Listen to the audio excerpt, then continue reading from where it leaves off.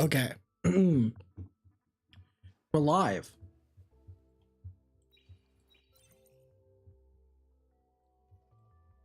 We're here. Okay. We made it. We made it. We made it. We made it. We made it. Hey, Shira. How's it going? It's time. Blessing Galore's event is live.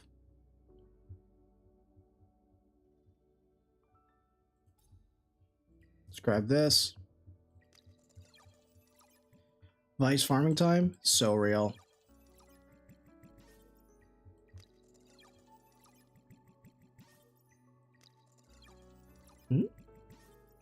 Bro. Can I land on the shop again?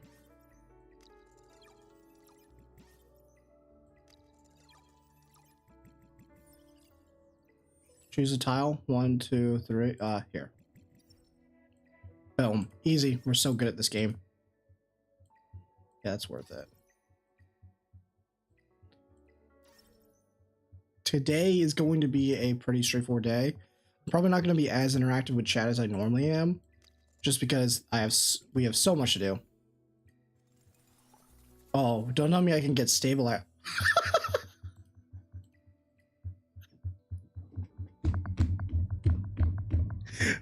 I'm so fucking good at this game.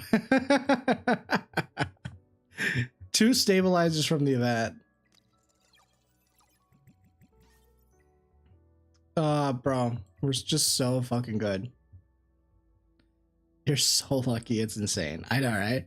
I promise it's only, that's the thing, it's only when I'm on stream. I've never ever get this lucky when it's not on stream, bro. I can clear Inferno Doki and Terra on auto, but it's only 50% success rate. Should I just farm Hell 4, which is 100%? No slasher, because here's the thing, right? When you start pushing up into Inferno, your runs are always going to be a little bit less consistent. It doesn't matter. Honestly, 50%, it's not the greatest, but it's still good enough. You're going to get so much stronger hitting those, yeah, you're going to get so much stronger hitting into Inferno than you are like getting into anything else.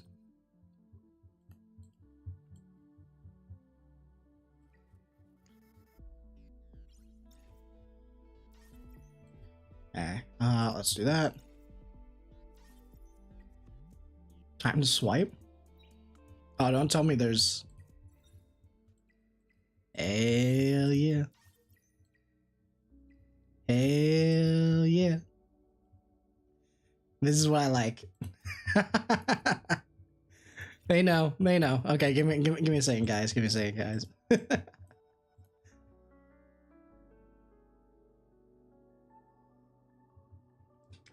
Yeah, okay, Ixie.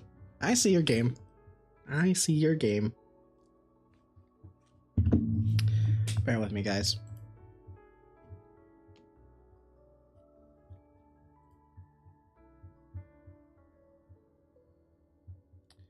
I swear, I'm free to play, though.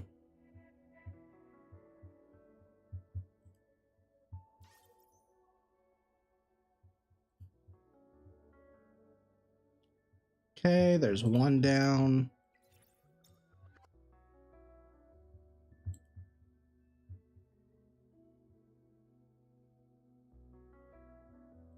Extremely free to play.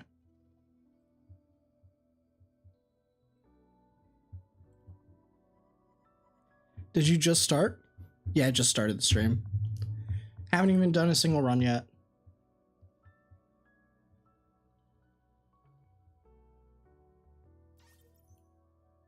Okay. And they gave you a P-Lat as well, one as well. Hell yeah, that's what I'm talking about.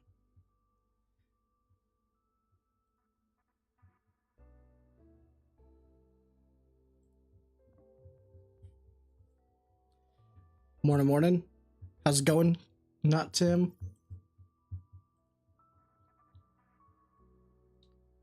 Let's grab all that. Bam. So, there we go. We've just free to played it real quick. I'm gonna need a bunch of these, so let's buy these. Oh yeah, mail. You got mail. Elias and Red Shadowprint is crazy value. Yeah, it's actually pretty cheap. What else? Oh yeah, eat that.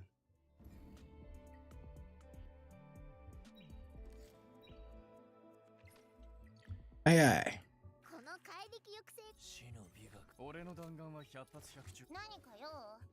Yep, she has speed. She does not, but does Colossus have gear on? No.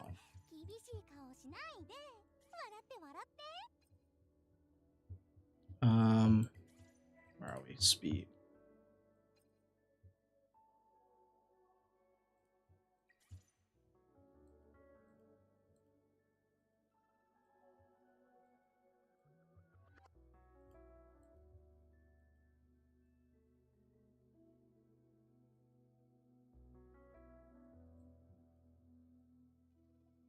I don't even know what I gear on her anymore. Sure. Sure.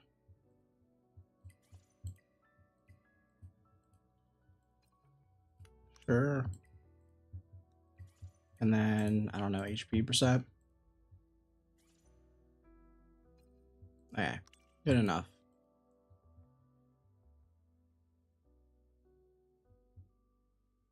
Quick guide, bro, on how to build gloss. Yeah, pretty much just effect resist on the right side, and you only care about Swift Rush. And then that's it, and then bulk after that. But once you go into Inferno, Doki Doki, she needs to have triple right side, otherwise she won't land at any of her debuffs.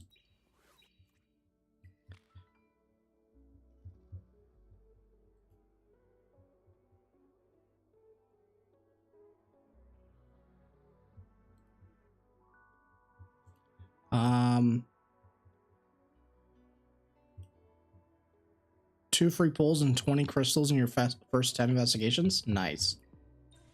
Let's just get all this stuff out of the way. So we'll do this on the side when I'm farming, but nope. Nope. Nope. Doki Doki. Nice. Okay. There we go.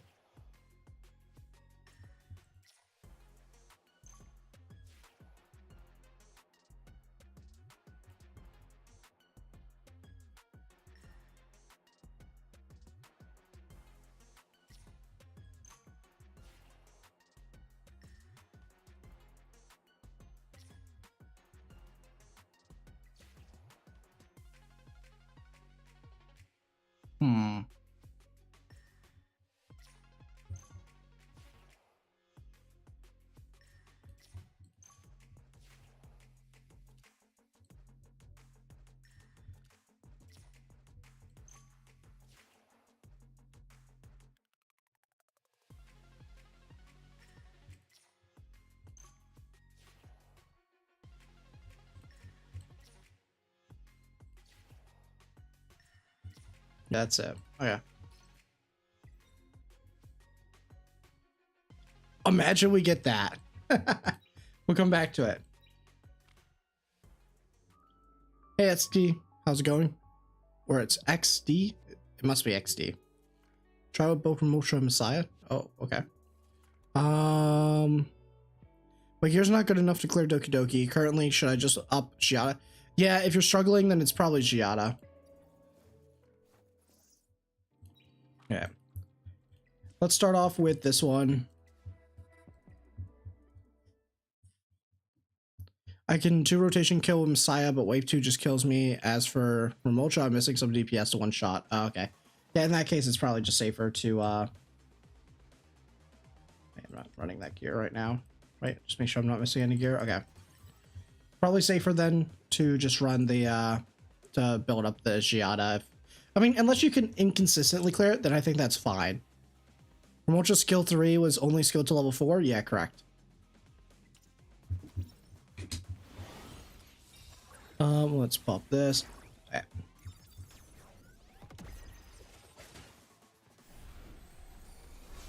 We'll just abuse Koros as much as we can until we have the stuff to build up Messiah. In the meantime, we'll go through.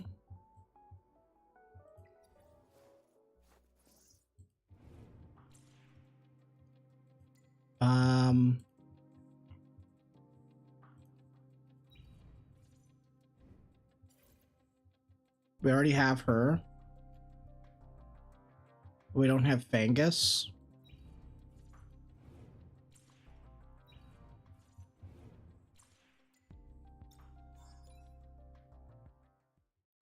Is Rosa S1 or S3 higher priority after maxing S2?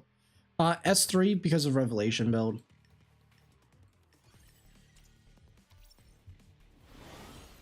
If I only have one speed set, should I use on Kazuo or Kloss for Doki Doki? Definitely Kazuya, because you need her to move really, like, as much as possible.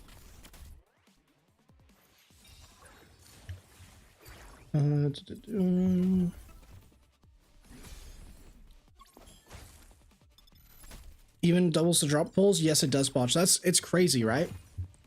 That's why I said, like, I'm not kidding. When I have that thing saying, like, is double XP, like, slightly better? Yeah, it's the higher priority. Because you're getting so much out of it early on. Mostly if you're free to play. Because those pulls are going to help you a lot. And then you need to level it anyway. Like, you have to go into it at some point. Mostly if it's a character that's not being used for, like, PvE content. Like, PvP only characters, they're never going to get the levels naturally. Which one's the more important one here? Kraken's important. I need 2 Krakens. Oh, I think it's this guy. It's just not easy to look through here. I'm just gonna go look at my thing that I posted for myself. So she's not in any of those.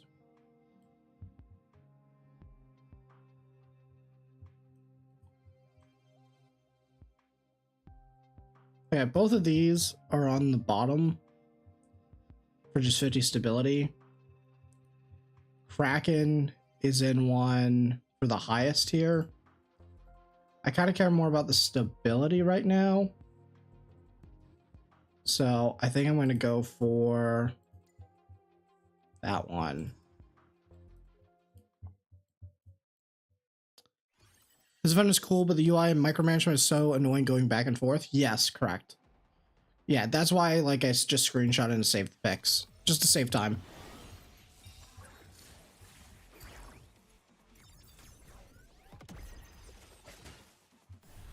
After maxing out Rose's S2, what should be the next max? Her S3 is usually what most people max after.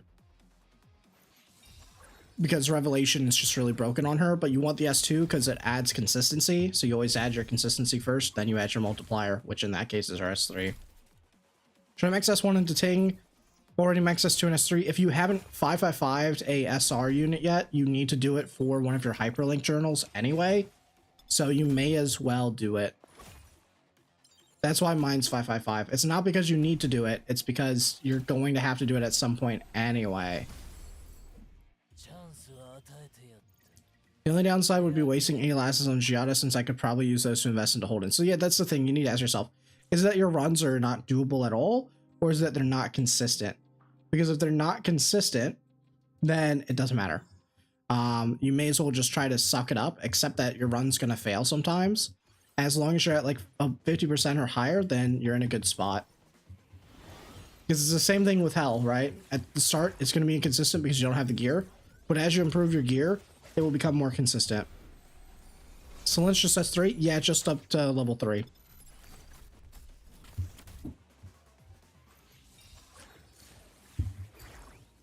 There we go. Stuck in Aurora 3, any tips? To be honest, Aurora is the biggest stat check in the game. You're supposed to do her dead last. So the fact that you're Hell 3 should be pretty good, because a lot of people are only at like Hell 4 just barely and need like specific setups to do it. So just come back when you have better gear. Focus on the other 2 dungeons that are more important. Unless you're in the tournament, there's literally no real benefit to you going in unless you're trying to get like rank 1 in RTA, which again, unless you're trying to push into the tournament, which I think is the biggest account bait for most players that are not whales. Yeah, just hold off. Otherwise, you can do like a super long sustain run with Viper and Vice and characters like that that are just going to make sure that's a very safe, consistent run, but it's going to be super slow. If I use Holden, Detang, Linglo, Valerian, and Viper for Aurora Health 3, do you think I should still build Tiamat for Health 4? I don't think you should build Tiamat at all, to be honest. Oh, we finally got the Gloss. So this is 2 stability pots. Thanks, you're the best for always reading every comment. I try my best. I try my best. Sometimes I miss it, but I try my best.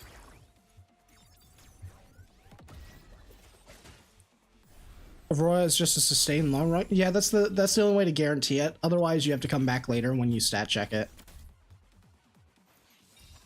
Like if I do my correct setup, I can like 2 cycle it with my Detang, but that's about it. But it's not consistent either, so.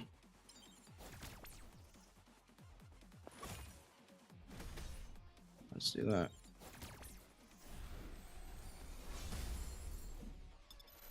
Remember, chat, these are the golden days when the streamer gets famous, he won't be able to read.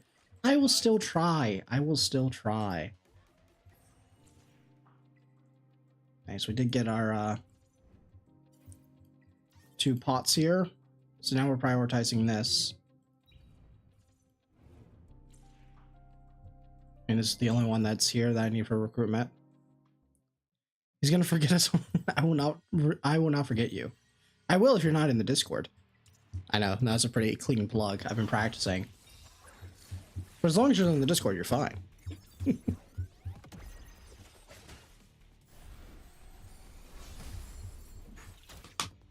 pop that. He's transforming already. Yes, we're evolving every single day of the week. I got my Rosa 6-star and Valorant 2. Next is Vice. Yes, let's go. The Great Wall of Asia. Bring back old Kyoya. He's dead. I killed him. In cold blood.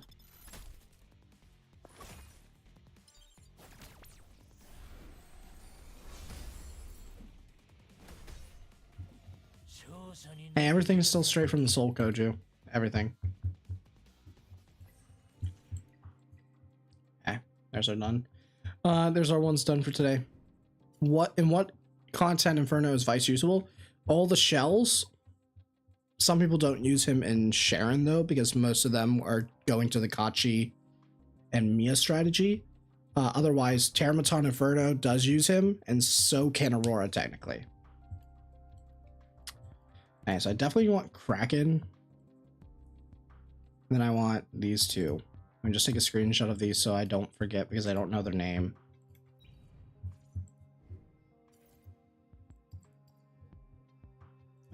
It's that guy. It's her. And then it's Kraken.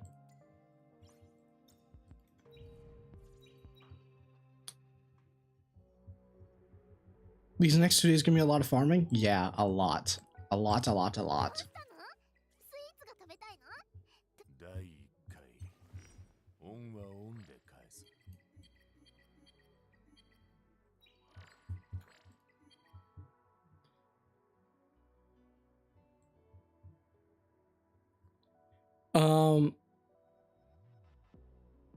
Already have Chloros to take Gray 6-star.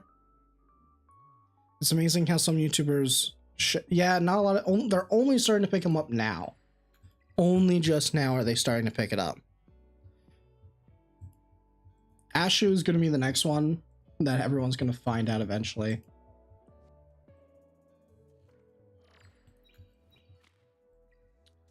Let's do that. I'm just waiting for this run to finish. I think, where is it? I think it's the Sandrew. I think he's gonna, I think he's broken. I think he's broken, honestly. Like, for GBG at least. So I'm definitely gonna build him eventually. but I want to build the ones that I know are good first. Andrew's the best junior artisan? Yeah, I can see it. Hey, watch me get 25 fragments here. There's a chance that I can get 25 fragments here.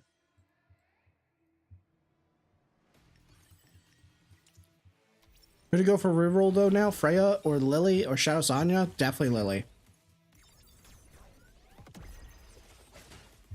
100% Lily. If I were to redo my guide, and I think I'm going to do a video where I redo, like, if you were starting now, like, what changes would I have done differently, is I would say that I would, instead of picking Remolcha, I would always recommend Giada. And if you have Giada, I would always recommend, I would always recommend Kloss after that. And, like, it's very clear just those two are the only two real options from the thing, and then after that, it's really up to you. And you should always reroll for Lily. And then I would say always build Vice. Try to build Kachi the Guard if you get him. All that. They shadow nerfed Shadow Prince on EXP farm, apparently. Are you serious? Or, I mean, that may just be anecdotal, though. Have you cooked any non-Lily dot teams for Terror? So, there is the Asia one. Bro, are you serious? Slow roll? Okay, fair enough. I'll take my L.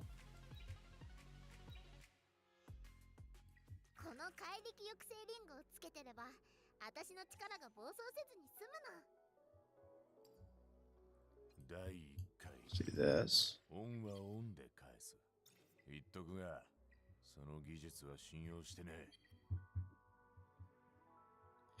Has someone posted in Discord? I don't know if they posted in the Discord, but there is like someone who's in the Asia server that does have the run.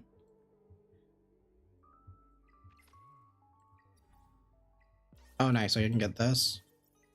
Get this. Save that for later.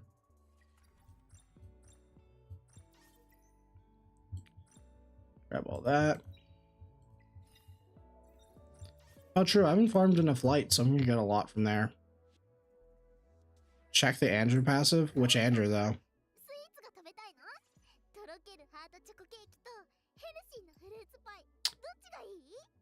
Does Blue have a passive, by the way? They both do. Because I know this one's really crazy. Increase the defense boost by 100%. Increases HP threshold to defense boost trigger 65%.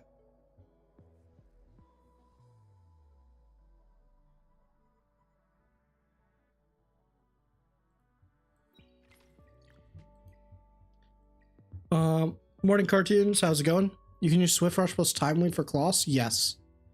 Yes, you can. I mean, I would try to put my 12-12 on Kazuya first. Like, Kloss is just kind of good just because she doesn't really require too much to do an amazing job. You only got one shower in 4 runs? Oof.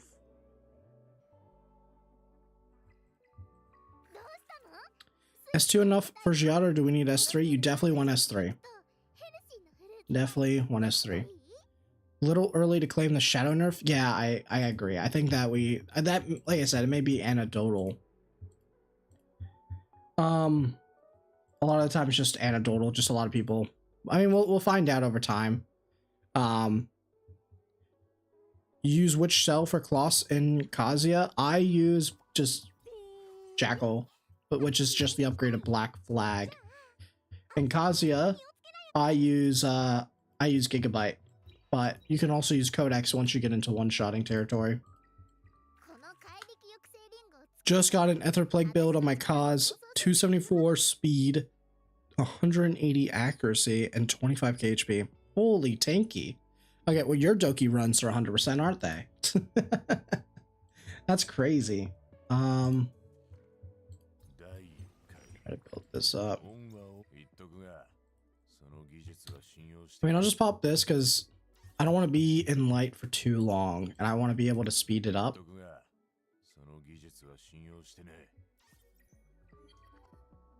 And once this is maxed out, so what, this is 8? No, it's 9:45, Jeremy, do the math. Pop that, pop that. Okay. Let's actually end this run. I'm gonna switch over finally. Actually, I'll do my my union boss. Let's not do that. Is that Van or you Van? Thank you for the membership. Welcome.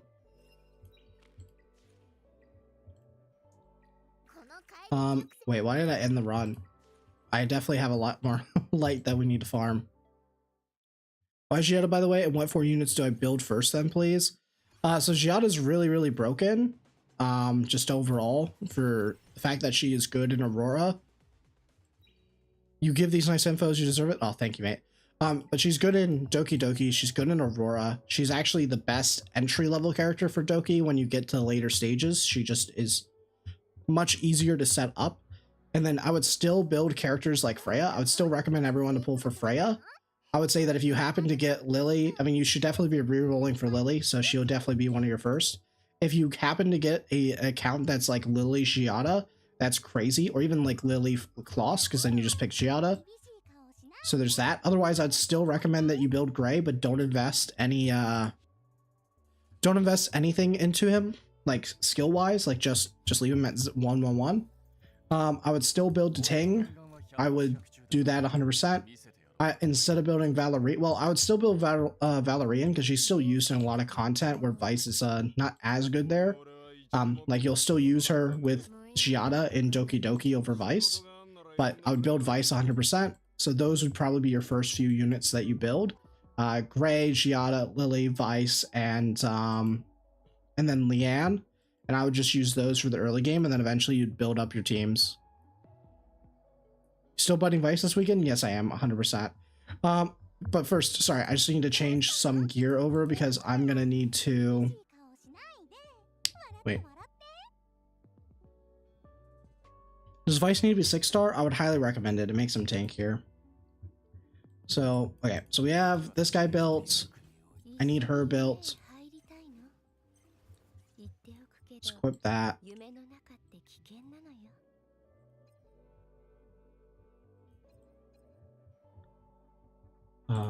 Yep.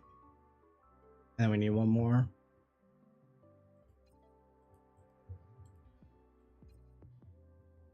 Doesn't really matter what it is, so I guess we'll do that. Sorry, I just need to remember what I'm doing. What's your team for the Dark Union boss? I mean, I'll show it. I'm gonna show it, but it's not, I don't know what it's gonna be after I do the reset.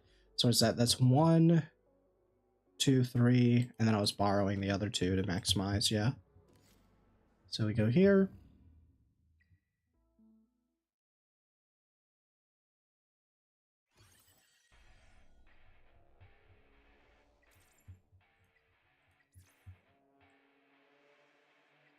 Grab his.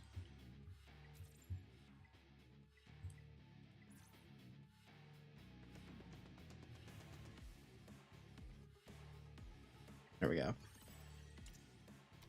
Can you explain why Vice? So pretty much he has an amazing S2 passive, which allows you to protect yourself, like long term. Like he just, every time that he debuffs, which you're gonna make him fast and have high accuracy, he heals 25% of his HP, and any excess healing, so if he were to heal back up to full, then the excess will heal him for, will heal the ally. So he ends up being one of your sustainers as well. And he also has attack down, he taunts the boss, so he's already naturally tanky. Yeah, just really good unit overall. Worth it to build Giada for my water DPS instead of Rosa? Yes, you should build Rosa later. Build your foundation first, which is your Giada. Should I 6-star Vice over Kloss, Heinrich, or Freya? Yeah, probably, because he'll carry you.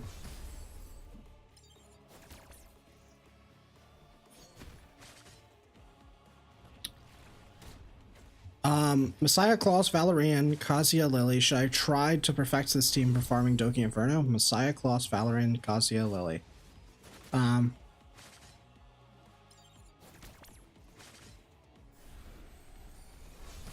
Fang. Wait, sorry, what do you mean by farming Fang? What's your thoughts on number 41? I haven't gotten to try her yet. She's probably still fine, but she's probably not needed anymore. Is it worth to reset my reel for Giada? I would say yeah. It's just a safe reset if you want to guarantee that you're able to push into Doki. What can you change in the team? I mean, it's hard to see without the stats, because at the end of the day, it's really just the stats at this point that matter more than the team comp. If your team comp's fine, so it's probably just the stats that are the problem if it's not consistent. Microlast is impossible to get into expensive. You can just get it from the arena shop. It's pretty fine there. You may just have to actually spend some gems on the arena tickets for the next week or two. Skill priority for Vice. Skill priority for Vice is S2 into his S3 and then his S1. Carry you, Vice is this good? Yeah, he's insane on Asia server.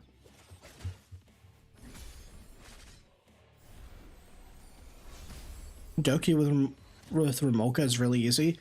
Yeah, but the thing about Doki is she's a win more character, right? So once you end up getting to the stage where Ramoka is carrying you in later Doki runs, it's probably because you're outstatting it anyway. If your Ramoka is doing fine, then yeah, I don't think you should change anything. Don't break it. But if you're struggling, then Giada is a guaranteed way to progress in. Where's Vice good in? He's good in all the shells, and technically he's supposed to also be good in Terramaton. But he's kind of the answer for most players who don't have dot team to enter the shells. That's the main selling point for him.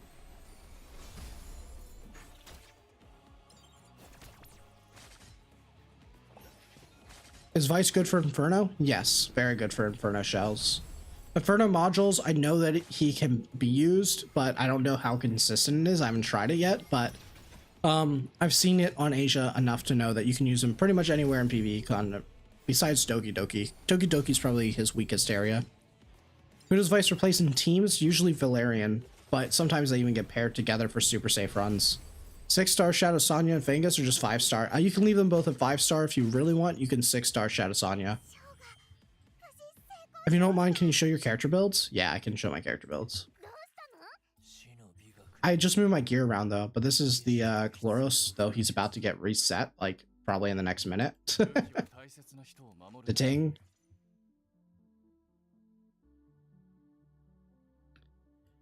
Kloss.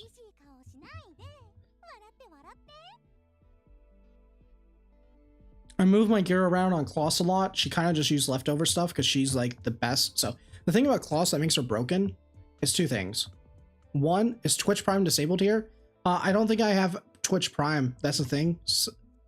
Fire, like I don't currently have like membership on Twitch or whatever they call it. Partner. I don't know what they call it. So that's one issue. But when it comes out, you can save it for then. Feel free to use it on someone else until then. But a full dot team or on farm, we can still want Vice. I think Vice is still really, really good and worth taking. I'm going to be using him in Rengoku, which is where I've seen some people have some success with him. Not on Asia 1 server, but I'm not allowed to explain the team yet until they are autoing it. They just need to change one thing and they're pretty sure they can make it auto. But apparently you can use it on Rengoku to auto it on Inferno. My claw speed can be faster than Kazuya for Doki Doki. No, you don't need to. If it happens naturally, that's fine. But generally you want Kazuya to be the fastest. Lily just doesn't have gear right now. I move gear around. This is just what I'm using right now. I didn't used to use her this way. I used to use on Artisan.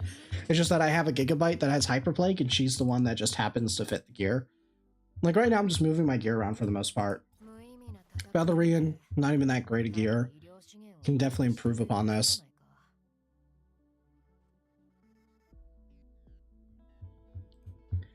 But a lot's about to change. What stats or build for Vice? So Vice only cares, you only need Black Flag or Jackal. He just cares about speed, okay? Cares about speed and accuracy. And then from there, you just want him on Swift Rush. If you can get him on Swift Rush Time Weave, that's even better, but it's not a requirement. But you want to have him at like 220, 230 speed with 120 to 140 accuracy with as much speed as you can get, really. That's really the main thing. And then if you can happen to get like an HP slot on him, usually double effect accuracy HP is the way to go. And that is everything. So pretty much he's ready to go. So I'm going to let this run finish and then we're going to do our reset. I wanted to build him as a bruiser with Bramble and Bloodbath. I mean, you can probably do that for PvP. Where are we? Gonna let this run finish. Isn't Count better on Remultra than Rev? Yeah, it's not even close.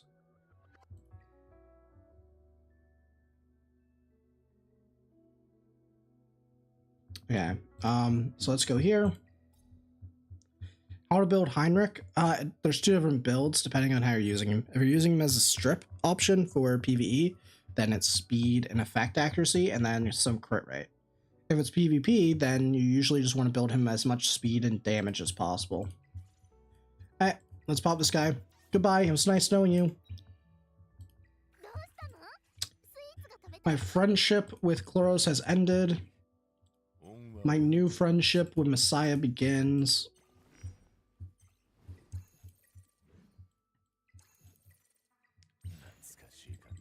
Let's go here.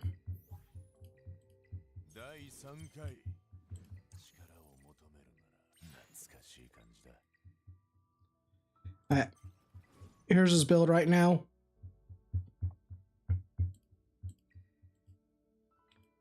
So, next up is Vice.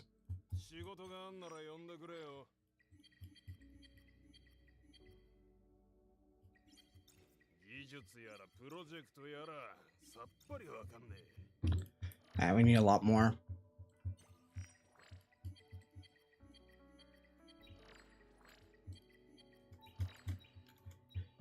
Do I have a guild for SV? I do. It's just a competitive team that I've been with for a while.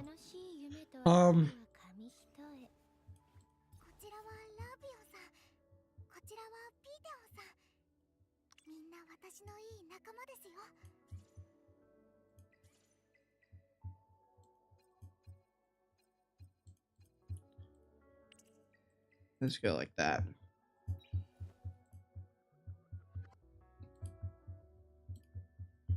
Is that fast enough? Yeah, it's fast enough for now. Alright, let's go back here. We need to change our team. Where's the best place to get Microlass? It's the Arena shop and then the dupe shop. Like the Anima shop.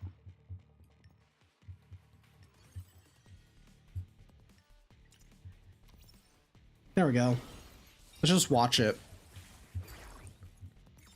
Where do I, what order do I upgrade Vagus? S2 first, S1, and then his S3 to level 3 only. That's great.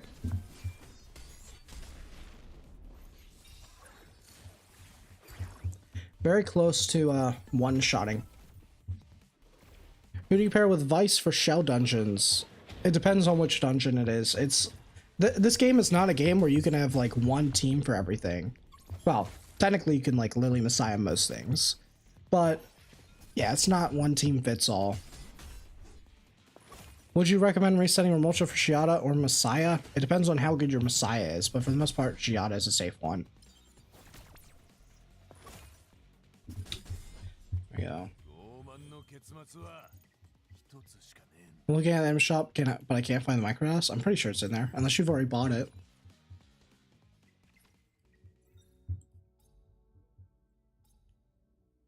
It's not, sorry, it's not that shop. It's the Summon shop, my bad, Summon shop. Anima shop is just dupes, my bad, my bad. It's this one, Summon shop. Is it worth investing into Messiah if you don't have Lily? No, you definitely need Lily. It's not even optional for that. Were you able to get away with 1-1-1 Messiah on Messiah skills? I haven't tested in Doki Doki yet. We'll come back to it later and test it. Which skill for Vice? 5, you want him to be 5-5-5, but S2, S3, and then S1, probably the most important, to be honest.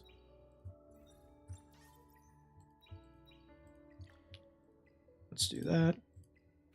Is Giada is okay to build for Doki Inferno? Yeah. The comp that I would go probably doesn't even involve Lily if I were to use it. But if you have Lily, she can be added in. It's crazy because our skill ups was sold at an event shop. Wait, was it? Just pull Giada Should I reset Rosa and put all into her? Yeah, probably. Rosa's much better. You can build her back up later on. Like, Giada's just good now. That's the difference, right? It's about what provides the most to your account.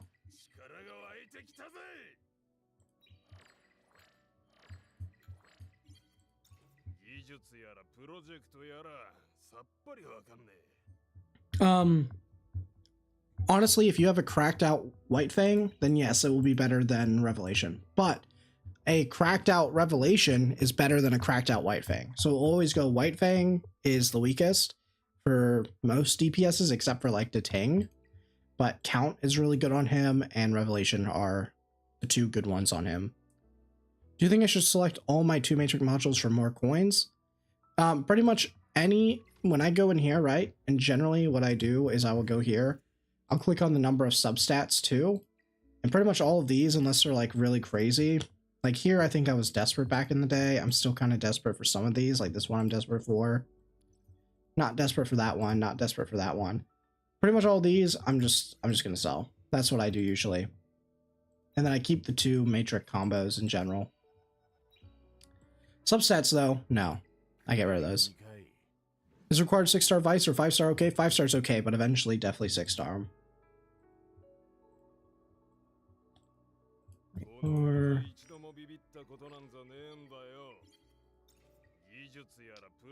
Is Bramble holding good or 12 Swift Unbreakable? Definitely Swift Unbreakable is better.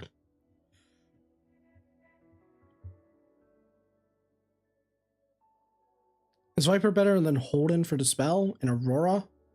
In Aurora, honestly, Holden's fine, but Viper is just really, really good. I would recommend most people to build him. Let's do that. Did you become the Etheria God CC after the Infinite EXP video? No. I did have a lot of people mad or that I was posting something they're like unemployment behavior or whatever, but hey, every time they comment, even hate watchers, it's free. So it's free real estate, man. Let's see here.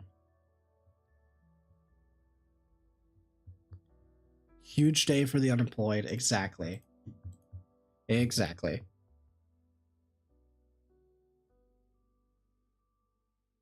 Micro Lattice is only from Arena and Summon Shop? Yeah, correct. It's only from those 2 places.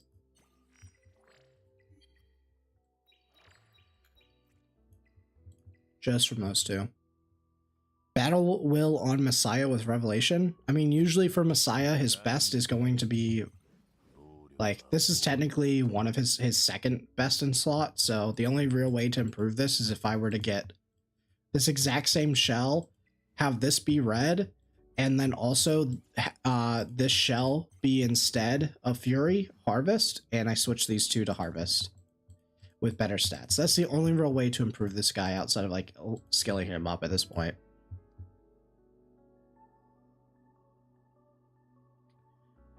Does Inferno drop 2 substat modules? It can, yes, it can. Is Messiah S1 worth it, or invest into things like Colossus S3? You don't need to invest into Colossus S3 ever. I would not say Messiah's S1 is worth it either, but for the most part, what you can do is, it depends on where you need it. Oh, XD, thank you. Thank you for joining. Welcome, welcome. But, sorry, what I was saying there was, yeah, Messiah's one, you only need to skill it up if you're really fully investing into him, and you only need to bring it up to level 4, because what you're doing is you're not actually going for any of the skills here. You're just after that attack percentage. That's it. Are those Fury modules from level 40 pack? Yeah. You get all 4 subs on them. Where are we? Vice. Thank you, XD. Welcome. Make sure to join the Discord, man, because you get better priority access on there as well.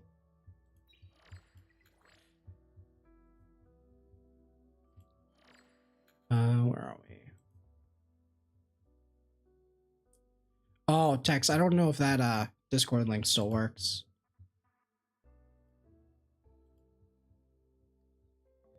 Yeah, I don't know if that works. Here, I'll give you the updated one, mate. I need to update stuff on the I need to update stuff on the Twitch side of things.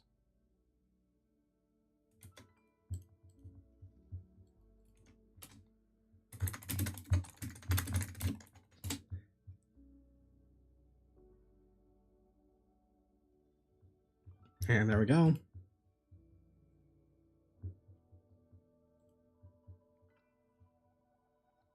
Already joined the Discord? Nice, nice, nice. I blasted their 50 stabilizers, already have 20 left. Jeez, man, what the heck? I mean, I have 46, so we'll see how far we go.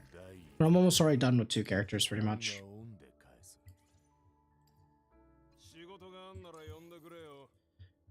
We can level him up to max. Fury Momentum or Fury Kenai, most useful in DPSs. Fury Momentum is the best for PvE, but PvP is definitely Kenai. And unless your characters have like only a single target damage, then Kenai is really, really good.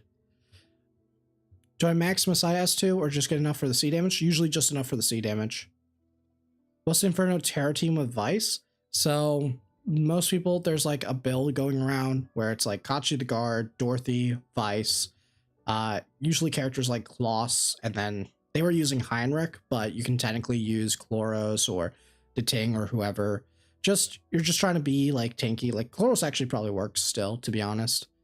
But yeah, that's kind of like the general core is Kachi the Guard, Dorothy, like Dorothy to be specific, and Vice, and then it's like a support and a DPS.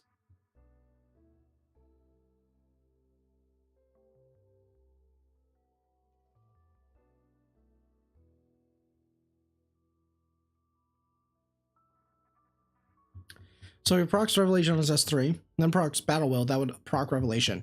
Yes, 25% of the time. Well, technically it's 25 times 3 because you do get 3 chances at it, but it's still not better than Harvest, because Harvest is always that 30% for the full damage. Can Dorothy be replaced by other healers? No, because Dorothy is broken when you have, like, these two together are a crazy combo, Kachi and Dorothy, because Casket's Remedy is insane. So it heals the target, so it's a turn for 80% of her attack, and then excess healing is converted into a shield, which is crazy, okay? Because that shield is 100% ratio, right? And then this is 3 turns when you max this out, and she also has this as well here, but you don't need to increase this at all. You can just leave it as 1 turn. And what happens is that Kachi's going to extend it, and so when you have this extended, and then you also have a character like Vice who's going to heal every time he debuffs, every time that you're debuffing, and this is why you may want to run him with like a Battle Will or a Bramble eventually with speed. But definitely focus on the speed and your stats first. Worry about the secondary set as a bonus. What ends up happening is you make a infinite team. Like the team just can't die. So mostly in Terramaton.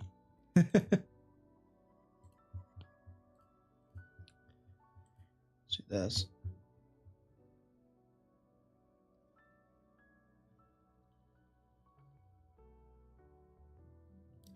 Where some places to invest lattices into alternatively. So at this point, once you start having like your PvE comps, like just ask, is there any other characters that I need to build for PvE? If not, then you need to start building for PvP. Like I started investing into S1 on Lily. Eventually I'll invest into her S2 as well. For this 30%, it's really good. Shadow Sonya, I have her S1, right? So I have my PvE. So at this point, I'm really going to start looking at PvP characters. So that's where I would start rebuilding Rosa, right? So I'll start looking at Rosa. I'll start looking at characters like Rahu, Holden, Veronica. At that point, it's PvP, and it really just depends on who you have. Like that's actually one of those situations where I can't help you. You have to make that decision on your own because it comes down to who you want to build, and it really depends on what good combinations you have in your account. And also what good gear you have, because you may want to prioritize a character that you have insane gear for. Because if you have like an insane Time Weave 12-12 set, you may prioritize a character that can abuse that over any of these characters, right? But if you have a really, really good like Bulwark, Strive type set, you may prioritize a character like Veronica. So it just depends on your gear and stuff, but definitely focus on PvP. I have some questions. I have the same questions as XD. I pulled Dark Sonya, but no Lily. Can I still build Obol and Fangus or not? You can build Obol. Fangus as well, and that should be fine. I would still build it. Lily is like a nice bonus, but you can always replace her with a sustainer. It just means that you'll have to slow down your comp. Giada S2 or S3? Definitely her S3. Definitely her S3. Can you use the Ting in the Kachi comp? Yeah, you can.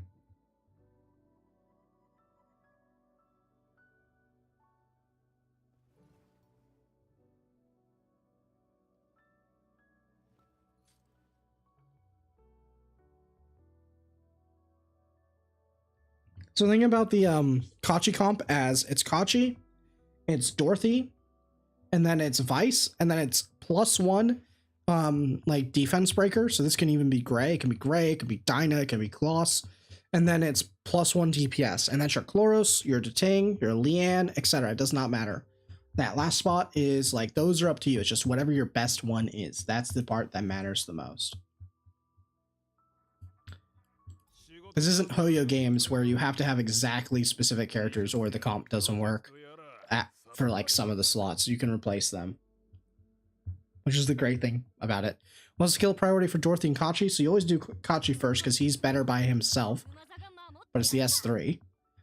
You want to max this out for sure. And then after this, it's Dorothy, and you want to max out her S3. And that's it. That's all you need. Enemy 261 or higher to outspeed the... Oh, for the main body? Yeah, for the main body. 261. I forgot to cap my stamina, man. Damn it. Oh, yeah. Oof. Skill priority for Valerian, S3. That's it. What is the speed tune? I actually would need to test that out myself, but I'm pretty sure it does not matter as long as you have Dorothy going first. It's just... What you want is you want Dorothy, and then you want Kachi the guard. And that's it. That's the only part that matters, because what happens is you're going to use this guy to extend the casket thing. And then from there, it's just have your defense breaker go before. And then if you can get fast enough somehow to outspeed the first head, which you don't need to, it's probably not a priority. As long as your DPS is not dying, then you're good. Like some people I saw were starting to like explore Strive on him. So this way Strive on... what's his face on Vice, but I don't know. I don't know the specifics yet. I need to test it myself. All I can give you is a general idea of what people are doing. Every day there's a new tech in this game. Yeah. What's the Dorothy Kachi team for? It's for Terramaton. It's also good in most of the shell bosses. It's pretty much the poor man's dot team.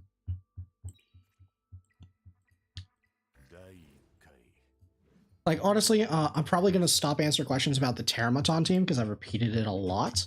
And I want to answer the other questions. I'll make a video for it specifically because it needs to still be like messed around with, because again, the only team that was really doing it consistently, and the guy isn't doing it anymore in the Asia server, was with a Heinrich DPS. So I'm going to have to test to see if it can be used with other DPSs. So it's just like, I don't know the specifics exactly. All I know is that it works, and I need to try it out myself before I can really give you a real detailed, informative breakdown on how it works. Yeah, most of Asia likes Heinrich as a DPS, as their primary DPS. That's the thing. Again, it's just one of those things, Vaughn, where it's like, I need to try other things to see is it because it's relying on the Heinrich or not, and I can't answer that question until I get to try it myself. Skill priority for Kachi the guard, S3, and that's it. Just as S3 level 5. Would you still recommend building those units if you have a dot team? Yes, I would still build those because the dot team can't beat Sharon and it can't beat Aurora.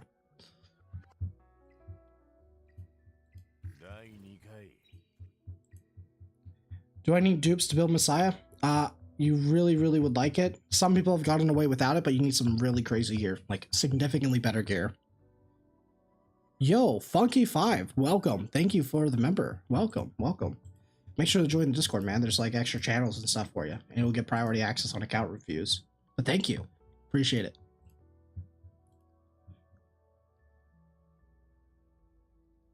Alright, so, I think I'm almost done with this.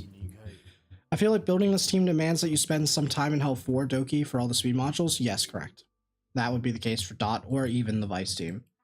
Pretty much all teams require you to stop and focus a bit in Doki 4, but To be honest, you should have done that during the level 40 to 50 gap once you were strong enough to push L3 and then eventually L4. Do you recommend resetting Rosa for Shiata if I already used Real successfully in Doki? No. If you already have, is the level 60 pack good? There is no level 60 pack. There is no use. If your run is already working, there's no point changing it. It's only, like, I only recommend Giada to the people who need to change. Is it worth to farm health 3 now if I can't clear health 4? Yes, because you have to. At this point in the game, your big difference will be gear. It's no longer going to be shells. It's going to be gear. That's holding you back. So this is the time where you have to change. And I was pre-farming for one other character.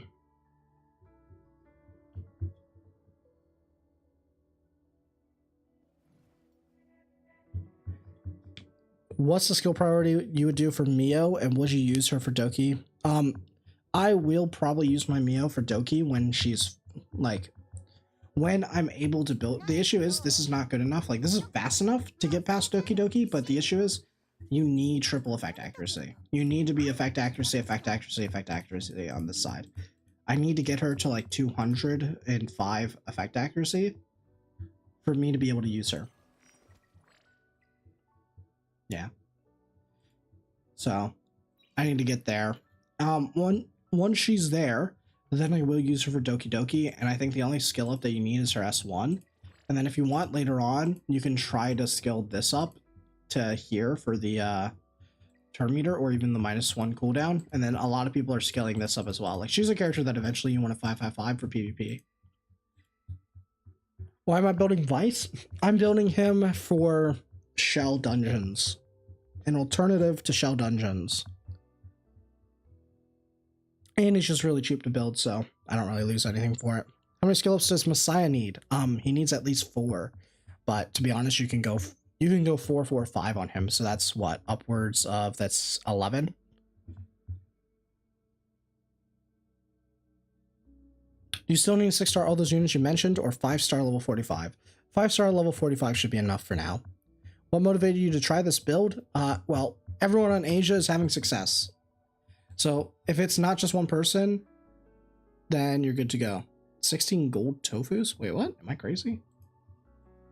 Oh, you mean the P lattices. Yeah. Well, I did reset a character.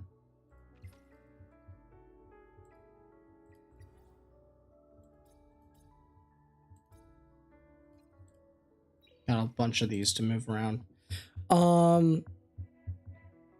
Yeah, it's just Asia was definitely the best at. They were further than global, and it was all to do with Vice, so it was obvious, right?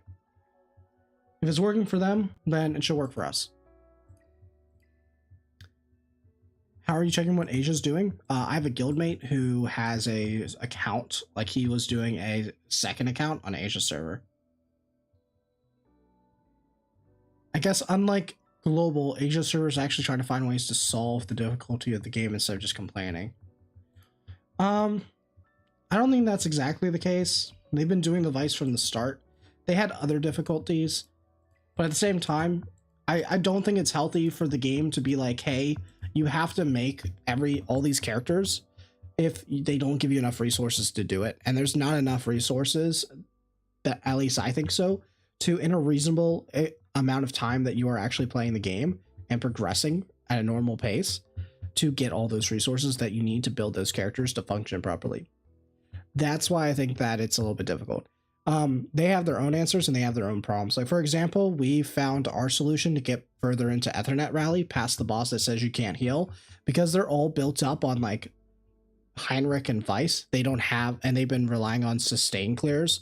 They have no actual way to get past that. Only a few people have actually gotten past that super late game Ethernet Rally boss. And so there's those trade-offs as well.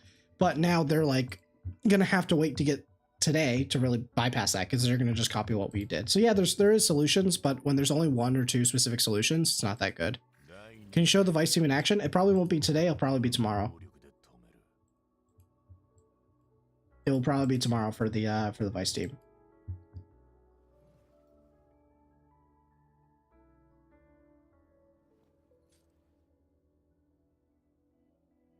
Today is 100%. I am not doing anything besides trying to get Doki online and trying to build up my team.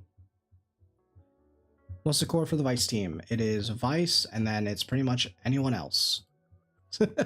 That's it. Vice is the team. Have you been Shadowversing? Not as much. Not as much yet. I'm taking a break. Are you going 6-star Vice or 5-star him? I'm going to try him at 5-star just so I can be like yes or no to that answer that I get asked to, I get asked that question a lot. Like, can you 6-star him or should you 6-star him? So we'll find out. Is it just me or investigation does not drop blue shadow prints? I've heard some people saying that it's really, really low. I got to rebuild my Leanne after resetting her for Holden. Oh, yeah. I mean, at some point I'm going to rebuild my Leanne as well. Where are we? So how much do we have? Actually, I need to make sure because I wrote it down what I need. And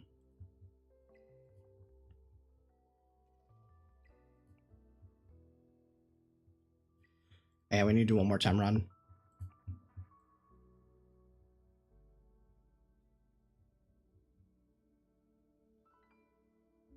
You need an FAQ for all the queues? Yeah.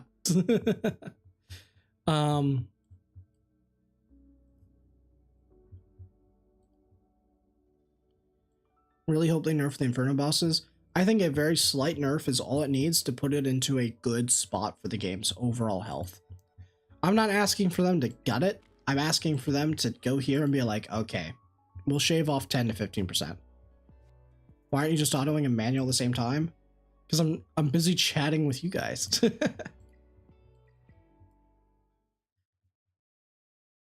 Yeah, they're all clearable, but it's just too many resources. It's not a reasonable amount of resources.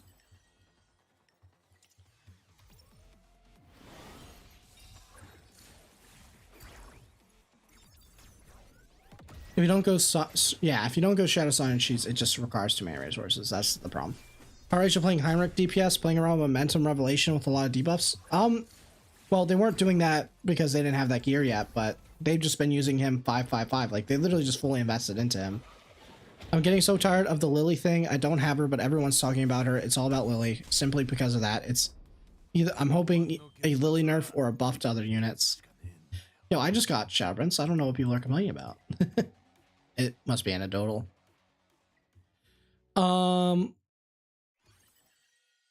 Yeah, I mean, I think for the most part, it's just that Lily is obviously the best choice. So you're going to see her a lot because you're always going to see the very best choice be found first, like Dot. And then you're going to find the alternatives afterwards.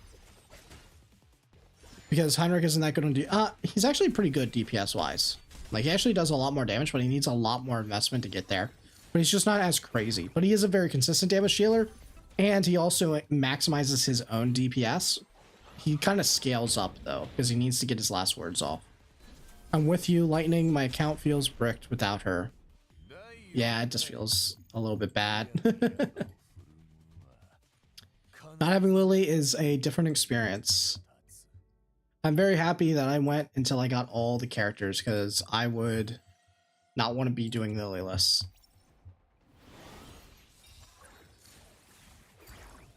Don't have Kloss, feel the same. It's playable without Kloss. You can just raise a gray.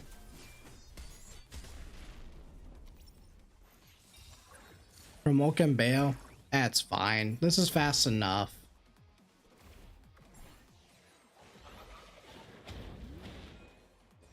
I should probably take out the yeah, I should probably take out the check here because she's not really doing anything.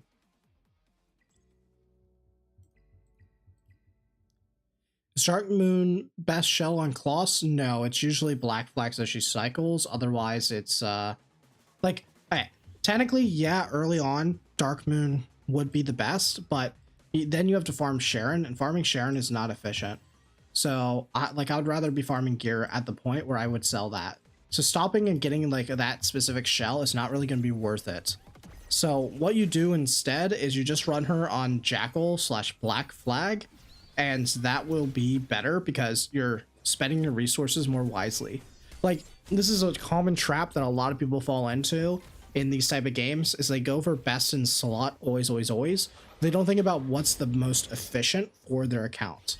right? Like me sitting in Sharon from like when I unlock her, that's like level 40 to 45, and then I need to do Shadow Flame Hoyan, and then all of a sudden you're doing only shells up to level 50 and you just never did any gear. So now you're only farming Hell 4 when I was already farming Hell 4 for the last like 3 levels. Like, well, actually for the last 5 levels, you know? It's just not efficient. That's the big problem. I mean, the game is Etheria Lily. that would be the truth, right? It's Lily or Restart is actually the name of the game. I don't get any 3 gear pieces on Hell 3. You definitely can get the drop, so that's just unlucky, bro.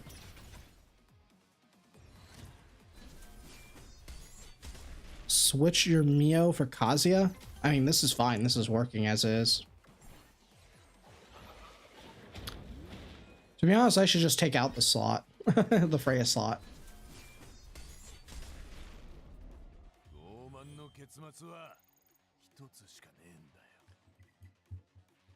The same thing with resources, like since they are so scarce, I have to be very careful to invest into. Yeah. That's the other problem. S2, S3 for Vice? Yeah. So technically, if I'm wanting to be super efficient, I take this out, and then I just put in someone like a random Rosa, or actually I just do no one if I want to be perfect. But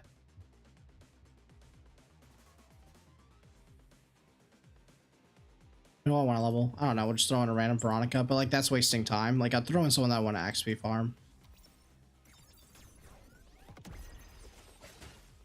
Good farm revelation finally feels bad because it's times 2 event. Yeah, just go farm like the other stuff. You can come back and get the revelation. It will always be there.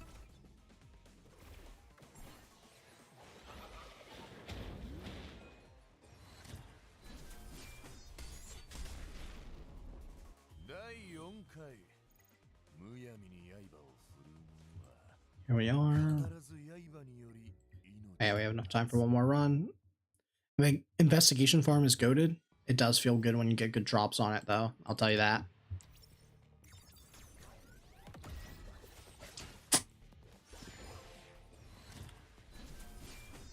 Hey, Reese. I'm doing good. Yourself?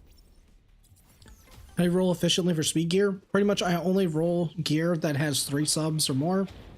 If it has speed at 3 subs, I'll roll it until 9. I always give it 2 shots. If it's 4, then I roll it till 6. You bombing all at XP? Not all, but a good amount for sure. This should finish soon. Are you just spamming investigation? So I'm doing exactly what I said in my video that I just posted, which is I am prioritizing getting all the characters that I want to be built first. And then after that, I will prioritize my modules. So I'm just doing exactly what I said, which is I know what characters I want to build. I'm going through and I'm checking them.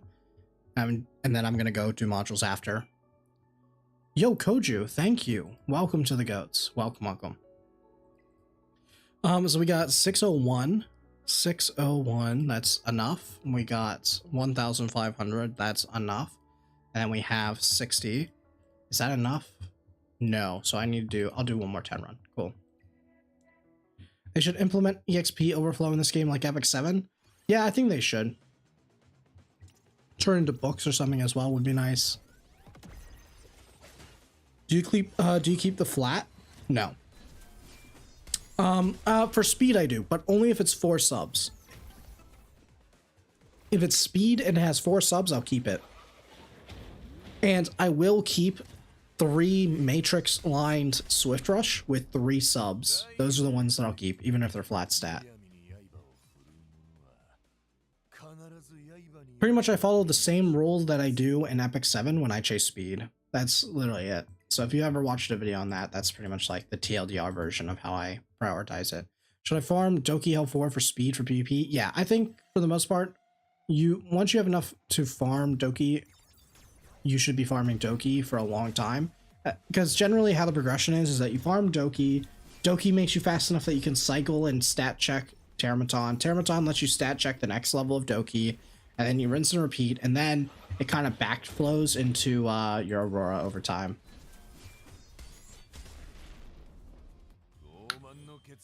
Why can't you run 8 runs? It only shows 8 max. So your run is based on the star level. So see how I have 3 stars and that's locked to how fast I can clear this? That means I can do 10 runs. That means that you're not running. You're running like a 1 to, I think it's 1 minute 30, somewhere between there. That's why. Hey Kyoya, I got my Doki auto runs like 90% consistent now, but do you reckon I send 4 lattices into S1 Linglo to make it even more consistent? No, definitely don't do it. 90% is very, very healthy. Don't waste your lattices on just an extra 10%. And it's not even guaranteed, to be honest with you.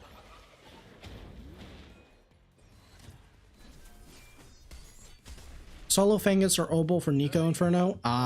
Fangus is better, because you can just, I mean, Obol's probably good as well, but probably Fangus is more consistent. Because I know that you can use him, if you have Lily at least, in Shadowflame Hellion, because we tested that. Aren't you losing XP using 3-man team? Not really.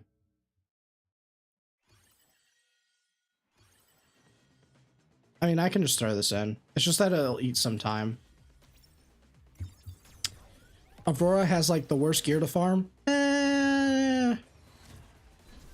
For PvP, no. For PvE, not really. It's kind of mixed. Kloss skill priority, you don't need to skill anything on Kloss. If you're skilling anything on Kloss, you're probably making a mistake. Shadowstone can still clear Inferno with S1 at level 4. Just pulled her yesterday and went heavy on the gold jellies. Yeah, she can still clear without it. It's just not consistent. So Vice, Gotchi for Inferno shells. I mean, Kachi is still really, really good for the Inferno shells. Most use them together. So if I wanted to build out Messiah, what should I focus on for skills? S3 is the most important, then it's the S2, and then it's the S1 if you're hyper investing into him. But try to see if you can clear without using your skill ups on that first.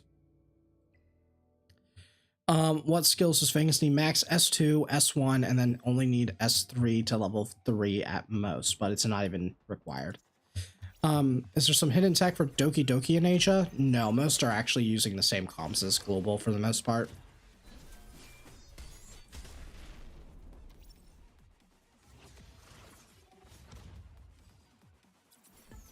So what's the team for Inferno Shells, Kachi, and Vice? It's Kachi, Dorothy, Vice, and then a DPS. It's just a great wall comp. Yeah, Kachi just needs his S3. That's it.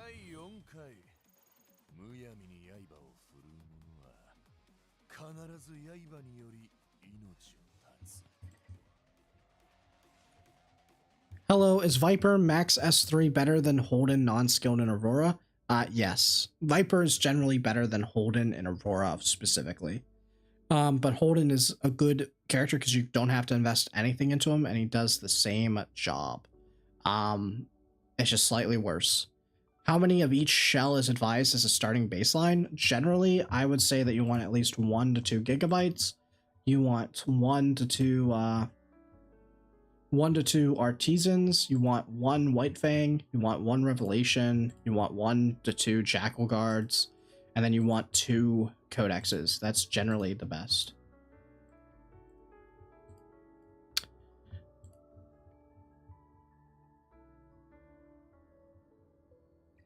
Let's see. Dorothy and Kachi have their own scaling that you're building off of Swaglum, so no. So Kachi here, if we take a look at him, I know it's a wall of text, but I'll quickly just kind of break it down to you. Pretty much he will do this defense buff, and what he wants is he wants to get a critical success. The way he gets a critical success is by having a lot of effect accuracy, and what it is that chance to trigger success is 60% of the effect accuracy, and then critical success is 40%. So this increases as well up here, so it goes up to 55% when you max it, which is why it's key. So you want to make sure that it's whatever 55% gets you the closest to, like, as close to possible. So you want this to crit, so you need to build a bunch of effect accuracy and a bunch of speed, and then tank last. Because what you want is you want him to get the immunity, and then it will also extend all the buffs. So when you extend all the buffs, this also extends stuff like, for example, Dorothy's Casket. And Dorothy's Casket will heal, and excess healing is 100% of her, you know, it's a 1-to-1 for a massive shield. And then what happens here is you want to build her up with a bunch of attack and then a little bit of bulk because she is quite squishy. So it's usually going to be like double attack and then like HP or defense. And that's pretty much what you want to do. So no, speed though is by far the most important on them. You do want them to be moving. You want them to have a lot of cycling first. What skills do you need for Giada? S3 into S2. That's it. Do you know what Fortismo does? He pretty much maximizes it. He stores healing, and then when you use it, it will kind of like do a big burst heal based on how much you've stored up. What skills? Hey Sedge, how's it going? Sarkio, can you repeat what you said about how you decide what gear to keep salvage? I think I will make a video on gearing because I think a lot of people are going to have a lot of gear and not know what to do with it at the end of this week. So that will definitely be something I want to post on the day after. So pretty much TLDR is for gear. What you do, first things first, is I'd come in here and I'll just, like, the easiest thing to do is just click number attribute. I can't speak English. So these, I'll just click and I get rid of these unless you're really desperate for like certain pieces, like for example, effect accuracy on like Swift Rush. Those ones are really good, but otherwise, like, I'm not desperate for this anymore. This was like back in the day. I'm not desperate for this anymore. And I'm definitely not desperate for this. So I'm not desperate for this, but I'm definitely desperate for a piece like this because I can use that on a character. So I care more about the combination here of this and the main stat. And I happen to have one substat. Otherwise, all these can go. Obviously one can go. After that, I would say for speed, anything for speed that has 3, I would keep for the most part. If you have 3 starting substats, then speed is like really good. So like this one I'd keep, stuff like that. That's pretty much it. That's all you want to do. Everything else, I would get rid of flat stats on the right side, and that's about it. I'll make a more detailed video, but that's just like a general TLDR for now. Let me just quickly set this up, guys. Is Dorothy a must of building Kachi? You can definitely build Kachi by himself, and he's still really good by himself. But I would definitely recommend looking into Dorothy eventually if you were building him, because they just pair so well together. What shell do you use on Dorothy? So Dorothy's shell, honestly, if you really want to, it can be Gout, but for the most part, it should just be something like, that's gonna save her. So, where are we? Gigabyte's fine, Artisan's fine, Jackal's fine. Probably the best is Jackal, though. Jackal or Gigabyte, probably the 2 best. Or Alicorn.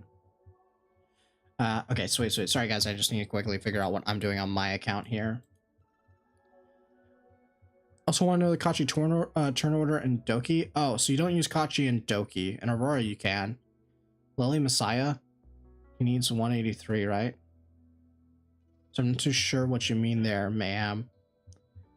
When you say he needs 183. What Dorothy does again? Dorothy pretty much just puts up like a really broken buff on her S3 that gives healing and exceeds into a shield running excess.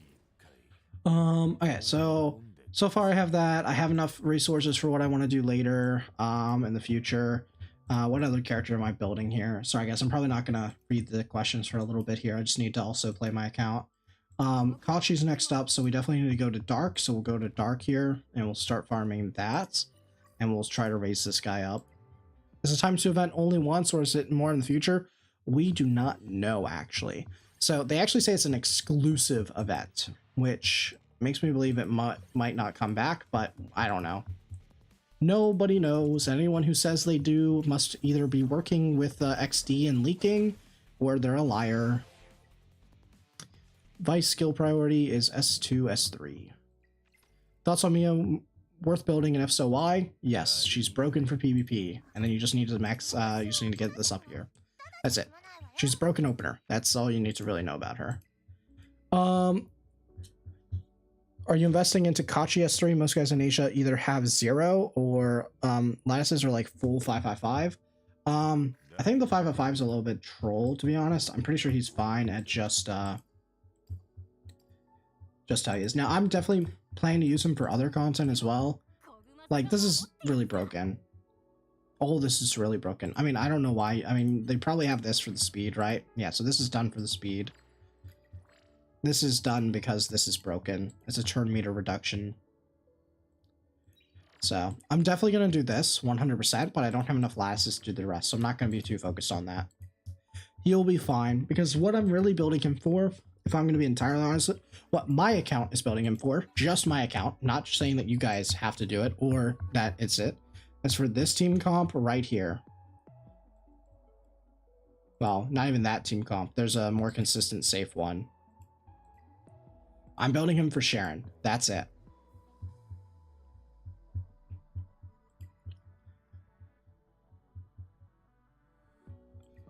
So, I'm building him for Sharon. That's what my account's building him. But then I also can show you guys like a strategy later on. But I only need him to be... I don't think these guys have him at anything besides that. They may have his S2, but... Yeah, see, this guy's 111. 111. Only this. 111. 111. 111. So yeah, now that's just Asia being Asia.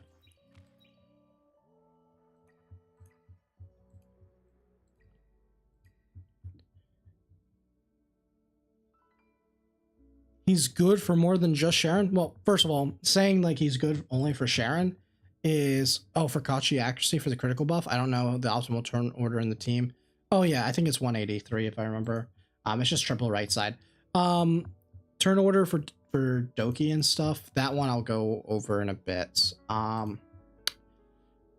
So you need to farm Sharon 100% at some point. She is a really good late game PvPer. Like PvP holder, specifically because she has one of the most broken shells for comps in Halloween. So even just him being only good for Sharon is enough by itself to mean that, like, look at you want to know the people that are not using her, what their characters look like? Here, I'll show you, because it's just this guy, him and Grandy.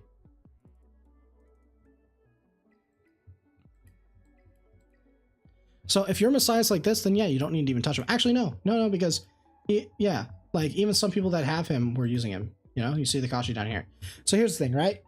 You need him for Sharon anyway. So you 100% have to build him. It's not even an option. All right. So even just that by itself, there's literally no reason you shouldn't build him. Secondly, you can build him with any situation, like he was used in a Teramaton team as well. So you can do that there as well.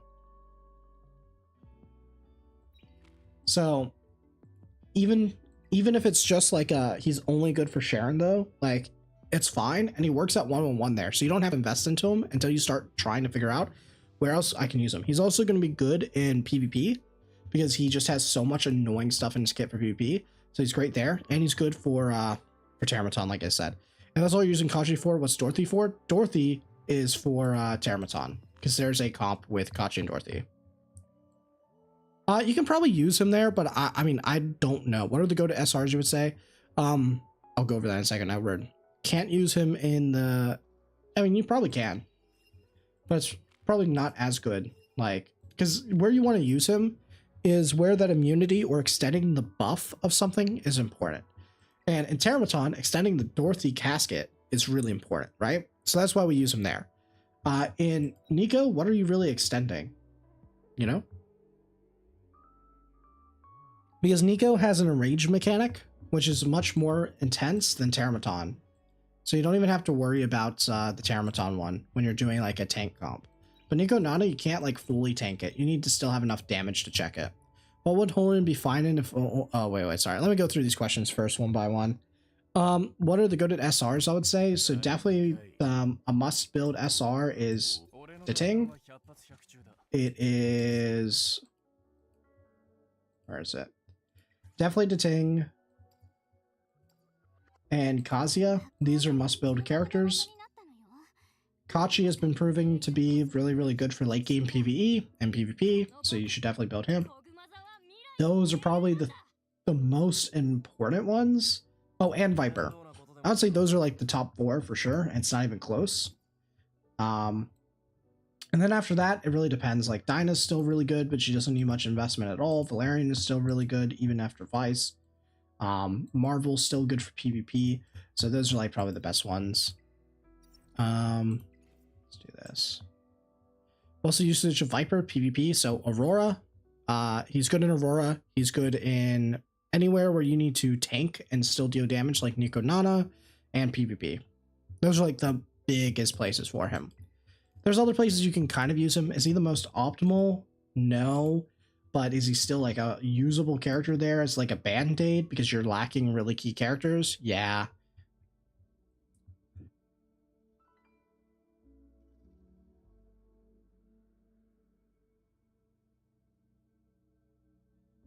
How much of fact accuracy does Gotcha need? It's like one, pretty much if you have triple right side, it will be fine. You need triple right side of fact accuracy. Nico Nanakachi has 100% speed down and a 60% pushback. Yeah, I mean, if it works, it works. Like I said, for the most part, it's like just figuring out what you're trying to replace. Sorry, sir, I'm trying to balance everything here. Let's level this guy. Okay, so this guy's definitely getting raised. Let's just do this real quick. I reckon I'll build my Viper for Aurora if I already have Holden. Yeah, because Viper's still going to be a good character for PvP, and he's technically better than Holden in Aurora, so I would still say it's worth building. Oh, yeah, there we go. So this guy's done. Have you tried the Vice strat? I've not done it on stream. I'll try it later. Alright, so we have all that. So this guy is done. So now I need to go here, Kachi. Where are we? Let's pop all this.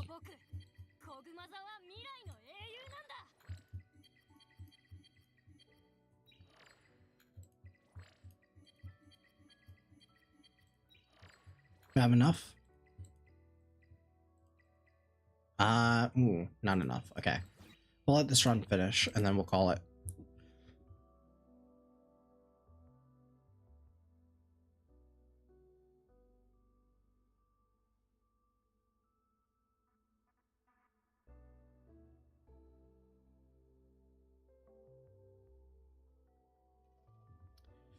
Should I skill up Lily S2 or Giada S3? I have Lily Max 1 and Giada X Max 2.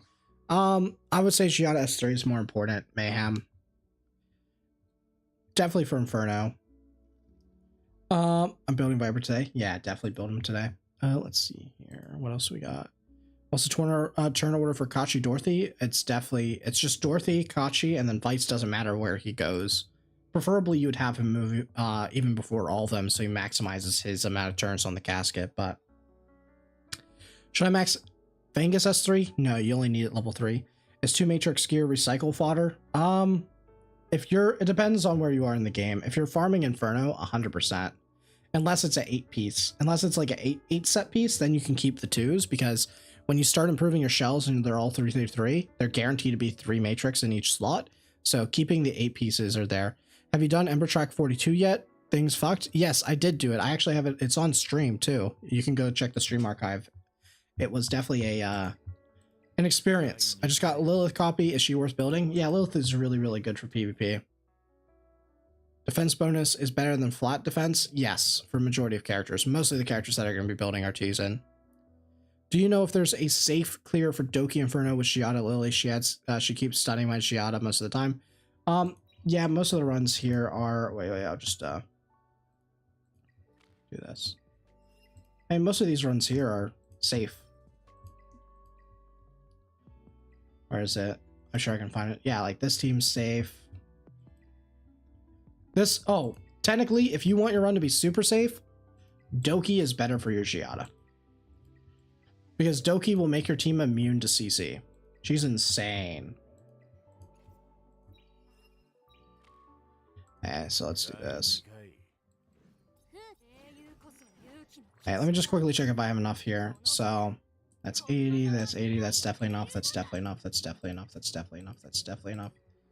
How many do I need? I have 20 here. So I need 40. So let's just do this. Let's switch to 1, 2, 3, 4. So that's enough for sure. And then I need 30. So 1, 2, 3. And that's enough for sure. Okay, cool. So Kachi is done.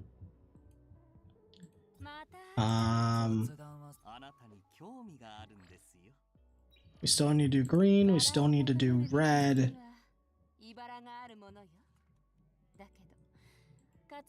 What else is there? Definitely still need to do red. I may need to do blue. I definitely need to, we'll have to test Doki first before I do blue. Definitely need to do green. What else here? What else am I building? Building Doki if I'm gonna do Giada, but that I need to test first. I mean, Doki I'm always building at some point, to be honest with you. So I definitely actually need to go back to light. Probably need another 200. Doki Doki skill order level. I would have to read what people are doing because I'm not the Doki expert. I have people that are Doki experts in my guild though, I'll tell you that. Who are these people hitting my arena team on double? I know, right? They're actually out here trying to grind. Is Doki 2 Hell 2 better than Hell if I can't farm Hell 3? No, you need to farm Hell 3 even if it's inconsistent. You need to push. You can't be sitting and farming Hell 2. You'll be griefing your resources.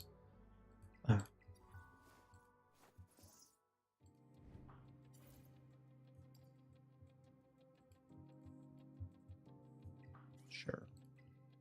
Give it to me. There we go. How close are we? I mean, the one that I really need is this chick. Or this guy. Why Vice good? Good for tank comps. Good for tanking it out. Oh, just save her for tomorrow. I don't think I have her up on my wish. Let's go here.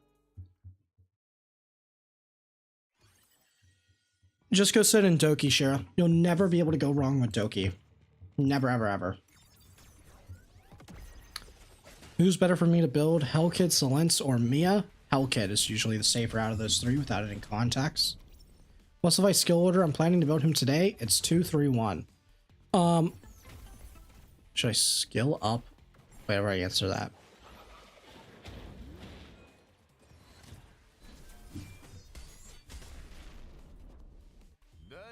Let's go there.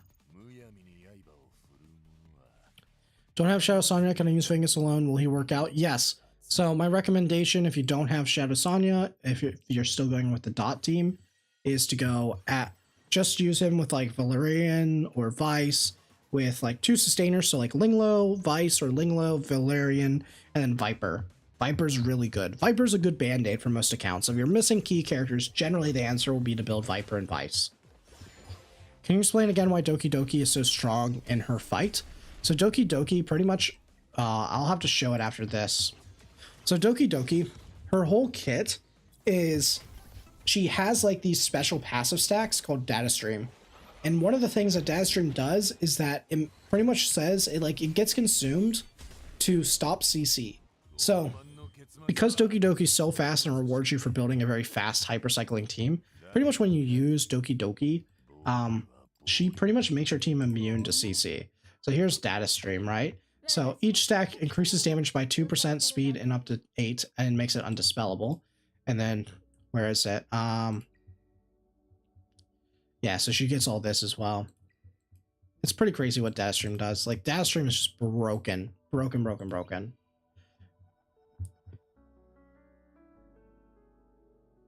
Doki Doki's last investment seems to make her a real monster. Yeah, she is definitely a character that you eventually want to build to 555. Sorry to ask again, I'm heavily invested in Messiah without Lily. Is it still worth to build into a Giada? Calth, pretty much go try Doki Doki at the highest level, and if it's not Hell 4, then you need to be building Giada 100%. If it is Hell 4, then it's probably fine. You probably just need to improve your gear, and then you'll push into Inferno. And if it's Inferno, there's literally no reason for you to build Giada. The reason why you build Giada is purely, yeah, so then you're fine. Purely for Doki Doki. Like for me, I'm at a point where I don't have a heavily invested Messiah. I can choose to do it, so I'm going to try to see what I can do without investing in Messiah here. If I cannot auto this with the Messiah that I have now, and it's not even close, like not skilling up is not going to make a difference for me, then I'm going to build Giada. So, yeah. Giada is a band-aid for PvE, but she is only a PvE character. Does Giada work on Shell Hoyan dungeon? No, not really. You really want single target when you're in that dungeon, because what you want to do is you want to CC the other units, and usually that's going to be like Kazuya Sleep is what most people are going to have when they first start it. Otherwise, it's going to have to be Obel, but he needs to be like exactly 250 speed from what I've been told. Again, I haven't tested that. That's just me passing on information that I've been provided from people who've had success. And that is pretty much the best route you can do. But if you're sleeping, then you need single target damage. So yeah, there's that. Shadow Song is not a must. Fangus was definitely usable, but Lily was a must if you're using that. I'm not too sure on if you can make it work without Lily, but you can definitely make it work with just Fangus. It's just not as consistent.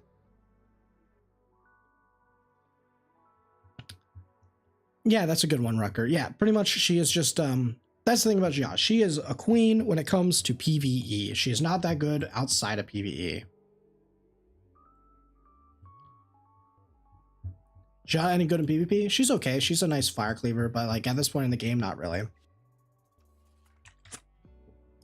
Leanne is kind of like your AoE fire unit for PvE primarily, which definitely has its places, mostly in Ethernet Rally.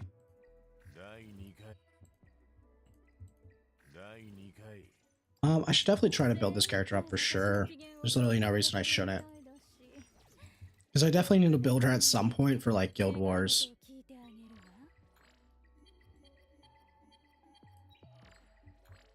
And I don't even know if this is worth it. Oh yeah, here, this is what it was. Backup. Sorry, data stream is not the broken bit, it's the backup. Before another allied animus is affected by a debuff takes action, it will consume a stack to purify 2 debuffs from the unit and apply a stack at the data stream.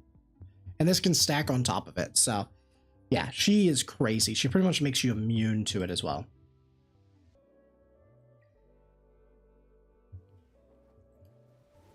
Would you recommend getting rid of 2 Substat Inferno exclusive modules, excluding they don't have speed? Early on race, I wouldn't, because as long as they have the right set and main stat, I would just raise those, because getting into 12.8.6 is going to be much more powerful than worrying about the substat. And eventually you can sell those pieces, yes, at a loss, but hey, if they get you to where you need to be, who cares? Who cares about efficiency, man, at that point? It's just about getting to where you need to be.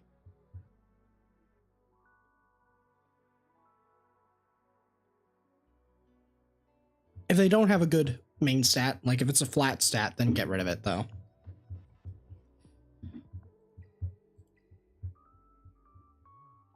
Should I also 6-star supports? I would say that if tankiness is your problem, then you can 6-star them. But so far, for me, the only supports I've 6-starred has been Kloss, Mio, and Lily, because I've been using them primarily for the fact that it makes them faster. So if you care about the speed, I think it's worth it because you get the bulk and the speed. But if you don't care about that, then I would not really recommend it because the rest are at 5-star. Eventually I'll 6-star them, but they are not a priority for me. Let's do that. We can just keep going because I definitely want to make sure that I have enough here for a lot of the characters. Light is definitely the one that I had the least of as well, so I need to. Quick guide on Kazuya the R, worth building. Yes, Kazuya the Reverie, you definitely need to build her. It's not even an option. It's literally like, there's a reason. I don't know why they gave you the stupid box that gives you 3 options. They should have just given you her, because if you don't pick her and you don't pull her, you're actually bricked. Like, this is one of the few situations where you can actually be bricked, because it's so hard to progress into the later Doki without her. So, yeah. Pretty much just max this out. This is all you need. And then eventually, when you're trying to push for like speed runs, you will want to get this up to get the extra 12 speed, because you need so much speed to work. And you need to have the speed and the accuracy. Your Kloss is faster than Kazuya? No, it's not. I mean, it is right now because I don't have gear on the Kazuya, but if I had the gear on it and I built it, then we'd be fine. Kloss S1 or S2? Neither. Neither. You don't raise any of those skills. You only get the flat stats. Just like this.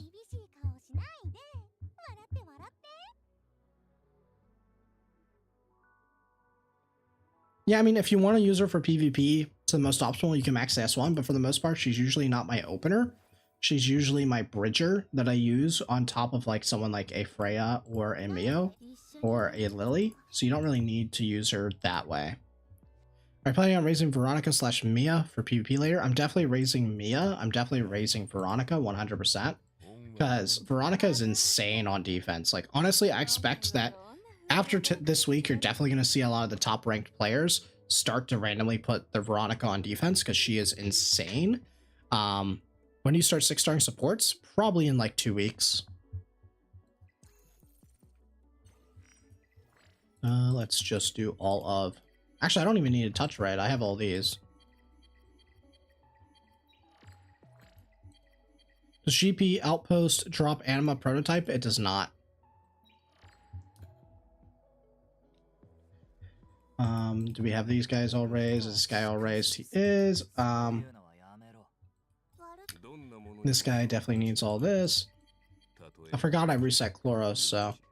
What's the intention with Mia in that case? I'm using her for Doki Doki. I mean for, not Doki Doki, blah. For Sharon. She's really good in Sharon.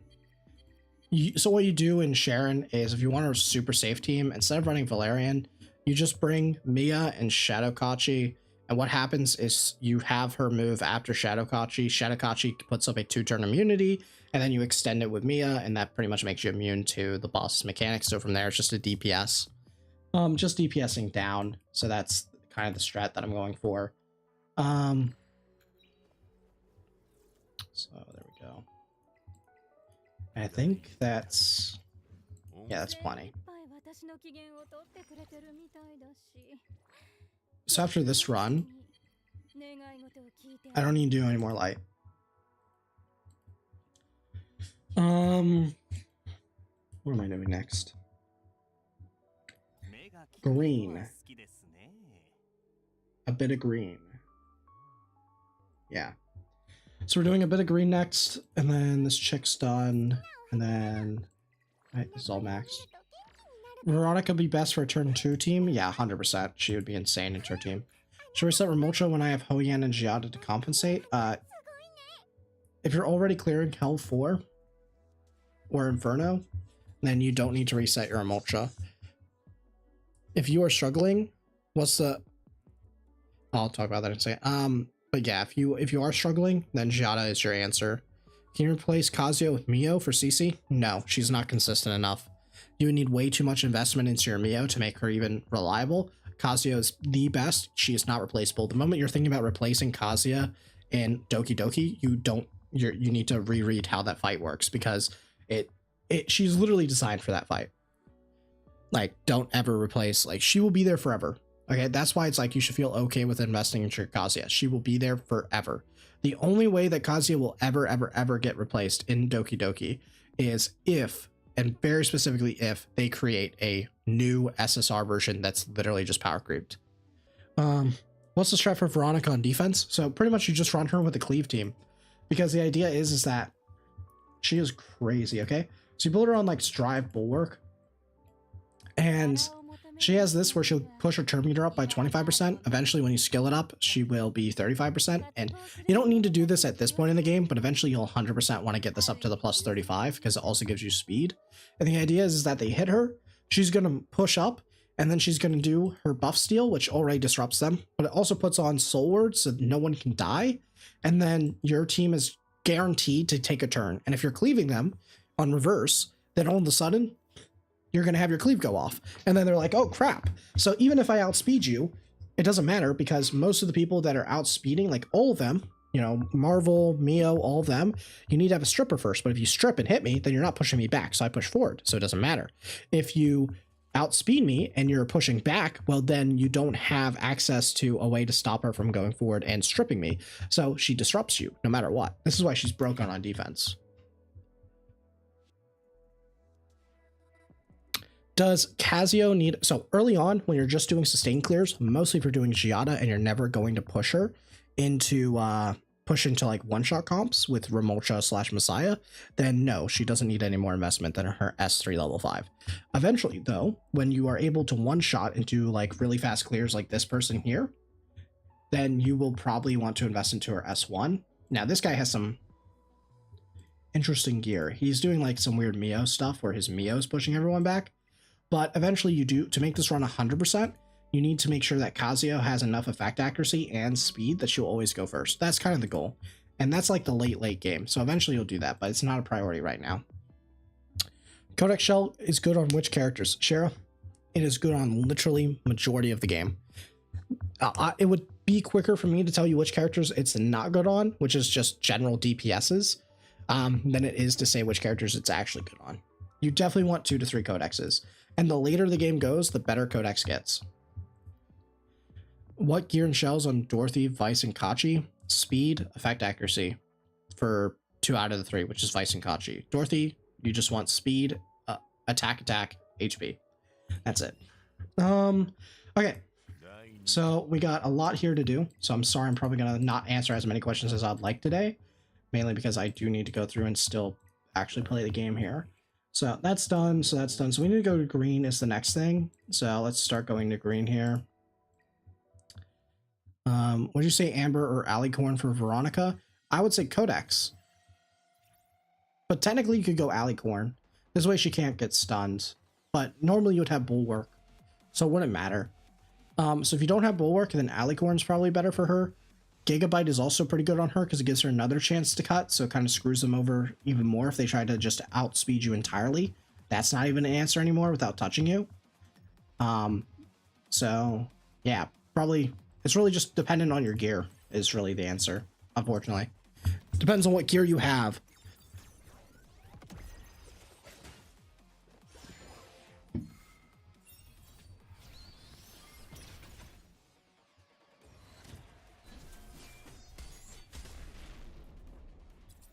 There we go.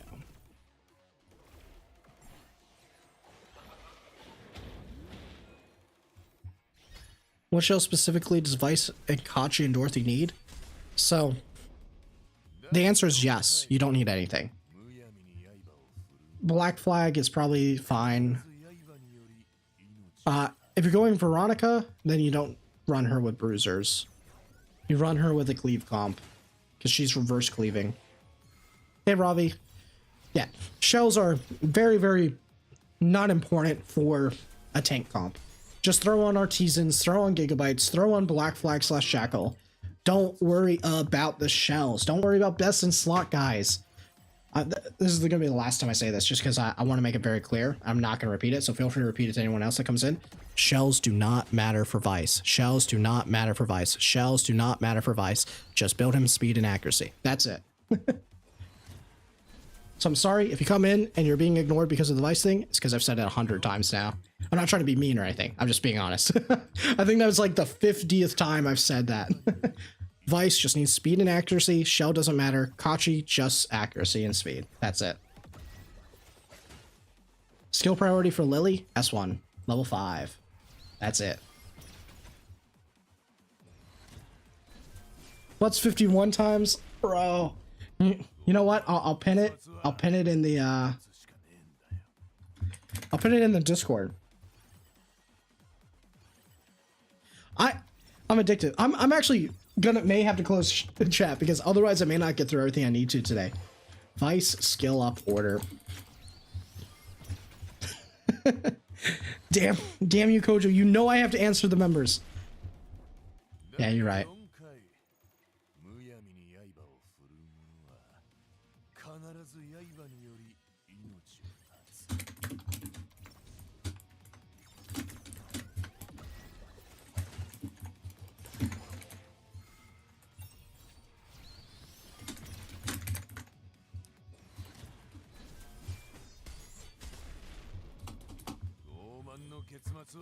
Let's do this.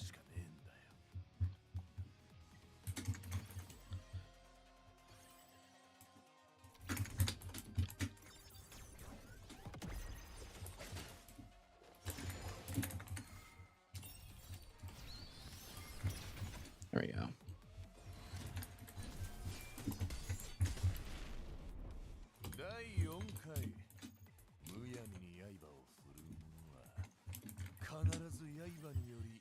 All right, there we go. I'll put it as a poll.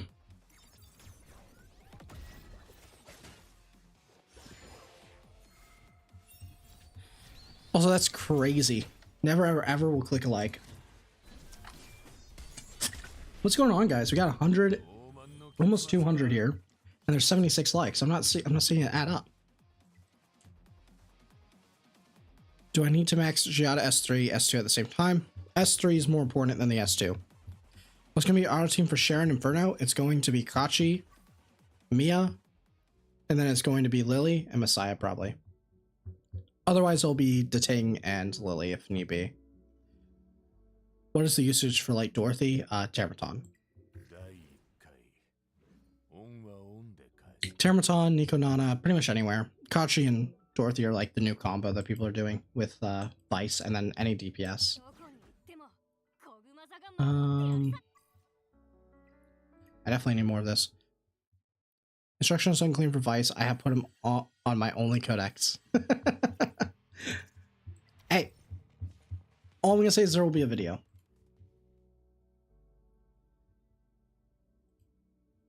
There will be a video.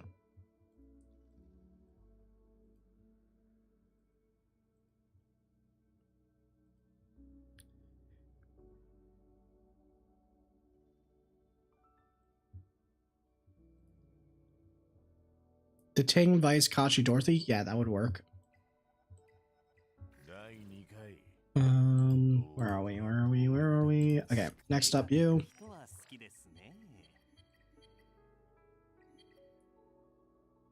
Did you reveal the Vice cheese? Yes, I dropped them.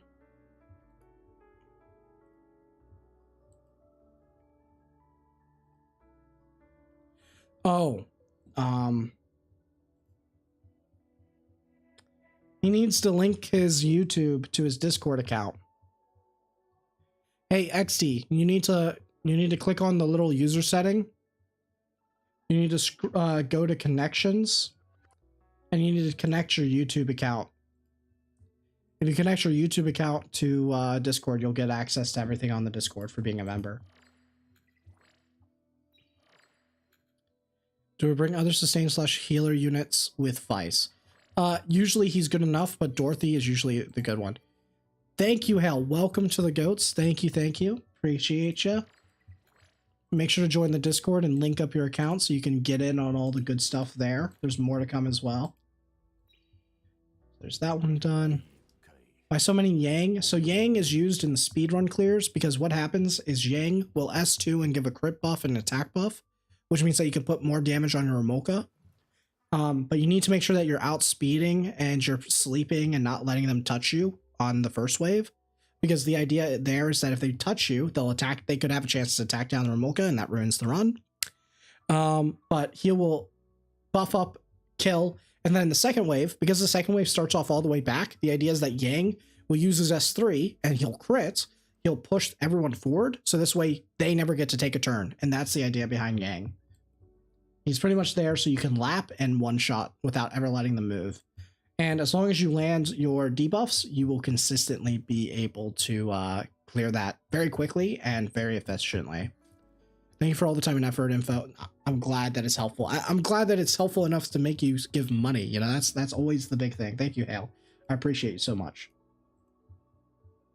What else do we have here? Okay, so we have that, we have that. Who else was I doing green? Oh, yeah, true. Duh. Of course I'm building her. Look at her. Look at those ponytails. And the hands? That's wild. I have to build her. I tried to solo him as a healer, but he seems to be lacking. Yeah, most were running him with 2 healers. That's why Dorothy and Kachi ended up being like the best pairing. Because they are really, really good with him.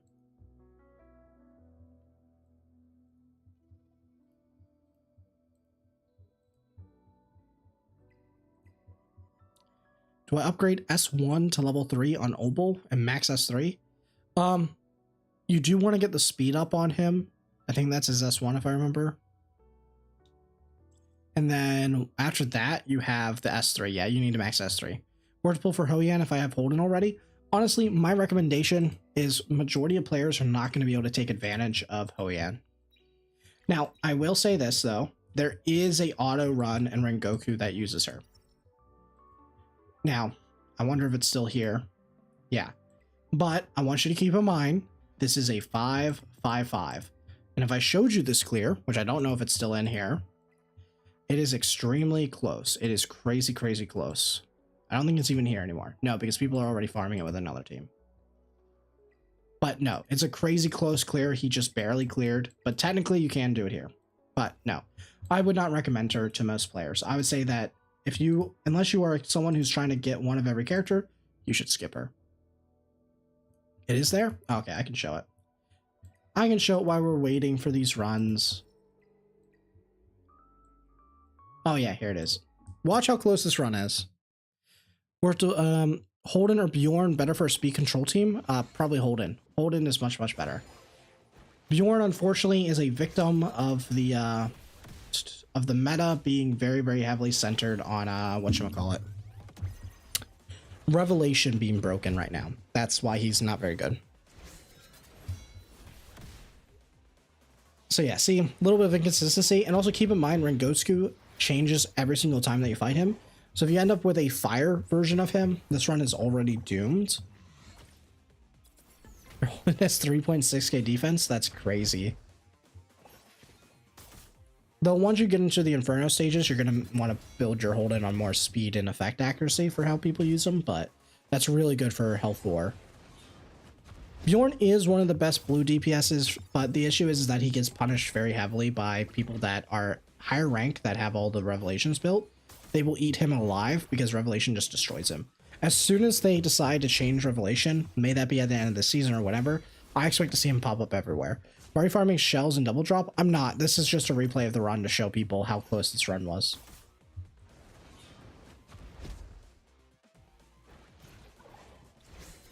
So.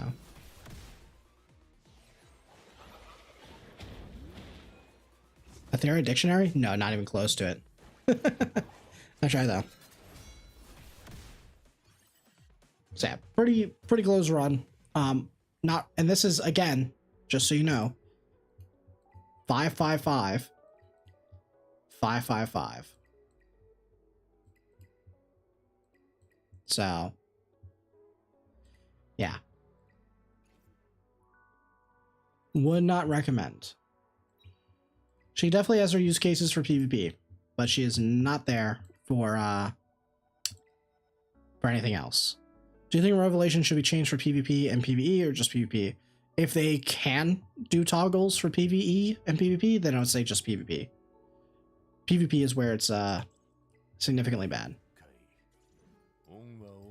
Where are we? Let's go green. We need to go here. We need to go to, where is she? There she is. Let's increase this. Let's go 1, 2, 3, boom. And then we need to go here.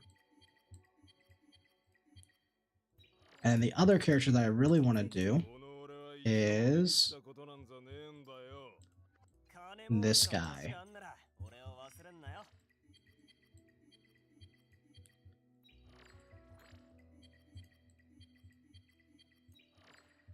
Where are we?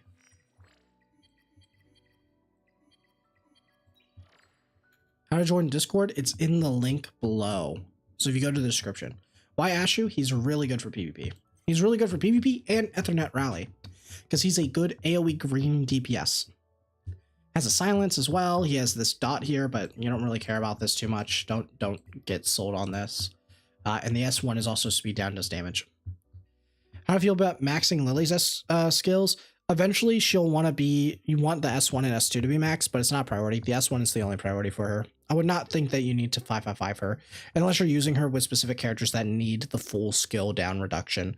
But that's one of the reasons why she was so good with Messiah and characters like the Ting, is because they have short enough cooldowns that the non-maxed S3, just at level 1, is good enough. How do you avoid Inferno Sharon stripping your immunity from Kashi? Just RNG? It's just RNG. You can't do anything about it. You'll still have Mia, who's a cleanser. I forgot to listen, guys. Do you max Kazuya S1 after S3? You only need to get it up to level 4, but you don't have to do it until you're strong enough that you're just trying to push into one-shotting Inferno content. Boom, boom. So, we are almost done. I mean, we haven't even used any of our capsules yet, and we still have 2k, and I'm pretty much almost done. What are Raho's skill priorities? S2, and then, wait, where is it? It's his S2 for sure. And then it's his S1, and then it's his S3. Because, well, you definitely want to get it up to here, but it's definitely the S1, and it's up to this. You don't really care about the defense one, you just care about the stats from the S1. And then you definitely want this one, because it also gives you defense, I believe, if I remember correctly. Yeah, it's giving you the defense, which is good. And then this one, it's not as important. It's more like you want to get it up here eventually. But this one, you just want to get up here because you want the speed and you want the damage multiplier. How did that make it to live? I know, it's crazy, right? He got me through a bit of Doki early on, but I abandoned him once I got Rail and Kazuya. Wait, who are you talking about? How's Traverse going? Enjoying the game? I haven't had enough time to play it, but I have enjoyed it when I played it. How to know whether characters should be 5-star, 6-star. So right now, Hale, pretty much DPSs are your priority. So it should always be your DPSs first, and after your DPSs, it should be your speed, your openers. That's pretty much it. And once you have like all your DPSs built and all your support, your openers built, then that's where you want to go into your supports and your healers and stuff. Unless what you're struggling on is the tankiness, then you may want to start building those guys up. That's done there. Where are we gonna shoot?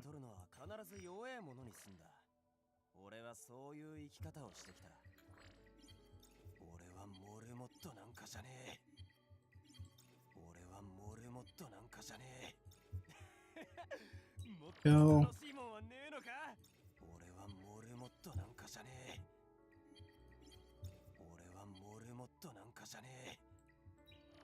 Up that. Looking good so far. Kloss or Freya to 6-star? I did Kloss and I haven't regretted it.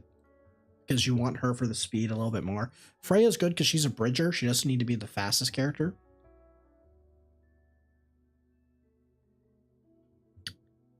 So Lily, Freya, Suki, maybe Marvel, all to 6-star after DPS. Yeah, that's spot on. Would you recommend Giada or Rosa as a damage dealer? I use Ramoka or Doki. Would you recommend Giada or Rosa as I use Ramoka for Doki? Probably Rosa in that case, as if you're clearing fine XD. But then, yeah, so definitely Rosa in that case. Feel like if you use a unit enough to get them to level 45 naturally, you might as well 6-star them. Yeah, in a way, but like there are some units, like right now, like I definitely have debated 6-starring my my Freya. But there are units that I want over it, and you kind of have to be selective. What are the best rare units for PvE? It is definitely by far and away Vice. Vice is proven on Asia that it is the best. What do you think about Bjorn? Worth investing into him right now? I would say no, not until Revelation is fixed.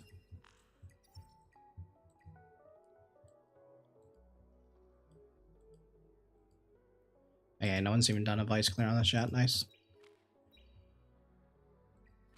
Vice can be used in Terraton, it can be used in Aurora, it can be used in all the shells, it can be used in Anti-Sync Echo, it can be used in Ember Track, and it can also be used in Ethernet Rally.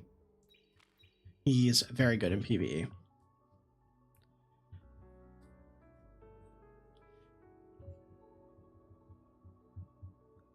Thoughts on Holden in PvP? Yeah, Holden's been very good in PvP.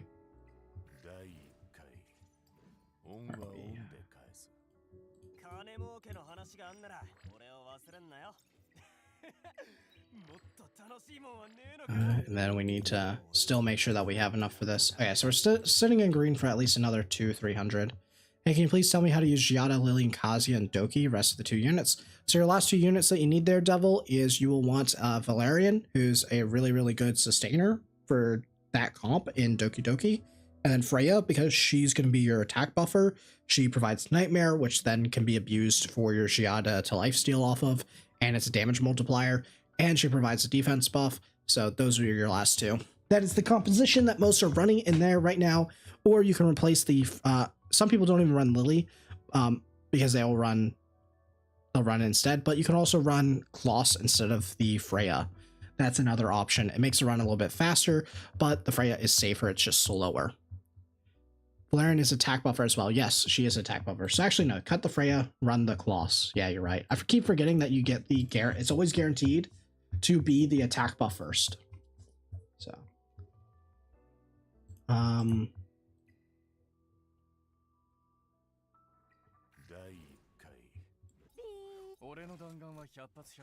where else are we on here?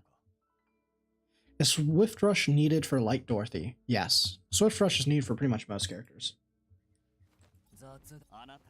That's why, like, when you first start doing gear, once you have your DPS gear, you want to just sit in Doki for a very long time. Any point keeping Law of Silence around and Fortissimo? Fortissimo, no, because there's almost always a better alternative. Silence is really good for PvP. It's just that you need to get to that point in the game before he's good. I would keep him. I'd 100% keep copies of him. Regarding Terra Inferno, who do you think is a better investment as a DPSer? 5 out of 5 dupe Hellkid. So Hellkid is a support. He is not a DPSer. He can do damage, but it's not a lot. Never look at him as a DPSer. Look at him as a support. And 5 out of 5. So then you have Holden or Zero Dupes Rahu. Same for Rahu. He's a consistent DPS. You don't really need him. Technically, you can use him in the Wall of China comp, which is Holden, Dorothy, Kachi, Rahu, and like another DPS or something like that. They use Rahu a lot in that comp. And then you can also do Holden as well, would be good there. So yeah, I'd say Hellkid is fine. Any combination of those are fine if you're doing the Wall of China comp. But that's about it. Have you managed to clear floor 42? I did, Edward. There's a stream where I cleared it. I think we did that. Was it yesterday? I think it was yesterday. Yeah, we did it yesterday. It's yesterday's stream. There's a video on YouTube if you want to see it. You just go back, you click on live, and it should be there. It's the Ember track will be cleared, gameplay focused. The only shell to junk? Yeah, pretty much it's the only shell where it's like, you pretty much never need it. Which sets are recommended for Giada?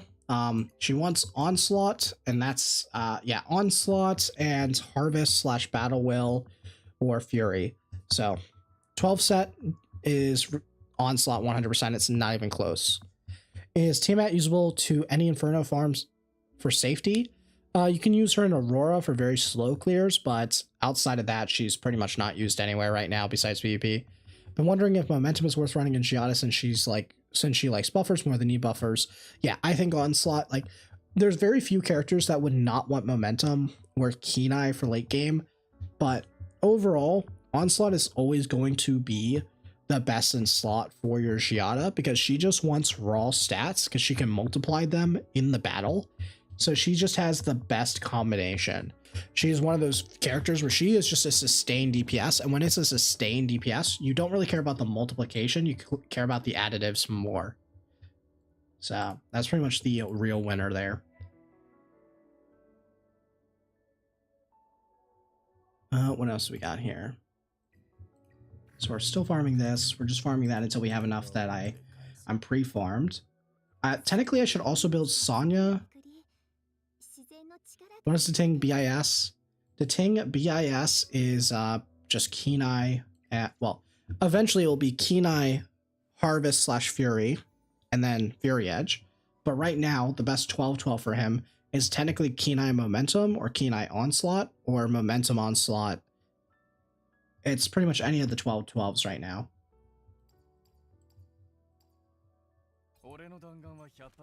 Like, where is it? This is my Detang. Remolcha Onslaught Harvest or Kenai Onslaught? Onslaught Harvest is better. So Remolcha doesn't get as much value out of Kenai. Can I build my Giada's attack percentage or the crit damage / rate is good? You want crit damage and crit rate on her. So definitely build crit rate up to around 90% is where it's good. And then eventually you can get it to 100% over time as you improve your gear. Also keep in mind that she gets quite a lot of crit rate from her S2. So you probably can hit her to 100%. And then from there, it's as much crit damage as possible. And then attack percentage is fine. Which sets are, oh, I already answered that. Been wondering if Momentum, I've already answered that. I'm using Kenai, Fury Edge. It's the best. Kenai, Fury Edge. Yeah, it's really, really good. I need you to roll my new gear too. You were already lucky on summoning. Yeah, we can do it later, Vermilion.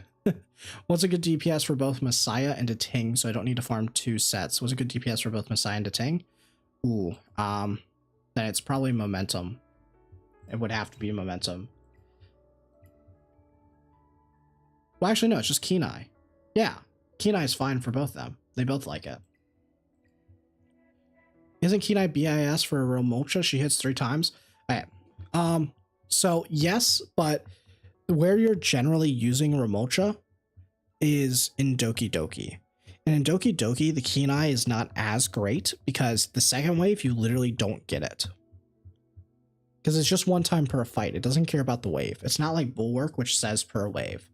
So that is why it's not the best on her. Technically for PvP, yes, Kenai is the best for Remolcha. It's best for all DPSs actually. Even Giada, because Burst is king in PvP. Right? But in PvE, the meta has changed. It's now all sustained damage, so that's better.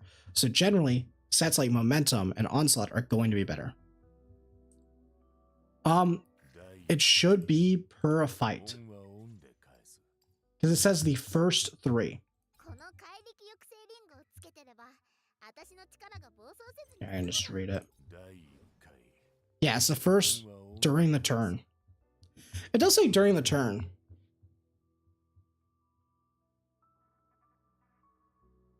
I may be wrong.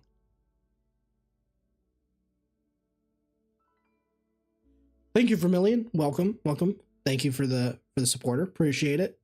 I would say go join the Discord, but I know you're already in there. Yeah, it could be per turn. So if that's the case, I would have to test it. I'll actually just ask Levi. Levi knows.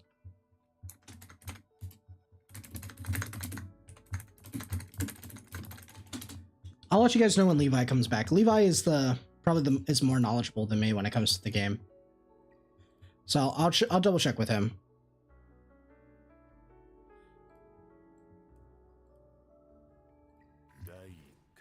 Still worth investing on Remolcha for Doki Doki having Messiah? Probably not. If your Messiah is doing the job, you don't need to overinvest. What do I do now with ×2 event? I just reached level 23. Should I be farming Fabian? Ooh, okay. In that case, you should probably be farming your GP outpost. That's probably the most important for you, and just making sure that every character is the best.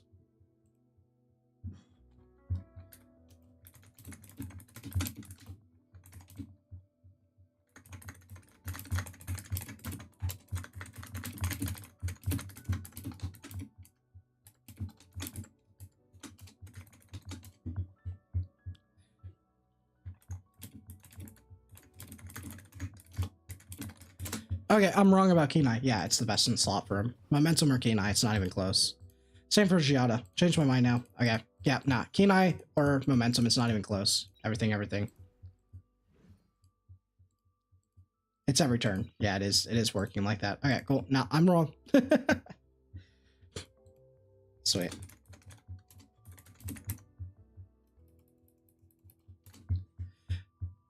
Messiah can work on Inferno Doki Doki fast and safe. Yeah, if you can get him to work on there, then that's, yeah, for sure. Oh, yeah. The only thing that Kenai is not best in slot on for is Chloros, because it does not work on, it has to be during your turn. Did they fix the EXP farm yet? Is there something wrong with the EXP farm?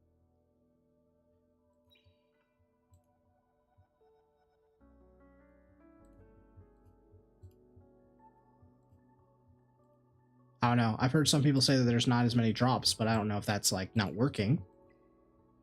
I think that's enough. Is that on Remolcha or just any character? Any character now. Change my tune.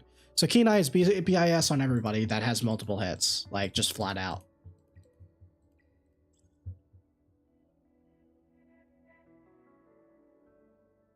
Oh, the EXP farm. No, it hasn't been fixed yet. No. There's been no patch since.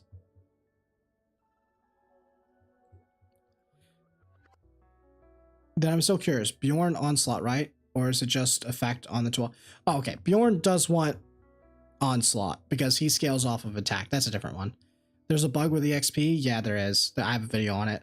But I was told that I'm supposed to inform you guys that it is now considered an exploit if you are doing it actively and you are constantly doing it, it will be considered an exploit and they may take action on it, but it will be patched.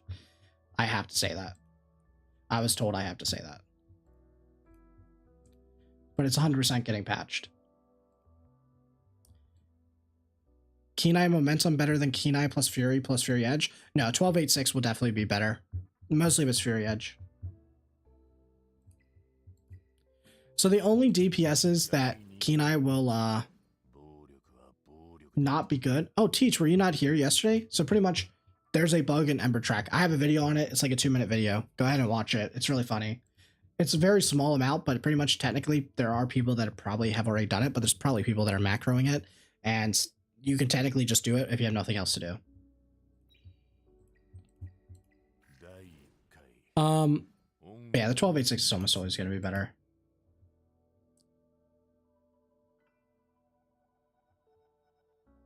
What's the skill priority for Vice? It's in the poll. If you click on the poll, it has the skill priority. Do Yang and get an extra turn, right side crit damage tag. Okay, yeah. So what am I doing here? Oh good, oh good. Vice showcase tomorrow. Tomorrow's where I showcase everything.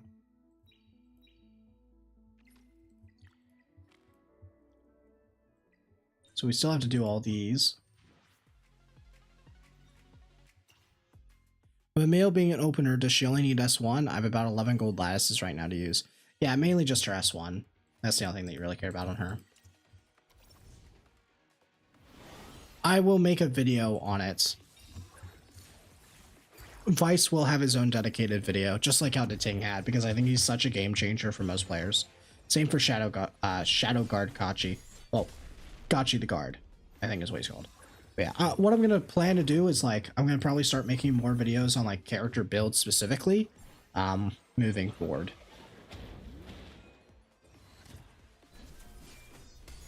Is Rosa the best blue DPSer? It depends on what content. For single target content, yes, she's the best blue DPSer. For AoE content, then it's Giada. And actually, Giada not only is the best AoE blue DPSer, she is the best blue DPSer. Does Bayotin need lattice investment? So the great thing about characters like Bayotin, like Kloss, and what makes them so good is that you technically do not need to invest anything into them. Kloss, she's also good in sustain runs, so you do want bulk on her, which is why you star up. But Bayotin, you exclusively use her in content where you're one-shotting. So she most of the time isn't getting touched at all, or if she is getting hit, it probably doesn't matter, even if she dies. What are you using to farm Inferno Doki Doki? Well, I'm gonna build my Inferno Doki Doki farm today. So it's either gonna be Messiah or it's gonna be Giada. I'm gonna find out. Did not know you could abuse it for EXP, but can't be asked to do it, not even if they would pay me. Well, that's the thing. There's some people that are willing to do that because, you know, that adds up if you're willing to do it a lot. But if you're not, then yeah, don't. It's not needed. Like, I'm not doing it personally, but.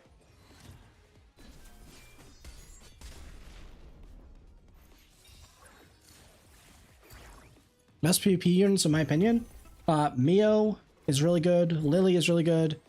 Ramolka is really good. Messiah is really good. Kloss is really good. Freya is really good. Solence is really good with Revelation specifically. Veronica's really broken right now. And then Holden's also doing well. So those are probably the best characters. Quite interesting though, they let this slip through. Hotfix with additional shadow buffs on bosses. Probably. Classic.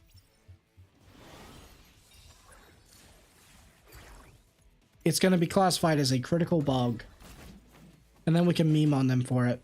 Is there a reason not to invest in Vice and Kachi the God? Kachi the God, I like how that was the name. To be honest, no. There really isn't a reason you shouldn't, because you can definitely use them. Even if you have dots, even if you have everything else that you need, you're still going to use them, and they're still best in slot in very specific areas, right? He's still going to be the best, like, immunity buffer for you in Sharon, right? And Vice is still used a lot in everywhere else, right? Vice can just be used in most places PvE, so it doesn't really matter. But yes, best in slot set for Chloros. it is going to be Onslaught or Momentum, because Kenai does not work when you trigger his S3, because it has to be during your turn. That is like the only character I think right now that is a DPS specifically that does not want Kenai. And technically Momentum is better. No, Kenai is still probably better on her. I'm finding that for Kachi you need Codex, for Sharon or you're a bit doomed. Yeah, that sounds about right. I mean, I'll just go here and just see what people are running. Yeah, they're just all on Codex, right? Yeah, that's easy. Is Mia even needed? Yes, she extends buffs, she also cleanses. She's just a good safe character here. That's what most people are running. And also Mia's good for PvP. I was going to get her up to 5-star. I don't think you need a 6-star.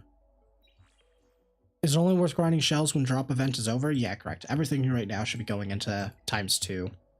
Okay, I'm done with Stam today. Enjoy your day, peeps. Have a pleasure as always. Okay, see you, Teach. Have a good one. Is Unbreakable enough for Rahu in the Great Wall of China? Yeah, it should be fine. Just build him on as much defense as you can with a bit of crit and crit damage, and you'll be good to go.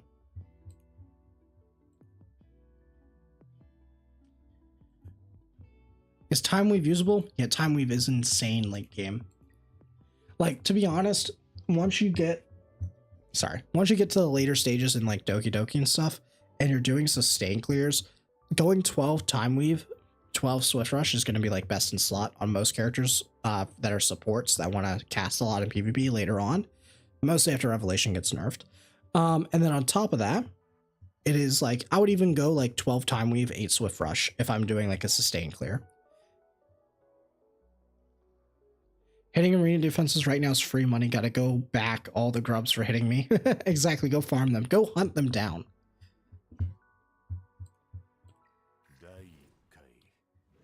Hey, can I see your Messiah gear?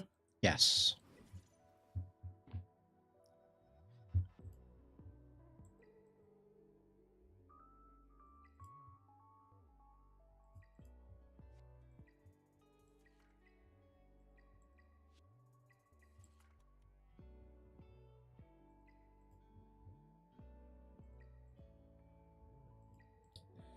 Am I max refreshing arena tokens? Not anymore. Can you show a Shadowflame Hoya and Hell farm? I can't right now. I'm not doing that today on ×2, unfortunately. There's a whole stream where I do that you can go, and that team has not changed. Just go back. There's a video. If you go on my channel and click live, it says Silence was actually tier 0 all along. I'm not abusing her. Spoiler, I was abusing her. Click on that. It's literally a whole stream of 3 hours of me doing a comp, and I even test a comp where I'm not doing it. Do you recycle all 2-set module pieces? I don't do that for the 8 piecers. I don't need it to place high in rank, but I'm thinking for the shop rewards. I think it's like worth it for the most part because you do get some pretty good shop rewards. I just personally don't have enough time to do it, so I just don't bother and I save the gems. Where you get the top right set on your Messiah? My top right set? Oh, that's from Inferno. So that's from Inferno Terramaton. It's this piece.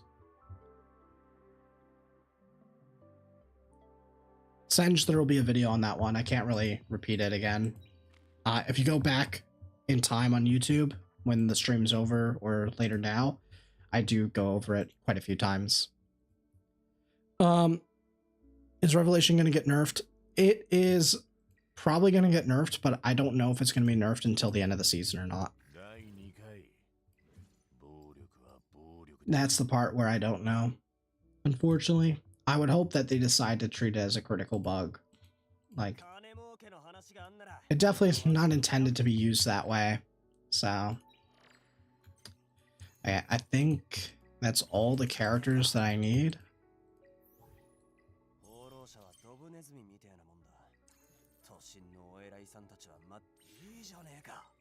Do you use Silence as a support? Yes, she is used as a support.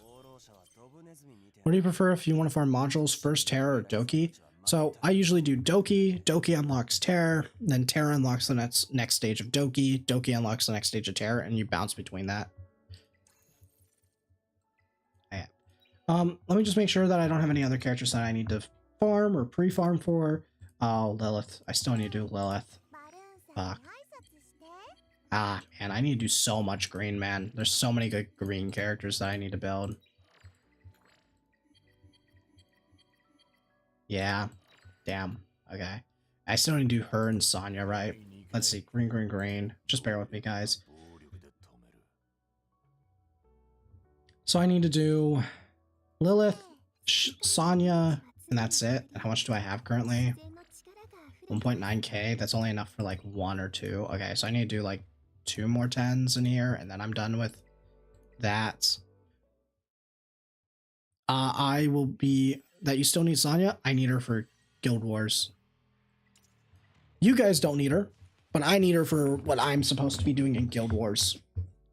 Unfortunately, when we get to the higher ranks in Guild Wars, it's not going to be pretty what the comps you got to run. You got to run really stupid comps, which are just guaranteed 100% will work, but there's no risk of losing, and it's just going to take you like 30 minutes in attack. And a part of that is I need characters like Lilith. I need characters like Aegis server here running on investigation obtained four pulls in a single 10 run. Nice. Yeah, that's the good thing. That's why I made the video. Which skill order for Vice? Tongue, it's in the poll, but it's S2, S3, S1. No shot, you still need Sonya. Yeah. Need it for PV, for GVE. That's it. What comp goes with Lilith? I can't answer that question. I will get murdered. It's for GVG. That's it. That's all you guys need to know.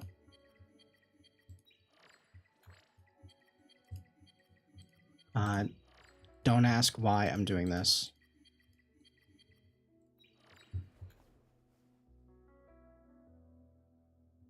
I'm level 39, just unlocked Hell today. I can do Hell 4 Terror, but not consistent, since I only have 1 good Artisan as a mythic pet. Should I farm Shell, or what should I farm? If you think that you can make your run more consistent with a second Artisan, then I would say go farm the second Artisan. If you are not able to do it, like, I'm talking like consistent to me at that stage, if you're just breaking in, because that's really early. I didn't even start touching Hell until like level 40s. Then what you would do is you would want to go and farm something like like if you can farm 60 to 70% on Hell 4, I would say that's probably going to be a better bang for your buck, because then it's going to allow you to push into Doki much earlier. And then if you're doing Doki as well, then you can just focus on the gear for instead right now, and then you can come back and dominate all the bosses later. What skills does Shadow Sonya need to level up? Just her S1 to level 5. That's it. And that's purely for consistency.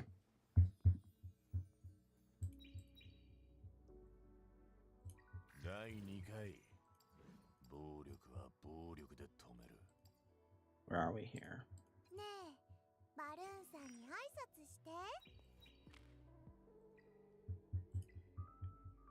What show do you recommend for Lily and Kloss?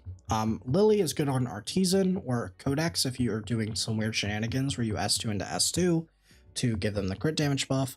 And Kloss is just Jackal.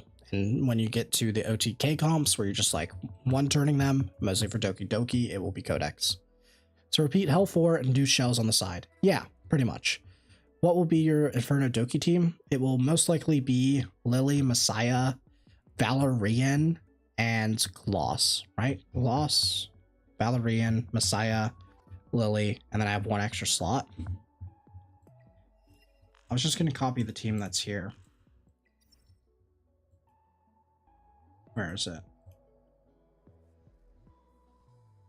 Oh, Kazuya. I always forget her because she's just kind of mandatory here. But yeah, Kazuya. Claw substitute? Gray. Just Gray. Gray is pretty much the only other substitute. Does Real need any more investment than S3? No, just S3. S3 is fine. Is this enough? It's enough. Okay, cool. So we're done here. So that's all done. That's all done. What do I need? I don't need any more red, right? Yeah, because we reset Chloros. Before I was looking at it, I didn't reset Chloros. So that's all done. We haven't done any blue. Okay, I should do some blue. I should do blue anyway, because there's a chance that in the future there's a character that comes out that's blue, and then if it's blue, I may as well have the stuff to build it. So May as well get it out of the way now. What's the best set for Messiah? It's Kenai. Kenai, Fury / Harvest. Harvest is technically the best for him. Wow, you can tell how long ago this run was, eh?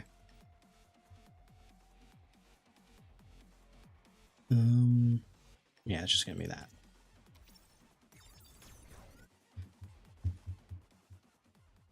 Instead of Gray, I bring Linglo or Chiaki. It's gonna be a much harder tongue to do that, but I would say you can probably bring Chiaki the Echo. You could bring like RC, honestly, if you want to build him. You can try it. I don't know if it'll work, but you can try it. My team for Doki that's 90% Kyoya is Kazuyo, Ling, Messiah, Lily, Freya. Okay, well, I'll try that if... I can always try that if that doesn't work. Try that. Try Reese's one tongue. You recommend if I reset Rill since I'm using Messiah to clear Doki Doki? If you can clear Doki Doki and you're already clearing Inferno and everything, yeah, you can reset your Rill. That's fine. The only thing is, like, I would still rebuild Rill anyway at some point because she's, like... You gotta think about how you're drafting in PvP as well. And how I would draft in PvP is I would prioritize picking my Rill and Messiah together after I pick my supports, if my opponent doesn't pick either of them. Because then I'm pretty much saying, hey, I now have two of the best cleave DPSs in the game that are going to be able to bypass all the mechanics that you would use to stop cleave. So you have two options. One, you could either try to keep drafting anti-cleave, or two, you're just going to have to ban one of my openers and hope that my DPS is not enough. Because it doesn't matter if you ban one of my DPSs, I have the other one. So that's why it's like, I don't think that it's like really needed. If you have a better reset than Ramolka, she's not the highest priority reset, but if you really want, go for it. You get 4 lattices back. That's okay. If I don't have Rat and Shiata, don't want to use Gray as my DPS, will Rosa be good enough for Doki? No, she won't. She will not. Maybe for Hell 4, but probably not going into Inferno. Is Giada better for Messiah as the Doki Inferno? She's much easier. Technically, Messiah and Ramolcha are better, but Giada is the easiest to build and the easiest to do, right? She's going to get you into it much quicker than the requirements that you need to get Messiah and Ramolcha online for your Inferno. Rill is off the table here? Yeah, Rill is kind of off the table for the most part. You need a really good gear. Out of the 3 DPSs, Rill is the hardest to get to the point where it's going to be consistent. Are planning to make a separate video on the R units and Kachi? Yes, I will make a separate video on them. High in skill priority, S3 up to level 3, and then S1 for to level 3 for the debuff. And then from there, it's really just depends on how deep you want to go. Do you know any team for Inferno Terror?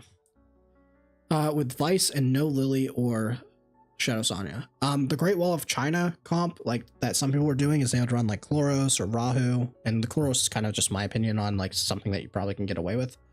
But it's like Rahu or Heinrich as a DPS, and then you go Kachi, Dorothy, the Light Dorothy to be specific, and then Vice, and that's usually the comp there. Worth leveling which are character skills when I'm playing to farm GP outposts? Definitely do Vice, get the S2 and the S3 and the S1, and then you want to build Ashu. Ashu, I think, is a really good pickup. My Giada is 155 compared to my Messiah. Oh, then just use your Giada, bro. Just use your Giada. Mostly if you don't have Lily, you probably shouldn't be building Messiah. Messiah, like, without Lily is significantly different than with... Sorry, let me see what that guy was saying for the, because it's good to always have, like, backups.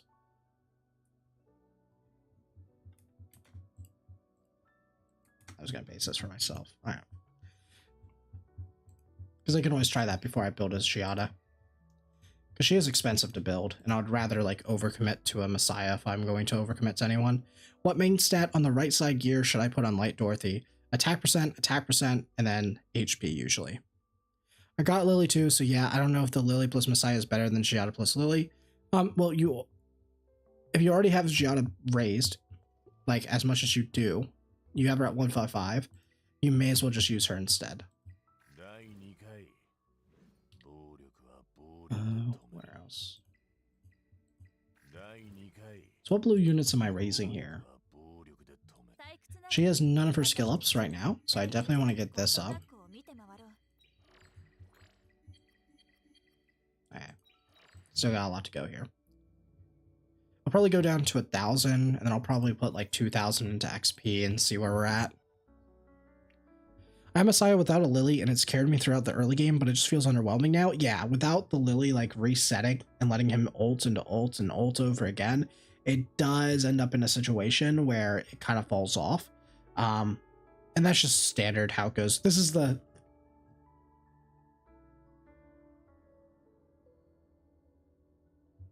this is how it goes. Like right now, the game has changed a lot from the CBT, and it's become more of a sustain DPS route. Burst DPSs have fallen in favor later the game goes, unless you have really specific setups, which is like the Lily Messiah and stuff like that.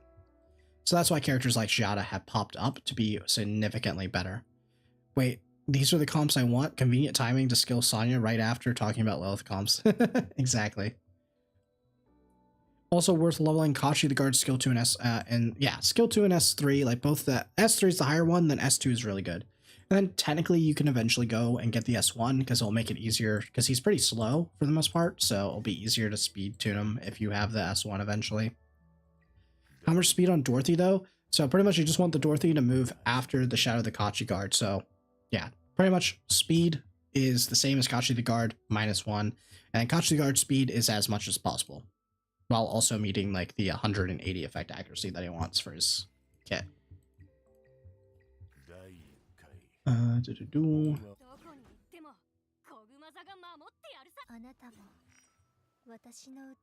Artisan or Giga for Freya? I use Artisan on her, but I have been using Gigabyte, but that's just because I have the sets for this right now. But otherwise, if I didn't have this, I would be using her on like Artisan with double defense and effect accuracy. How's farming going, big guy? My wife decided today to ruin my double. Oh no, no, not the wife day. Nah, it's going okay. We're just trying to get our bases done. Wish the reset was a yeah, I think that the reset event should be more often as well. I would really like to see more reset events. I think it's just better. Are you planning on using your lattices? It depends on how the Doki Doki run goes. If I can push with just this Messiah, then I'll leave this Messiah as it is, and I can do a bunch of other stuff. But if I need to, then I may have to overinvest into Messiah, or I may have to build a Giada. So we'll see how that goes. My account is super light on DPS. I only have Leanne, Rilland, and Ting. Which other SRs can I build to buff my DPS? Viper is a really good bruiser DPS that is a good band-aid for a lot of content for you. Any tips on speed tuning my Giada team comp? With Doki, Giada barely gets buffs from her. With Doki, my Giada barely gets buffs from her. Huh? I mean, honestly, like, that's the thing about Doki, right? You actually want Doki to go last. A lot of people want Doki to go first, but she ruins just speed tuning. So you actually want Doki generally to go last, which is the crazy thing about her. Despite the fact that she may make you believe that you want her to be super fast. So, if you can, like, try to make Doki Doki go after all your other characters. You're supposed to get Doki to go after people. Yeah, exactly. So you want to make sure that all your supports are going first, and then have Doki Doki go. Don't make Doki be your first one, otherwise she will ruin your speed tuning. That's it. Investing in Rosa feels underwhelming after max S2 and level 3 S3 skill issue. Could be a gear issue, but also, like I said, Rosa is one of those characters that really wants to be built later on. Like, you shouldn't be really worrying about building your Rosa until you're trying to push into later Hell and then eventually Inferno, Aurora. That's the only time that you really need to build her.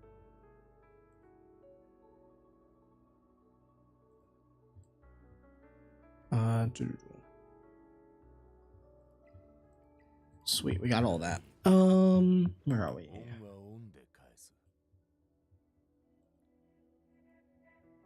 So, I mean, things are going well. We're almost building everyone up. It's just about XP at this point. Where are we? In Hell 3, Terra Doki, but can't auto them. Yeah, then you probably shouldn't have built Rosa. You really want to wait for Rosa until much later in the game. She's a character that's built much later. She is When we get to the late game, Rosa will be the best DPS, and you'll probably wonder why you didn't build her earlier, but the answer is because she requires such specific gear. Keen Eye plus Fury for Messiah and Deting? Yes. Honestly, if you can get Harvest instead of the Fury, like a really good one with Harvest, Harvest is technically better. For Kachi the Guard, Ashu, Fangus, and Vice, only need to max 4-star them? No, you definitely want to 5-star them. 5 stars the minimum. And Ashu will definitely want to be 6-starred. Bro, I passed Inferno, Doki Doki 2 finally. Nice, nice, nice, nice. That's what I'm going to be trying to break into today, because I want to farm pretty much all my access into Doki Doki. Because I have good DPS gear. What I'm really lacking is trying to speed up as well. Asher for what content? He's great in Ethernet Rally and PvP. Those are the 2 main places I'm building him. It's still RNG? Yeah, it's always going to be RNG at the start. Like, as long as you can get your runs to like a 60 to 70% when you're first touching them, and it's on auto, that is all you want to be. Because what's going to happen is you're going to do that. You're going to just have to take the L on the random losses here or there. And as you improve your gear, you will eventually do that. Are you farming EXP today? Yes, I will be farming EXP today. Right now, I'm just doing all my GP outposts just to get all that done. I'm going to probably spend like 2k stamina here by the end of it. And then I'm going to probably spend another 2k on, maybe 3k on EXP, just so I have all that as excess. And then everything else will go into gear. What's your team for blue GP outpost? I'm using the same team everywhere. I'm doing the Lily Messiah everywhere.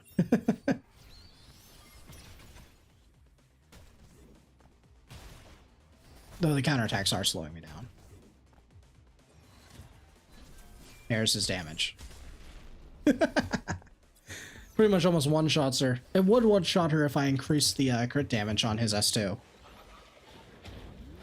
Should I prioritize 6-star DPS units or 5-star all the good SR and SR units? 6-star DPS. Definitely prioritize your 6-star DPS units. That's more important. For sure. Huh? Why is it doing this? Oh yeah. That was laggy as hell.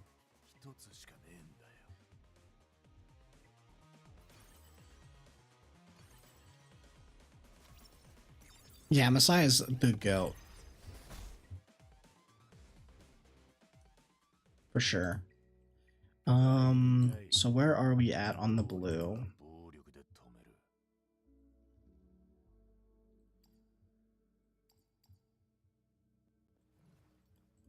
Oh, it was her that I was still racing. Okay, much better there. And I need to get this because eventually I will. One day, not soon, but one day I'll get there. And this one here, you want this to be up here. And then once you have that up, you want to get this up here.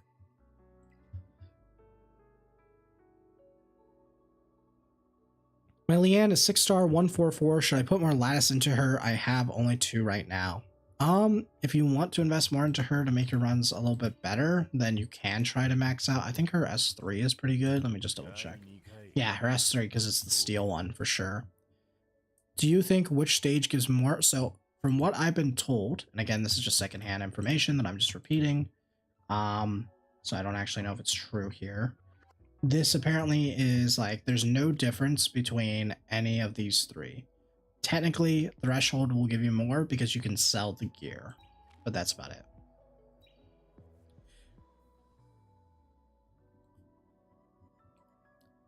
I have some crazy idea when you do a count review, and I'm going to let you decide my fate.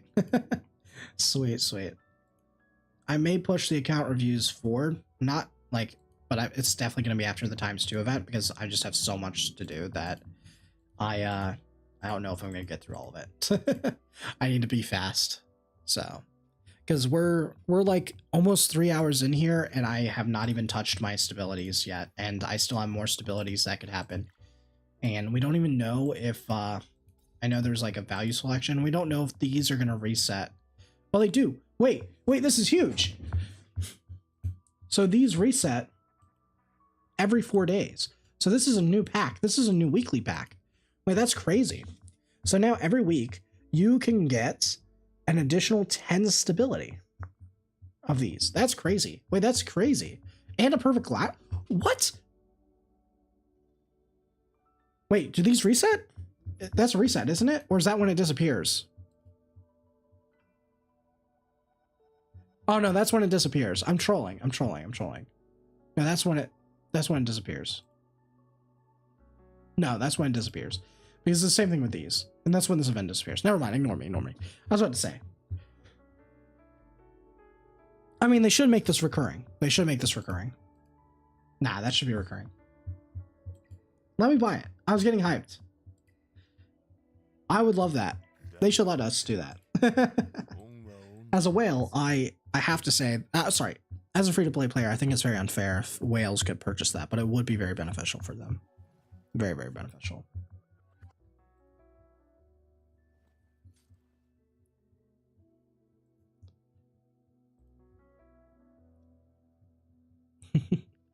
I don't want to invest into Fangus for Nico Nana. Don't have Lily and Shadow Sonya. Any recommendations what to do? Still, you probably need to still invest into Fangus. Most people have still been building Fangus for it.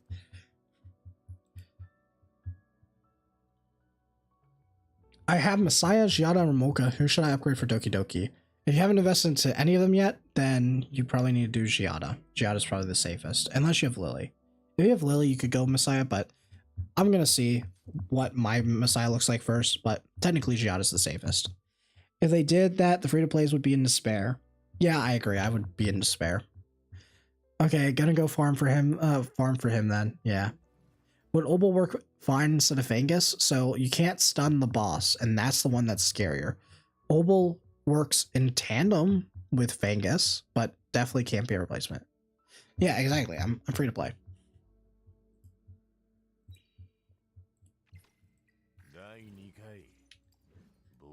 All that's done.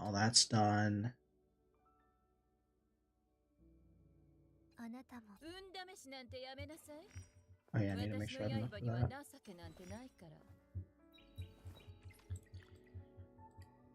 Is Count a Revelation BIS for Messiah? It's Revelation. How does Kazuya need to be speed tuned for Doki so that AODs don't wake everyone up?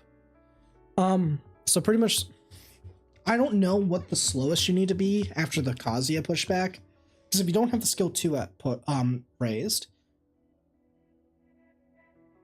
it is probably easier to do. I would say anything under 260 speed is fine, but you just want everything else besides Kazuya or whoever your fastest unit is to be like slower. So preferably the best case scenario for you late game is that Kazuya is fast enough that she can S3 and she will sleep everyone, and then they take their turn, and then you have everyone else go, which would be 260. Also, Mick K1211. Thank you so much. Welcome to the goats. Appreciate ya. Make sure to join the Discord, man, because then you can get priority on account reviews and everything. And there's a special chat. Only for the goats.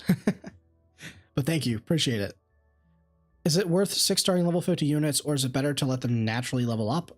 So DPSs, I would say that it's probably worth mostly right now to level 50 them, because the extra damage is really good. Everything else, you are good to go. Don't forget to drink water. True. Here, I'll do that right now.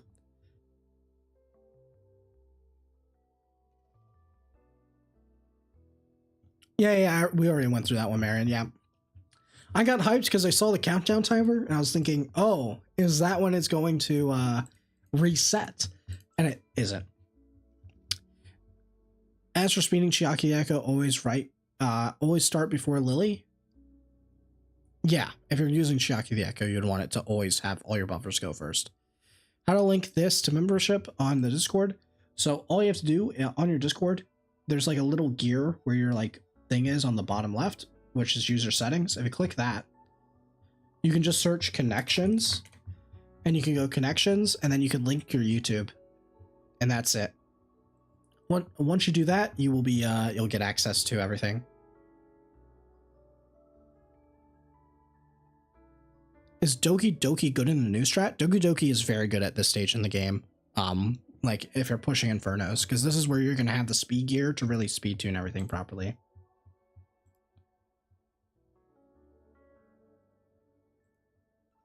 She's really good with Giada as well, by the way.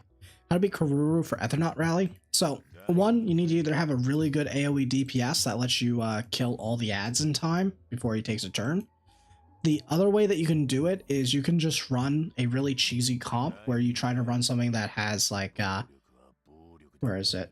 You can run like Valerian. Valerian is who I used to cheese it. And what I did was I just focused down 2 of the ads that I could kill fast enough.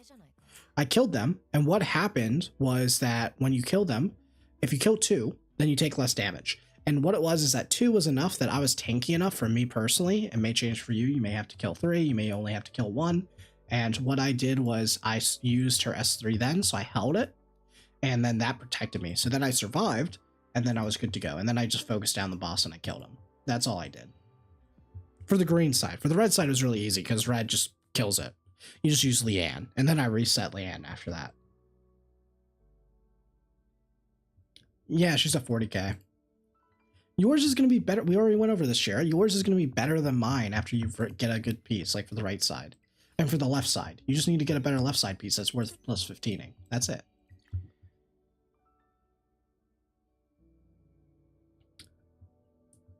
Someone in Asia cleared anti-sync 36 normal. Oh, nice. Because I don't think we're that far. Oh, they're at Nightmare. There's this guy who's at Nightmare. What the heck? It's probably correct, Rosa. I need to go back and push this. I probably am strong enough to push through the Heinrich after this weekend for sure.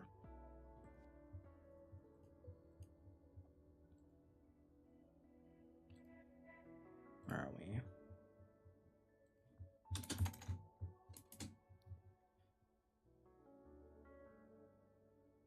So how close am I?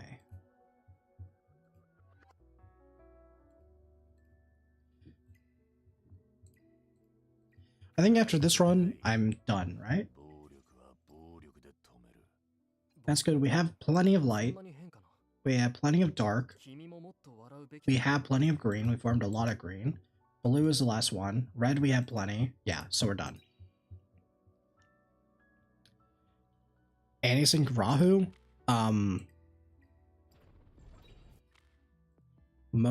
I just detained him one at a time. That's it. I had a really fast Mio, so I just kept controlling with Mio and other control characters, so I never let them take a turn. And then I just eventually detained them one by one. And as I killed the Marvels one by one, and then the healer, then I eventually just killed him, and that was it. That's all it was. What times 2 should I farm if I'm only level 23? If you're only level 23, then to be honest, you should probably just be farming your GP outpost, and then probably just whatever else you get, you can do modules, but don't let it really stop your progression.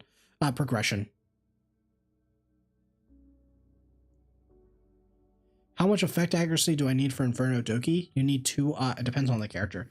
For Kazuya, who's the main one, it's 205. So just take whatever your current chance is and add 120 on top of it. That's how much effect accuracy you need, pretty much.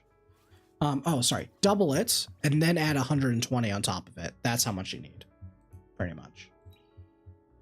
So, well, not exactly. How do I explain it? Okay, so you need 120, and they need to double it, and you need it to be 100%, or the max. In this case, right, I would look at Kloss, who has 80%, right?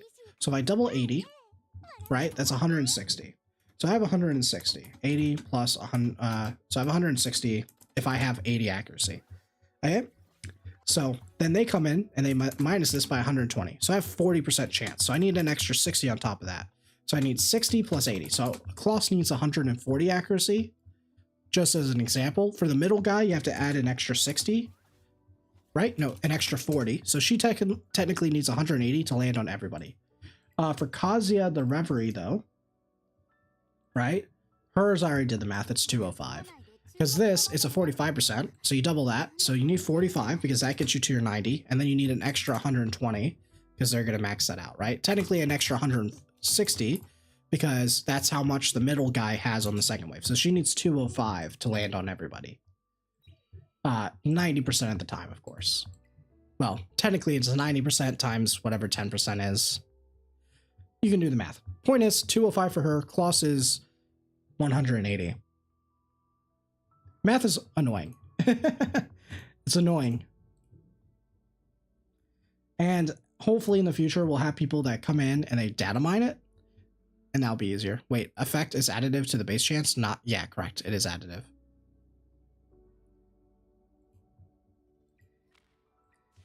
yeah, let's get going here. So how effect accuracy works in this game is you have your base chance, and then you can times that by 2. That's the ceiling. So that's the maximum chance that you can activate. And then you can half it. That's the floor. So no matter how much effect accuracy the opponent has, there's always that floor chance to activate. Which, for example, for Kloss would be max 160%, which obviously goes over 100. And then that. And then 40% is her minimum if you don't skill it up, right? Which is why you don't need to skill up Kloss. So instead, what you do is you just add in how much effect accuracy they have, and that always will negate it. If Kazuya is 205, I gave her shield middle passive on red. I guess it's better than speed. Eventually, you really want the speed. Can you start first in Doki 2 Inferno, I meant? You need 289, apparently. It's like 288, 289, apparently, is what you need. That's what my guildmate told me. You just autoed Hell 3 2 out of 5 times. It's worth autoing so I don't have to go maul and manualing this. 2 out of 5 is pretty bad. That's under 50%. Probably means you need to improve your shells. It's 286? Oh, okay. I knew it was like in the 280s, but I was told it was 289. But if it's 286, that's great. For Doki, I tested it. Perfect. There you go. 286. So, 286. But remember, you need 286, and you preferably want Kazuya to be at, preferably have Kazuya at, like, as much effect accuracy. Like, no matter what, your opener needs to have enough effect accuracy to push them back. At least for the first wave. For the second wave, technically you can get away without it. But yeah. Like, technically for the second wave, if you really do it, you only need to have, like, if you're fast enough and have enough effect accuracy, you could just have a really slow Chiaki the Echo cast her ultimate after your DPS one-shots. So there's always some fun things you can do there. But yeah, 286. Okay, that's good to know. I'll remember that as well.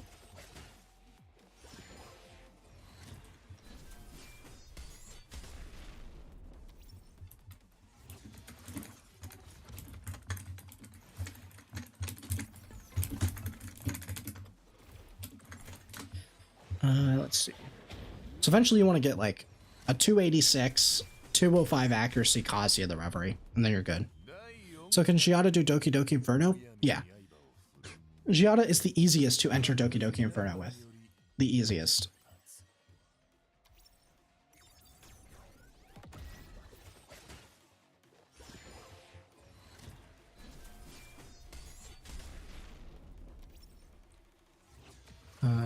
Forgot anti-sync echoes exist. I'm still stuck at the Rahu one. Yeah, eventually. It's okay. It's like Abyss. It doesn't reset like the others. Wasabi, there's a auto dot team that I will be using, which I will show after the ×2 event, because it's not my build, and I was asked by the person who made it not to show it until after the ×2 weekend. But you should see it. If you really want, you can probably go look at replays and find who's doing it. But yeah, unfortunately, I'm not allowed to share it. But yeah, there is a auto one that's about 90%, which is what I would be using. Is there an optimal speed for DPS? Honestly, it just depends on what your Lily S2 is upgraded for. Does it have Shadow Sonya? Yeah, it's Shadow Sonya, it's Lily, Holden, Freya, and Valerian.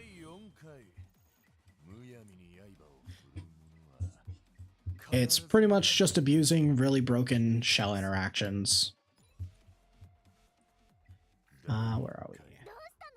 So we have that leveled up, Who's the best unit to replace Kloss? Very stuck on Terror Hell 3, and all teams I seem to run, seem to run Kloss. I also can't run Dot.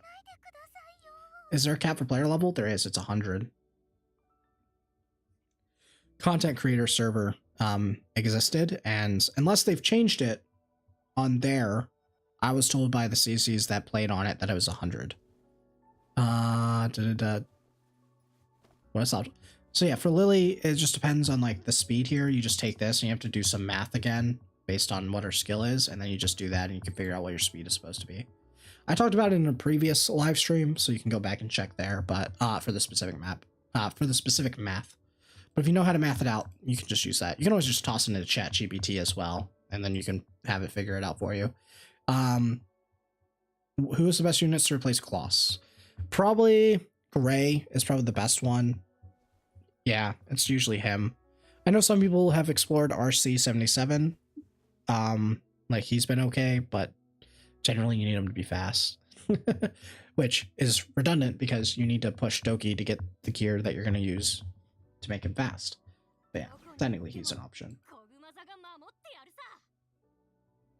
Where are we? Okay. So I'm just going to quickly level all these characters. So this guy needs to go to max 100% at some point. This character's there. So which characters that I'm building? Yep, so these are the characters. So we'll get them all to 5-star first. Would Holden work as a Kloss replacement? Yes. Wait, not in Doki. But in Terramaton, yeah. A Stripper, Obel S3, Fingers S3, Shadow Sonya, all in Codex's team auto most bosses. It does auto most bosses, but there's some bosses, mostly in Inferno, where you either can't use dot or they are going to one-shot you anyway. Okay, that's okay. Do you need to max which skill do you need to max for Kashi the Guard first? S3. S3.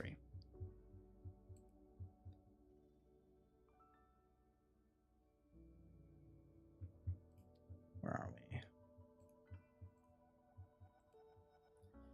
I'm getting CR, CD, and attack right side swift pieces from Doki. What? Yo, okay. Just come here and flex on us. I get it, Daki. Is that the wife buff?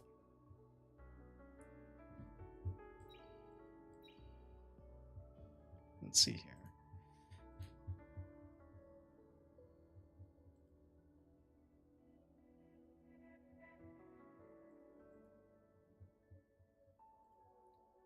So we're just trying to max this. Yeah, just farming XP at this point, right?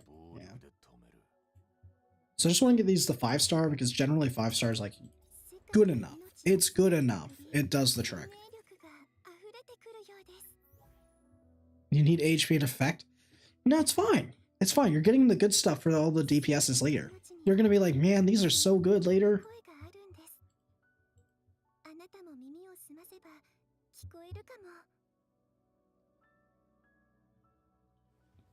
What team for Doki Inferno? I've Rill, Lily, Freya, Valerian, Kazuo, Kloss. Replace the just remove Lily and then just run the other 5. If you can't do that, then it's a stat difference for your Rill. So you probably need to go farm a bit of better Terror or Shells to upgrade. 5-star level 1. 5-star level 1. Enough. 5-star level 1? For which part? Which content? Because it depends on the character. For the most part, 5-star level 1 is enough if you're using them in PvP, PvE, because they'll naturally level up. For PvP, you want to get them up to as close to 45 as you can. Consider your best substat piece that you rolled on?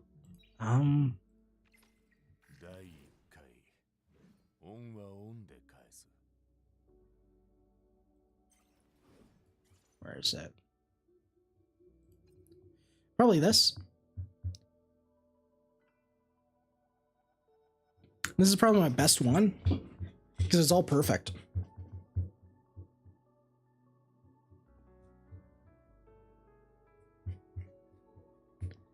What's EPS set for Remultra one shot? Mine does like 10k less than I need. Kenai Fury Edge.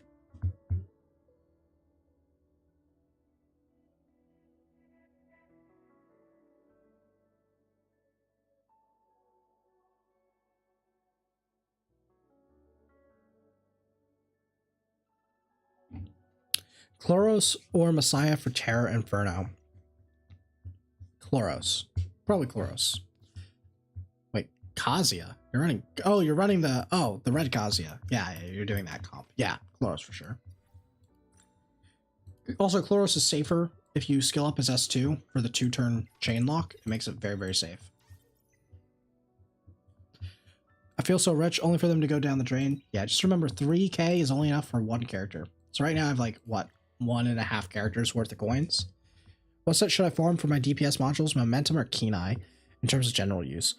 General use, because you're including PvP in that case, is Kenai 100%. PvE, Momentum is still better.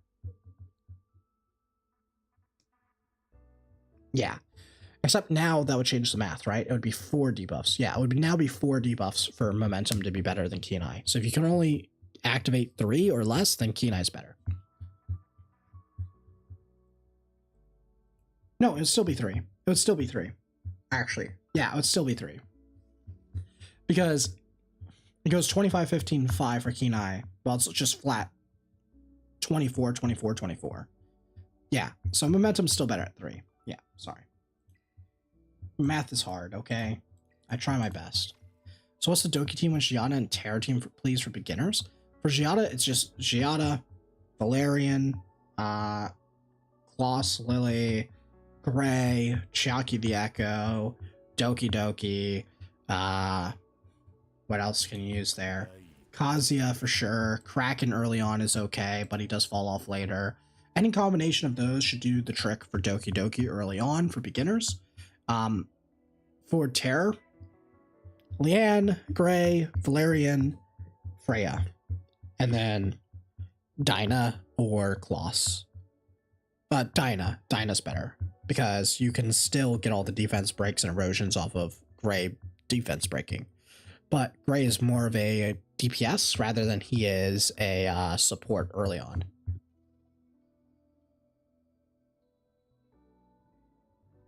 Kraken falls off in Doki because it becomes more of a sustained game and his cooldowns are longer than Kazuya. That's the biggest reason. And he's better in one-shot comps. So by the time that you're using him, you probably didn't need him in the first place, and he's probably fine at zeros with 0 skill ups at all. Because you're probably just using him to one-shot the comp anyway, and you're probably using him on literally 0 gear. So it's a win more character.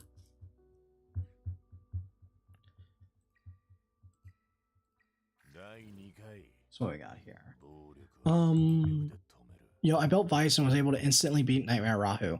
Yeah, see? He's the fucking GOAT. He's actually the GOAT.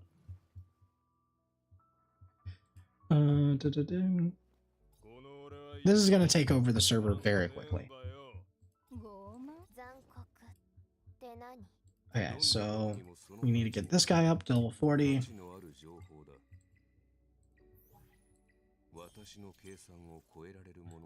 And then who else am I missing? Oh yeah, these two. So these are the last two that I need for me personally. Oh yeah, we need to craft this.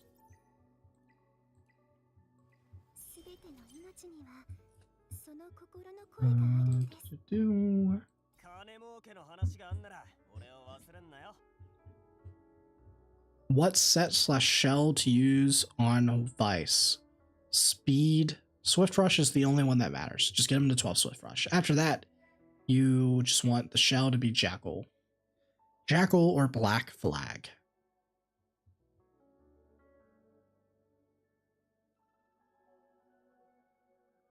Mio's skill priority for Doki Doki Inferno.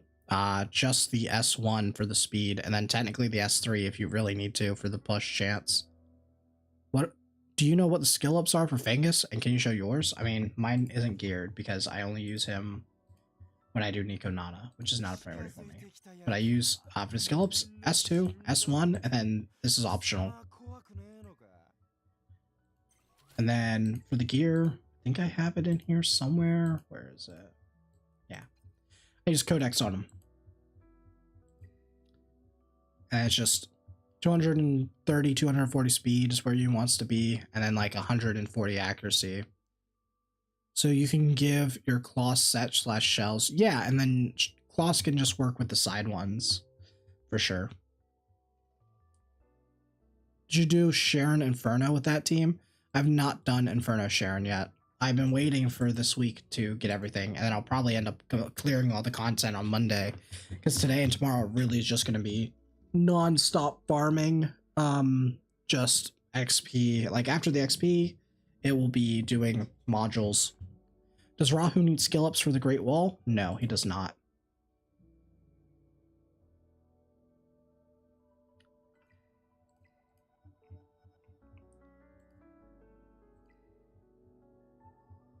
Not bad.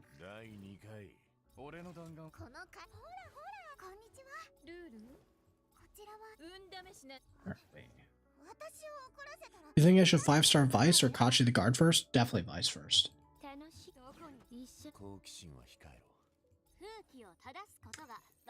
I should level her up to 45 100%. Okay, where is it? Where are you? Where are you, Ashu? Is Time Wave / Swift Raid okay on Val? I mean, if that's what you need to do to get to the right amounts of whatchamacallit. If that's what you have to do to get your Valorant, wait, on Val. Wait, I thought you said Kazuya. No, don't run Swift Raid on Val. But Time Weave, yes, 12 Time Weave. What is Vice skill priority? It's in the it's in the poll. If you click on the poll, it tells you. Is Lilith good on Doki or is Kazuya better? Kazuya is better. Why are you leveling up Ashu? Because I'm going to use him for PvP. PvP and Ethernet rally.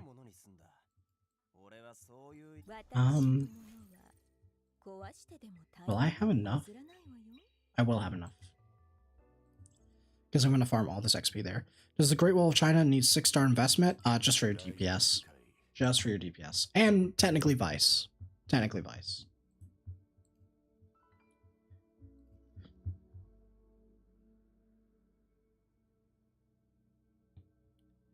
So, let's see what we got here. I mean, this is pretty much it. Is there anything else I can do in the meantime while I'm waiting? Yo, did someone give me my stuff? Hello? Hello? Yes. Thank you. So that's one down. So I just need these. I just need this one here, and then I need this guy, and then I need these. Nice. I have 1 HP, 2 defense, Time Wave right now. What's your Val right side? Oh, I mean, you want triple HP percent on her. That's more important than Time Wave, to be honest with you. Think of Time Wave as a luxury, you know?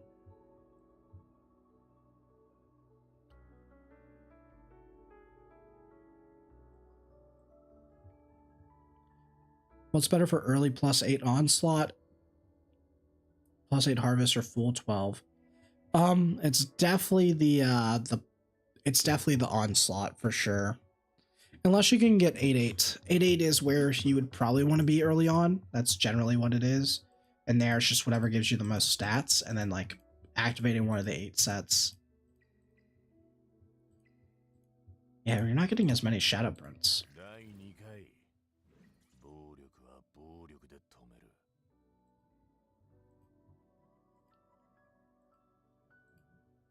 So I have everyone up that I want at this point, which is really, really good.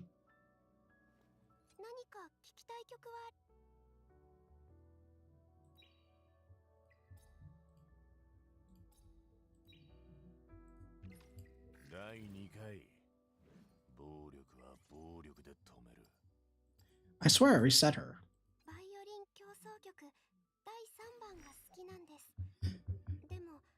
I swear I reset this chick. Who did I reset? Oh, it was Sonya. That's fine. I can definitely still use her. Oh shit, it's her.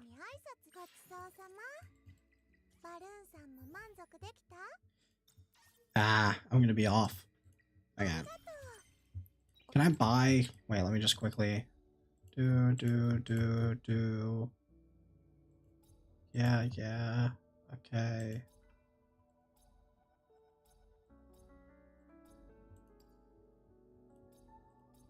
So I definitely have to farm until I have enough Shadow Prince to 6-star Giada, worst case scenario. But I can come back for that.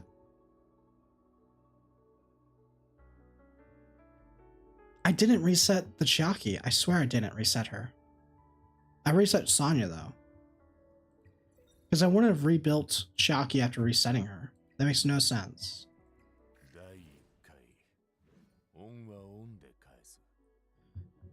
Unless it's literally bugged. Because I reset her. That's exactly how I built yeah.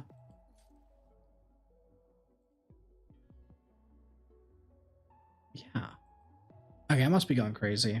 It's fine, I can go look back through my videos later. I can turn this guy off. We're gonna farm modules because my characters are quite bad. Any suggestions on how many stabilities should I spend? I don't want to overdo things. Nah, just spend all of it, to be honest with you. If you're gonna do gear, spend all of it. You're saying resetting her and frick the guildies for using her on the boss. That's true. That's true. Damn, maybe it's bugged. I can't remember who I reset then. Maybe it was Sonya. Maybe I was just joking, and maybe I was thinking about resetting her. She's fast to proc shield is nice too, or even making her faster to get the allies S3 proc. Is Artisan or Giga better on Chiaki the Echo? I would use Artisan because she's a real, like, if you can get her on triple defense and make her fast, like proccing so many Artisans is really nice because it's just always protecting you. Gigabyte, you don't really need because she will be cycling anyway. Like, I guess Gigabyte for PvP would be a little bit better, but yeah. Yeah, so pretty much all these are done. So worst case scenario is I just need to farm enough to where, okay, I have to raise her 100%. But I don't have enough here to get this, so I need to farm this. Because I kind of bricked myself. Maybe I shouldn't have built that many characters. It's okay. I'll just overinvest into XP for a bit. I'm pretty sure I fix it once I have access to... I mean, I get a red from here, but that's not the problem. I also need, where is it? Can't I just buy from here? I get one here. It's fine. I think it's fine.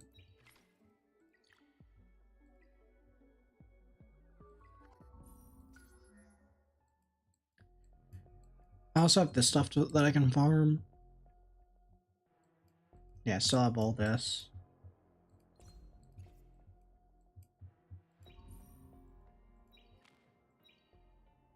Is it worth to farm XP since it's ×2? It's probably better for you to farm the GP outpost, and then I guess the XP is fine. You can probably do the XP after that, but definitely farm the GP outpost first. 100%.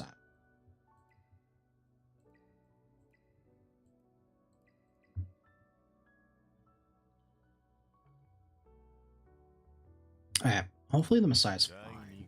Should be able to get this to work.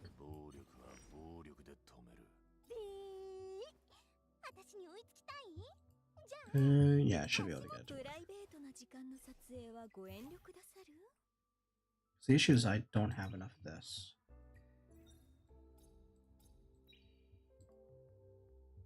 I'm building 13 tunes right now. Oh, you're building... Wait, what? 13 tunes. Wait, what's tunes? Sorry, am I stupid?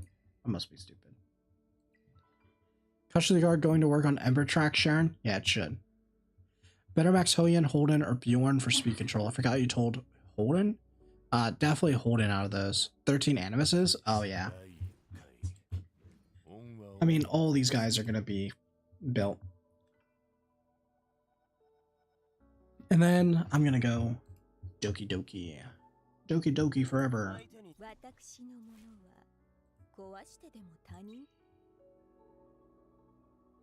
OG MMR. Oh, okay. So you call them tunes. I would just call them units or characters. That's just what I would normally do. I have like 1k stamina left. I still have 4,600. Plus, I will get a bunch. So that's 400. Yeah, so I'm going to have like an extra almost 5k stamina. And I still have to go through. And we are just about to finish. Like, all of that's pretty much going to go into gear. We're just going to be crazy.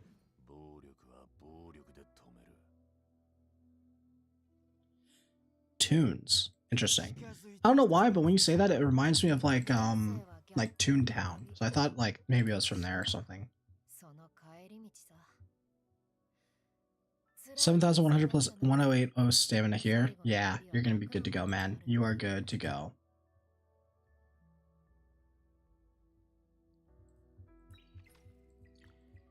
Let's do this. Man, you really aren't getting many of those. Damn. So where is she? This chick definitely goes to max 100%.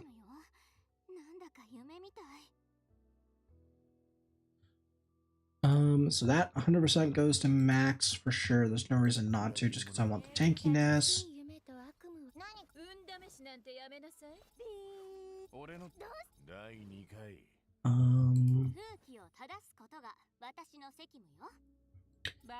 You can go to max because you're only going to be used in PvP. You can go to max because you're only going to be used in PvP. You can be left as is. You can be left as is. You can be max because I'm going to only use you in PvP. You can be max. Okay, so we're going to be here for a while, actually.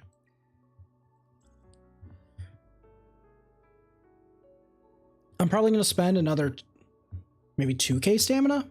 2k? Or like 1.5? Somewhere between there.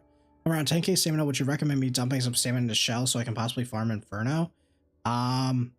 If you think that you can get there in a reasonable amount of resources, then it may be worth it if you know it's going to guarantee it.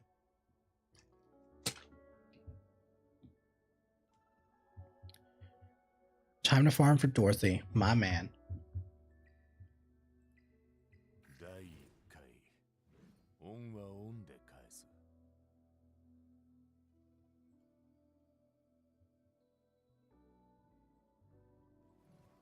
So I may have to raise this. It's not too big of a deal if I raise this, honestly. Maybe he's clearing. He's clearing. I don't care. I don't have it geared, do I? Should. So it's you. It's you. It's you. Yep, that's all good. You need to be faster though. That's the problem here. You are super slow.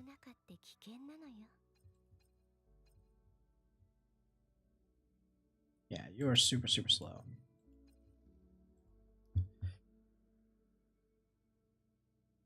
I may have to slow down my units because I do want the attack buff, that's for sure. Oh wait, no. I don't need Freya, do I? What am I doing? Because I'm going to have the attack buff from Valerian. I keep forgetting that. So where is it? It's this column. So it's just speed tuning so she's just faster than the Lily. And as long as she's faster than the Lily, so she needs to be 260. So can I get her to 260?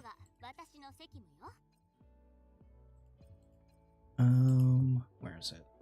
So it's this. 100% it's this. And then it's speed. So that's the fastest piece there I got. And not that fast here. Not that fast. I mean, this is the fastest there. That's on a speed set. We can go back and improve it. That's 10 speed. We'll take it. All those are taken. We need this to be effect accuracy. This side has to be triple effect accuracy. This is where things change because, oh yeah, it's that piece for sure. And then it has to be this piece for sure. And then it has to be another piece, but it has to be this one, but I don't have speed. So it has to be this. Which brings her only to 240, so I need to slow down. 100% I need to slow down.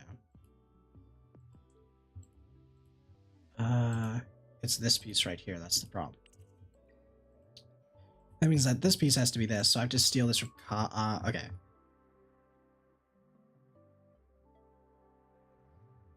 I mean, I'm pretty sure that she's still moving fast enough, so I had to steal pieces from there. This has to be effect accuracy. So it has to be this piece. And then this piece here has to be effect accuracy. And I don't have another speed one. Unless it's this. No. It's not pretty, but... okay, it worked out. And then we need one more 3 speed here. Which we don't have, and that's the problem. So what about here? Does this one have a 2 speed? I do have a 2 speed right here. I mean, this is better. This is better. This one's better. It has a little bit of effect accuracy. And then here we just do this, and then we just take this. Okay, so this should work out. So what is this? This is 237. Okay, that's fine. Actually, no. We kind of want her to move before the Kazuya. She's 250. Ah, that's fine. It should be fine. It should be fine. It should be fine.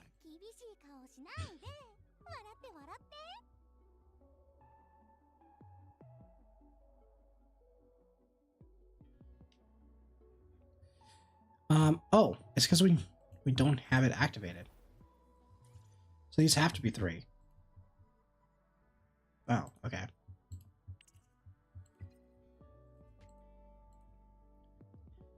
So it's that? Yeah. Okay, that works out. 254. And then Lily. And Lily's 255. So she's the one that we actually have to slow down. So this piece I can upgrade to... Well, we'll steal that. I need to downgrade a piece though. Right now she's 256. So I need to downgrade this piece. So I can't downgrade to that. That's not really a downgrade. So it's this piece. This piece goes to anything, right? Just literally anything. Just, yeah. Okay, so there we go. That's a weird downgrade. Does that mean that I can upgrade somewhere?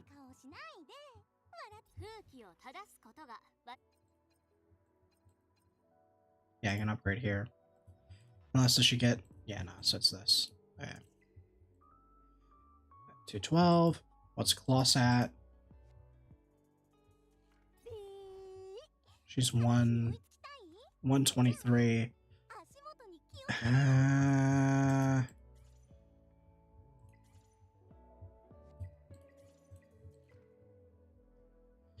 It's 8 speed though.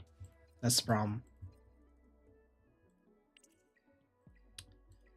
Because now it's 246. But this does bring me up fast enough that this fixes it, right? 250. And then what was Lily at? 249. Perfect. Okay, so that's good enough. Okay. And then we go light here. She is here, and then she is fine as is. Okay. We'll just run that again. Let's just give it a go.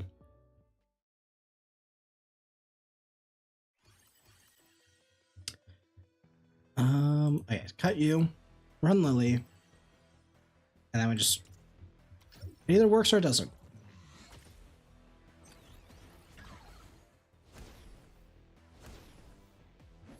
And this is where you can get defense broken, but she does get to sleep him, which is nice.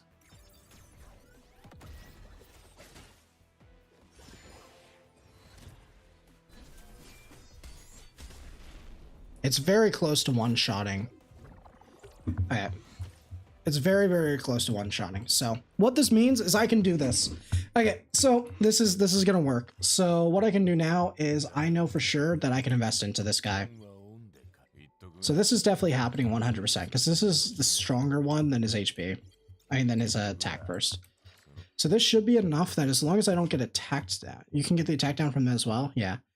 But it's fine. It's fine. So this is going to mean that, like, at least my guaranteed runs are, like, it just comes down to an attack down, worst case.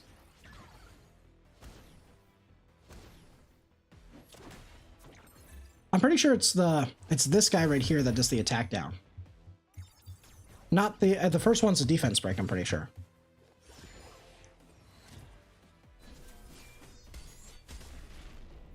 And that one is because I didn't crit. I missed a crit. Let's just give it a run. Sleep goes before Messiah. Yeah, but the issue with that is that then the guy who has the attack down will go.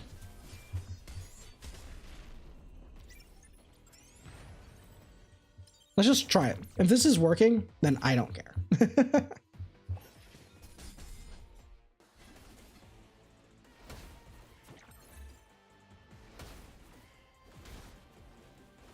Mistakenly pop 60 pots. It's okay. You just make it work now. That's all.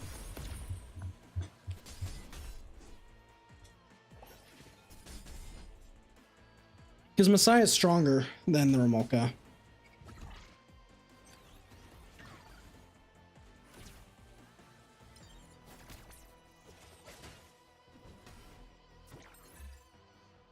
The paid claw skin is really good. I haven't actually tried it myself yet. There's a lot of random stuns here.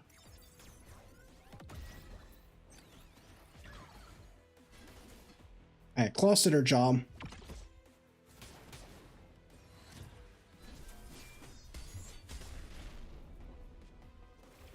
It's not very good here. Nope, that's terrible. Oh, but he got the extension. Oh, nice. Did you try Ramoka on counts? I don't have a good count is the problem. Very close. Very close.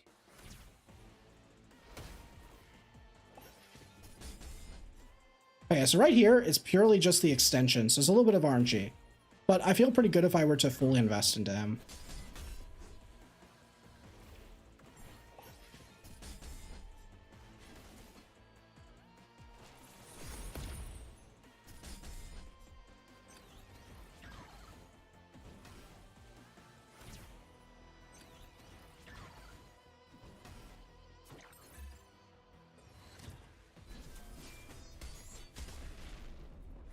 I'm also getting resisted a lot here, which is just RNG. I can't do anything about that. So there's that.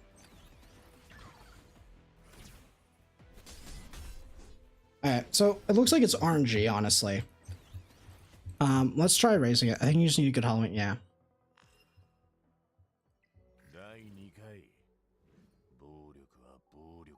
Yeah, and maybe double Artisan, swapped Foul for Linglo.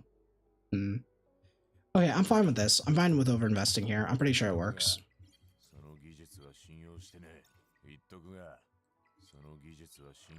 We'll give it another go. Oh, wait.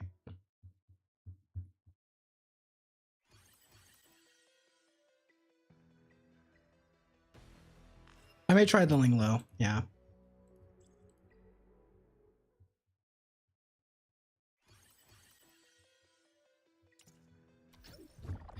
I also think if I one-shot this first wave consistently, it becomes a lot better.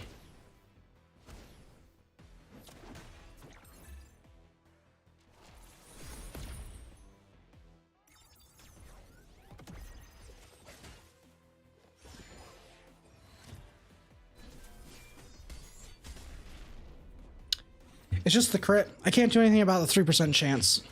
I can't.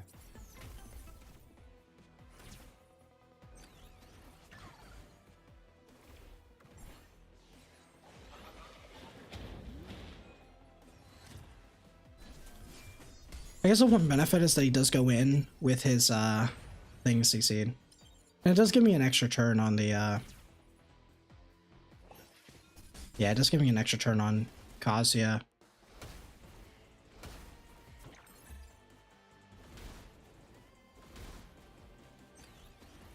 He's stunned. Great.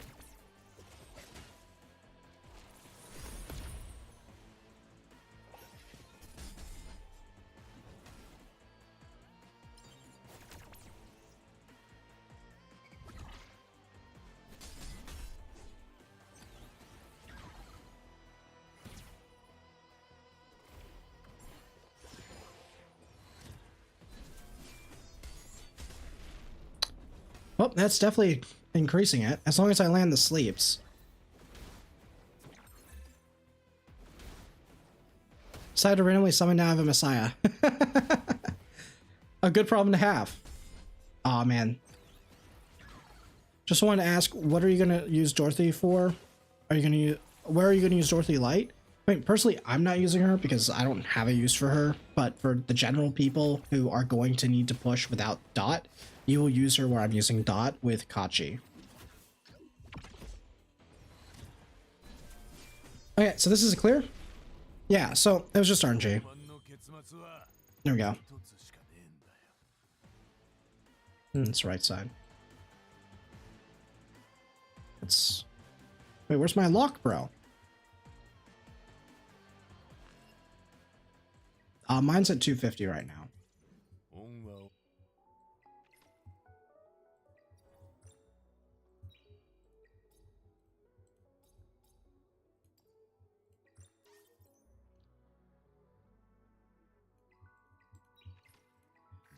See Messiah? Yeah. Here he is.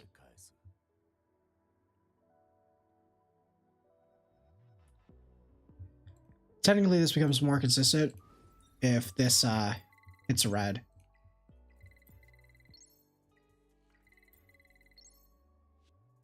No, that's not better. Nope.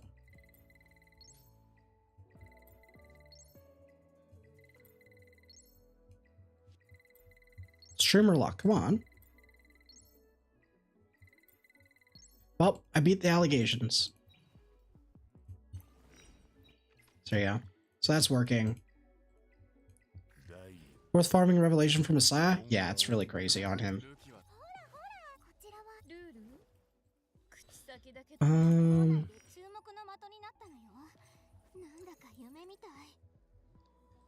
I think I'll just do this.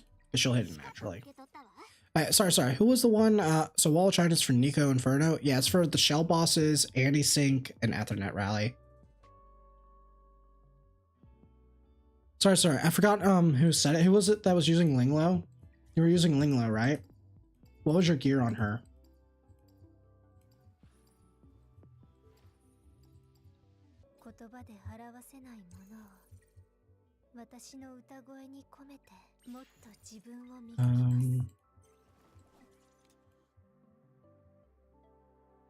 HP time weave. Oh, I don't have a good time weave set. That's the thing. Like, this is probably my best Linglo here. And then I'd switch. Oh, yeah, I'd have to do some moving around of gear to make it work. I think I'll try this, and if I get a good time weave set, then I can keep going. Yeah, but then that ruins the cloth speed tuning.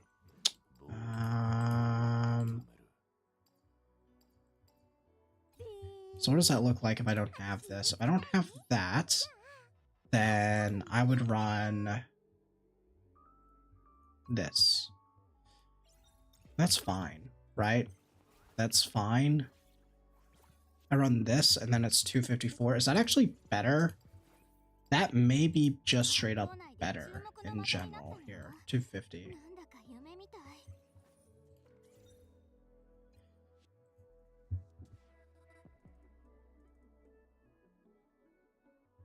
Actually, you know what? That may fix the problem with this current run, or makes it RNG. Run this. You put speed on Valerian? No speed whatsoever. Oh shit, I missed a message on this. So, before reset goes away, is it worth considering resetting Remolka for Messiah at our own risk? At our own risk? Yeah. I would not recommend it though, unless you have really good Messiah. Like, obviously, I knew that I can make a really good Messiah, which is why that's fine. Oh no, this doesn't fix the run. Because Gigabyte's why I'm cutting it. Yeah.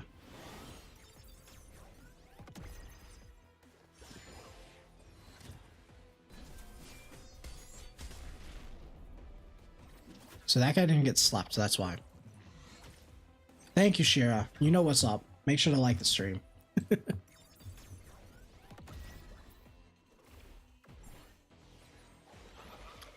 Did you see Brax uploaded a very negative video about Etheria? Saw Sean reacting to it. Wonder if he'll check it off stream. I mean, I can react to it, but does Brax actually play the game? I'm being honest. I actually don't know. Or is he just being negative? If you can somehow tune to where Kazu goes right before Messiah, you guarantee one-shot the wave. Yeah, but I can't without being able to do it. He played 30 hours. That's like nothing.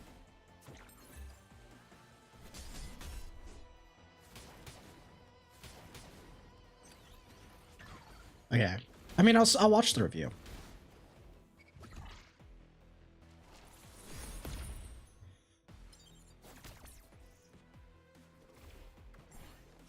And that's not even tutorial. Kind of true though.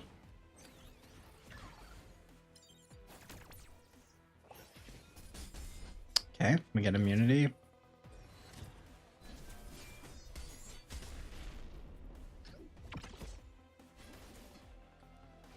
So we get one more Kazuya S3 and it lands. I'm pretty sure it's a wrap.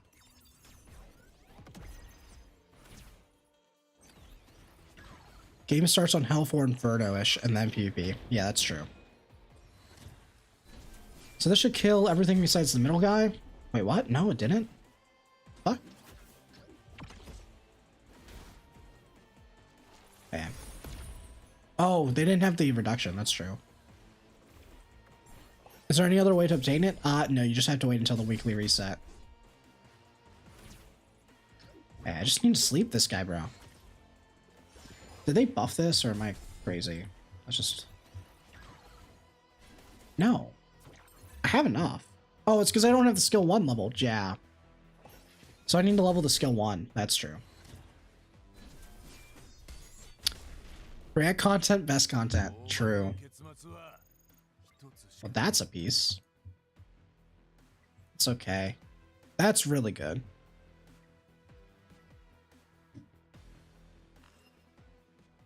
You just need her to move, like, it's weird to explain it.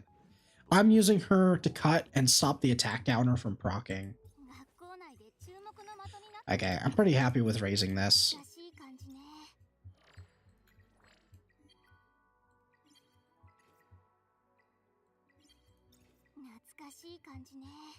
That should help her later as well, so... 262. Pretty good. Just wait for this finish. No revelation proc. Oh, true. True. Is it taking 12 onslaught, 12 Kenai good? Yes, that's mine. That's literally the same as mine. So that's good. We'll get you up.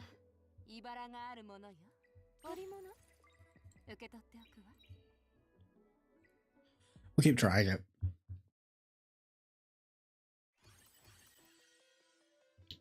I mean, ever since I invested into him, it's been fine.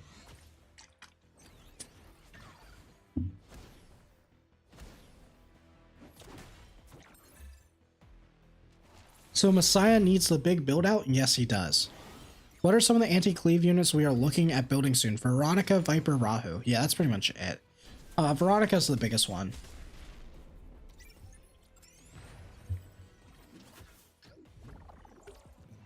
Like, my Messiah is just barely able to do this consistently from what it looks like. And I didn't sleep anything, so I'm not going to do any damage. The building Holden for terror means I stop using Dinah? No. Holden is used as the, oh, it's actually kind of good that I got stuns there. Because now I get another sleep. But yeah, Holden's more used for like the immunity stripping more than anything else. Oh my god, the stuns, bro. I see why you're using Linglo. I mean, I guess there's no point using the Valerian if I'm using Linglo. I mean, if I'm not one-shotting the first wave, there's no point.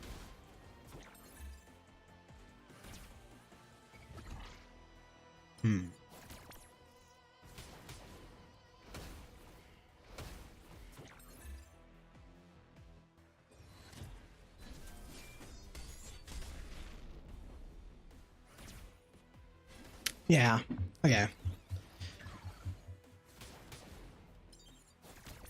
Yeah, but the attack buff isn't really doing too much here, to be honest.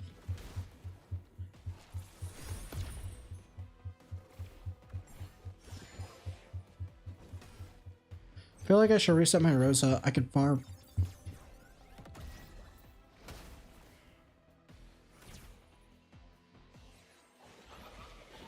Sorry. Feel like I should reset my Rosa. I can farm Hell for Doki, but I can't clear Inferno, so I should swap to Messiah. Messiah's only good if you have good gear for him. Like, this is a very crazy Messiah. You need a really good Messiah to be able to do this. Otherwise, Jad is better. But yeah, Rosa's not going to be able to push into Inferno. She's not designed for that. She's more designed for Aurora. Terran, Holden, Daiting, Dinah, Freya, Val makes sense to push currently on Hell 2. For the most part, it just should be like Valerian, Ting, Holden, Freya. I mean, yeah, that's fine. Should be fine. Should be able to get to Hell 3 with that. I think Bryce said this video was made after 30 hours of the game's time or something. Okay. Do you have a link to it? Post it in the Discord. Then we can do some React content. That'll be fun.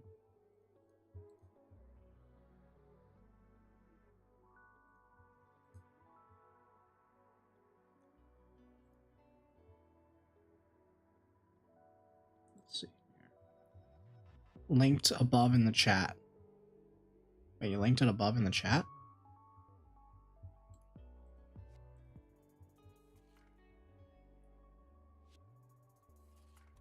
Oh, you can just post it in the admin one for million. It'll be easier instead of me scrolling through.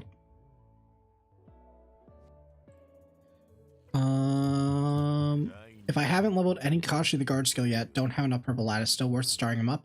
Yeah, you can use him as 111.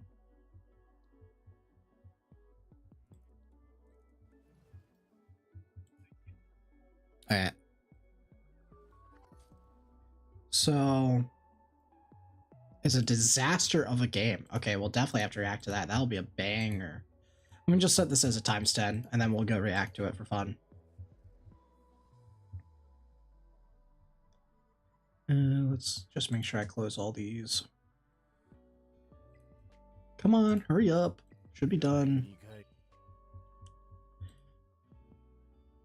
Reacting content, the best. Okay, let's see here.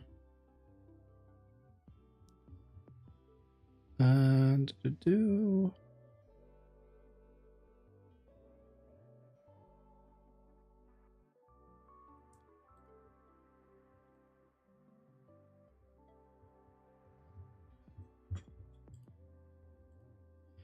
think that should be fine. Yeah, you should be able to see it. How's it going, mate? What are you currently focusing on times 2? I'm currently focusing on XP, but then I'm also going to start doing Etheria. I mean, start doing Doki Doki runs. Hey, that should be everything. I think that's good enough.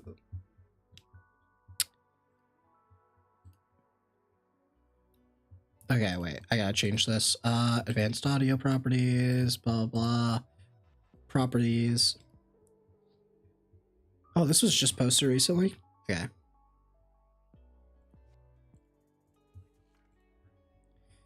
Sorry, probably double hearing sound. Yeah.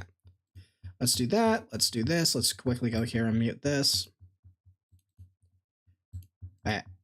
So, is the drama guy. I can't. Should I put on my best tech tone impression? Oh my god. Reacting content. Yeah. Just got my Inferno Doki Doki assistant. Nice. Nice. Okay. Let's see. Braxophone just... Actually, no, I should record this. Braxophone just posted his reaction to Etheria restart. As the Etheria guy, I'm kind of obligated to react to this. That's not my excuse for easy content. So, let's see. He has a title here. Let's see if it's clickbait or not.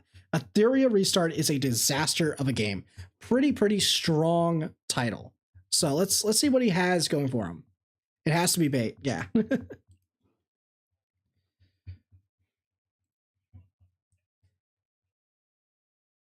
What the heck? Why is this the intro? Cat girl experiment. That's wild. You can't hear it. You should be able to hear it. Oh, you know what? No sound? Ah! Streamer can't stream.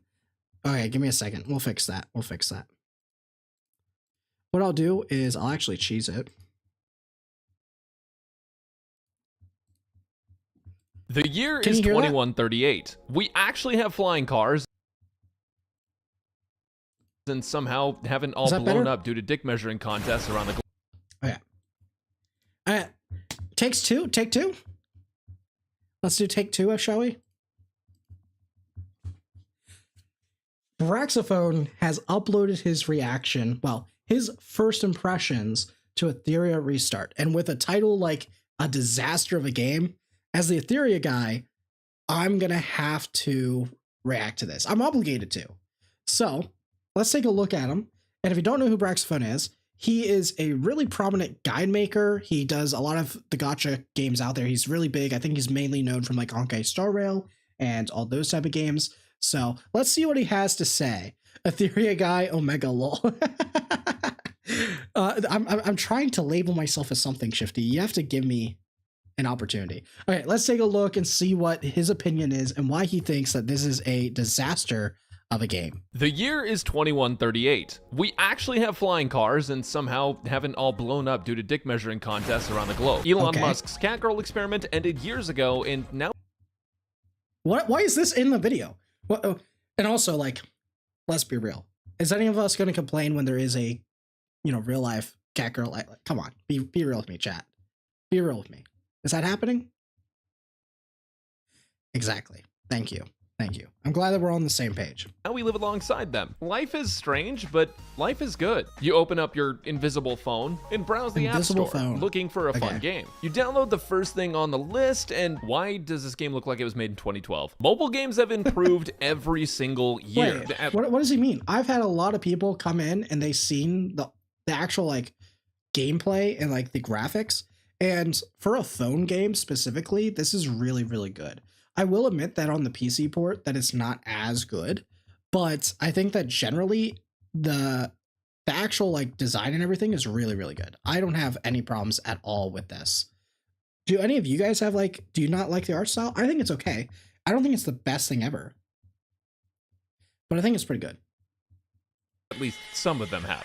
It really does feel like they're getting higher quality all the time, and that quality of life improves with every new iteration. The level of story writing, storytelling, game mechanics, and overall design just keeps getting better. But that only applies to some games apparently, because somehow Etheria Restart took everything that we felt good about in new mobile gaming and set us back 10 years. You know, he just showed all these cutscenes as his like example, but I'm gonna be honest, the Etheria one looked like it had the cleanest cutscenes. Everything else felt like it was just a little bit cartoony. I think for one that wants to take itself seriously, like Etheria, I think the atmosphere is generally fine. I do agree that if you're going for like the more cartoony, like splashy Gunner look, then I think Hoyoverse is generally like really good at doing it. I think Etheria Restart has a nice niche one. So yeah, we all skip cutscenes in PvP games. That's true. That's true. That's the reason. Has more black and white cutscenes. That's true. That's the other thing is like Etheria definitely has like other things above it. I do admit that there are some areas where they can improve 100%. And I hope that as the game grows and gets older that they do some quality of life to the actual art. But I think generally where it is, it's in a pretty good spot. If you don't know what it is, Etheria Restart is a PvP-enabled anime gacha game that released in early June 2025. PvP, by the way, but we're still at level 60, and we are still doing mainly PvE content because that's how long it takes. But that's a different story. That's a different problem. And its goal was to be a unique addition to the anime gaming space, while also being the first major modern 3D PvP gacha game. For a lot of people, gacha with PvP is a red flag, but for some, it's a green light straight into a casino. Funny enough, if PvP felt like the focus of Etheria, I probably wouldn't have disliked it so much after investing 30 hours. PvP in gacha is ultimately about who spends the most. This guy actually went on and made a impression video about the whole case of the game based on 30 hours. This is sponsored, right? Oh, wait, no, I shouldn't click on that. This better be sponsored, and they just let him give it. No, it can't be, because he's doing a terrible content. I'm going to be honest, though. 30 hours is not a lot of time in this game. You need to give this at least a week, honestly. Wait, actually, is that a week? Because on average, I would say that it takes about 3 to 4 hours of gameplay for the first week. Actually, you know what? Maybe he did give it a week. If he did give it a week, then I'll say that's fair. But honestly, I would say that you probably, like, the game's been out very soon. It has had a lot of problems. Okay, I'll give him the benefit of the doubt. Maybe 30 is a little bit better than what I think it is. But I think it's probably around, like, 20-ish hours, if I'm going to be honest. Unless you're sitting there doing, like, infinite runs. So, like, runs that are taking, like, 20 hours to do. But there's no way, because you want to be able to get this video out by now if you were actually going to give it a fair impression. I play all Hoyo games, Wuma, and many gacha, and Etheria looks really good. Yeah, I think it looks fine. Are a lot of playtime? They are, but does it take 30 hours worth for, like, I would say a week? I'd say if he said 40 hours, I would be no questions asked. I think that'd be fair. But I think that he's definitely could have had a little bit more playtime to see how it feels. And I think that he would have actually had more issues, to be honest, to be frank. But yeah. Money, and I love my tax write-off. But the more I write this script and reflect on my time playing, the more I realize how f***ed up this game is. From poor game design to using AI art to save a buck, Etheria Restart is full of problems that nobody... They used AI art? I actually didn't know about that at all. That must have been really well covered up. I have no idea about that, but I'm surprised I didn't hear more about that. Artists are like very, very, very anal about that stuff right now. I think there's a fair reason why you're worried about that, but that's a different discussion. They used AI. Huh. Okay. That's news to me. She does look very, I guess. Honestly, a lot of the characters, I'll say one of my biggest issues is that a lot of the skins and a lot of the other like crossover characters like that, it's not that they look like AI. It looks like they threw them into Photoshop and they used the hue and contrast slide and they just changed that. And they just made sure to highlight only the parts besides the skin. You should watch a video covering that as well. Actually, I will, because I actually don't know about that. That's pretty cool. He is talking about, because they're all sponsored. Oh, shit. They're Here all we go again. When Okay, I fair played, enough. I decided to stay completely free to play, because when I played the beta, I wasn't impressed with the gameplay loop, and even though you'd get your money back and more from the rebate, knowing my luck, I'd have better chances on a reroll than by spending two. Okay, let's be real, Braxa. The reason why he played free to play is because when you are a content creator at the size of Braxophone, Tectone, all of them, you don't have to put money into the game. You just have to exist and play it and try your best. And as long as you do that, you'll make plenty of profit from it. And at the end of the day, when they're doing it as a full-time job, that is what has to come at the end of the day. That's just the truth. And that's okay. There's nothing wrong with that. But don't try to lie and act like there's some other reason. You just didn't want to add it to the game roster. You didn't like it. That's fine. Don't try to make up a bunch of excuses about it. It's okay. It's okay. I know he did mention that one of them was that, but adding all the other stuff, just say it's just not a game that he wants to put into his roster. That's it. Just say that. Keep it simple. $200. So when the game released, I re-rolled for 8 hours. はい。 8 hours, rookie numbers. Vulcan would like to have a discussion with you, sir. Rookie numbers. 今出ます。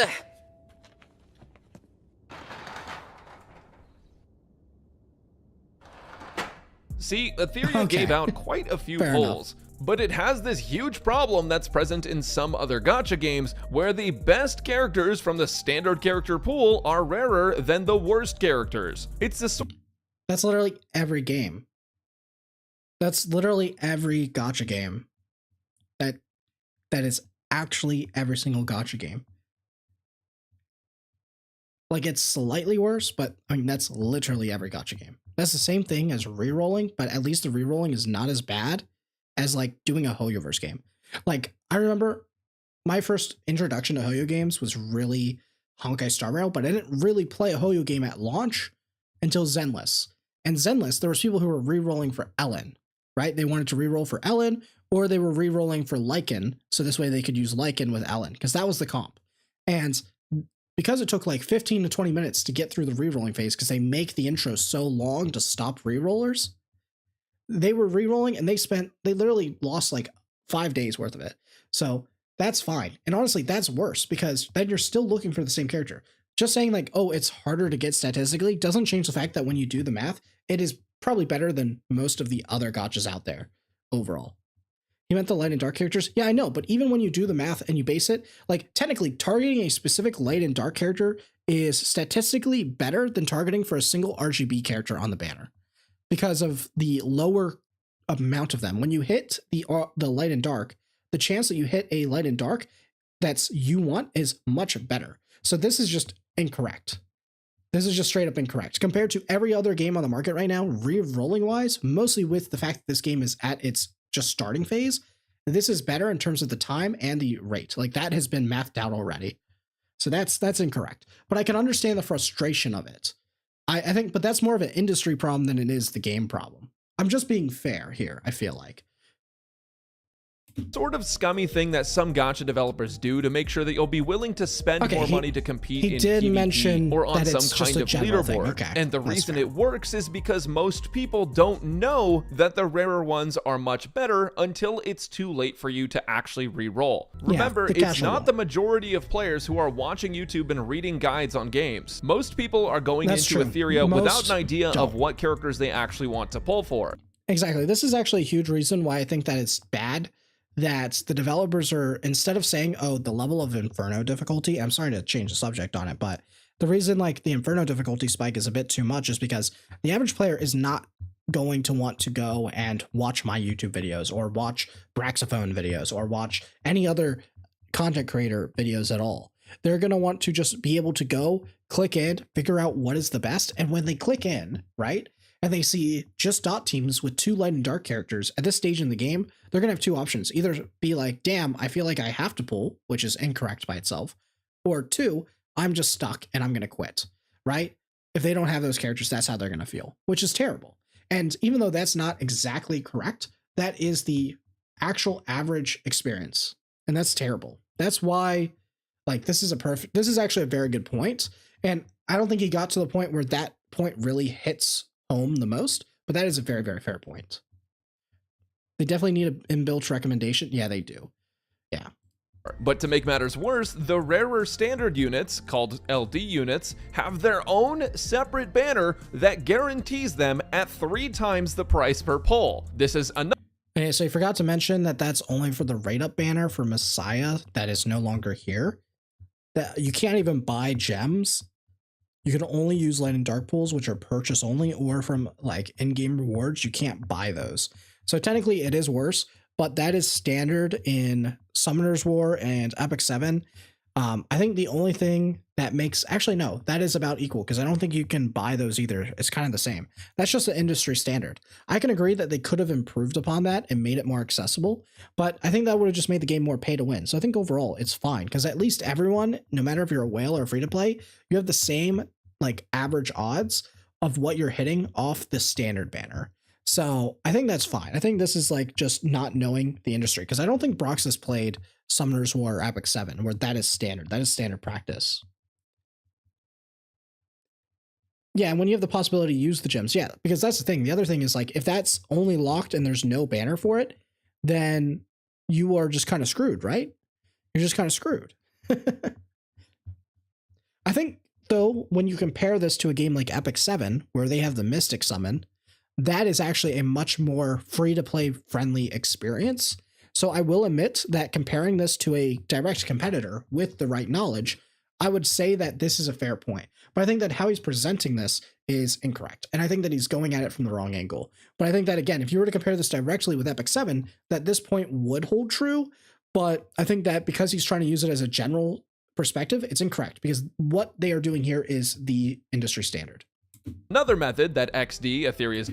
Oh, true. E7 didn't start with Mystic Summon. That is true. That is true.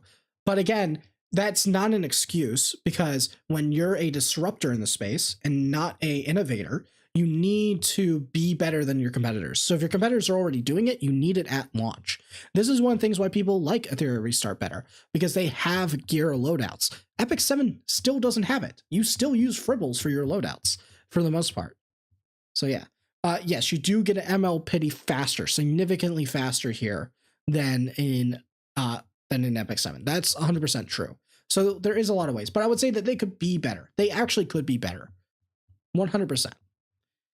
But yeah, when you're a disruptor in the space, you can't go, well, they didn't have this at launch. That's why I don't like that argument that people make about Inferno, where it's like, oh, well, you weren't beating this or that on the first week. Yeah, but we are not Summoner's War. That was like what is that? This is in the 2010s. You know, that's in the 20 teens, you know? And same for Epic 7. That was 2017, man. Who cares? This is 2025, 8 years. That's over a decade for comparing to Summoner's War. You should be better than your competitor. And I don't think that's a very like crazy statement to make. If you are trying to compete, you have to be better. You can't be the same as what they were when they were first starting. You have to be better than where they are now. Otherwise, why would I play this game versus that? The only reason is it's new and it has a shiny coat of paint on it. That's the problem. Developers used to trick you into thinking that the game is free-to-play friendly because the LD units can be earned without the 3 times price banner. But realistically, your odds of getting them are once per 4 SSRs, which have a... That's a really good rate. I have no idea why he's trying to use this as a negative. 25% chance that you get a Apex character on standard banner. That is huge. No one else has done that. Some of the competitors still don't have that. The rate in Epic 7 is like, I think it's only 10%. It's like much lower. And then for Summoner's War, I have no idea. This I can't agree with. He hasn't played any of these games. That's the only reason why I'll give him a pass here, because if he played those other games, this is just misinformation. This is just straight up misinformation. It's not disinformation because he doesn't know. But if he knew the industry standard, this is ridiculously good. 1% drop chance, assuming you don't go to pity. If we assume you get super lucky and get one every 40 pulls. This is not super lucky. This is actually just above average luck. The average pity because of soft pity is 50. So it's actually like 51, 52. I forget the exact math on it. I did it all the way back at the start, so bear with me. But this is like above average luck. So, but this is a luck that you would get and you'd be like, oh, they're just lucky, but they are not giga lucky. This is not like, oh my God, they're crazy. This is like, damn, you're getting lucky. You're getting above average pulls. You know, it's the same way that once you go past 60, you're unlucky. You're not like super unlucky, like hard pity on standard, but you're unlucky, you know? You'd need to do 160 pulls per LD unit, which... Is he really going to try to sell us that 160 pulls for an LD unit is not worth it? So pretty much what he's saying is that it's double of what the pity is on the actual LD banner. Like, bro, yeah, and exactly. That's a good point, Jolum. He's coming. I don't know what this take is supposed to prove. This is just incorrect.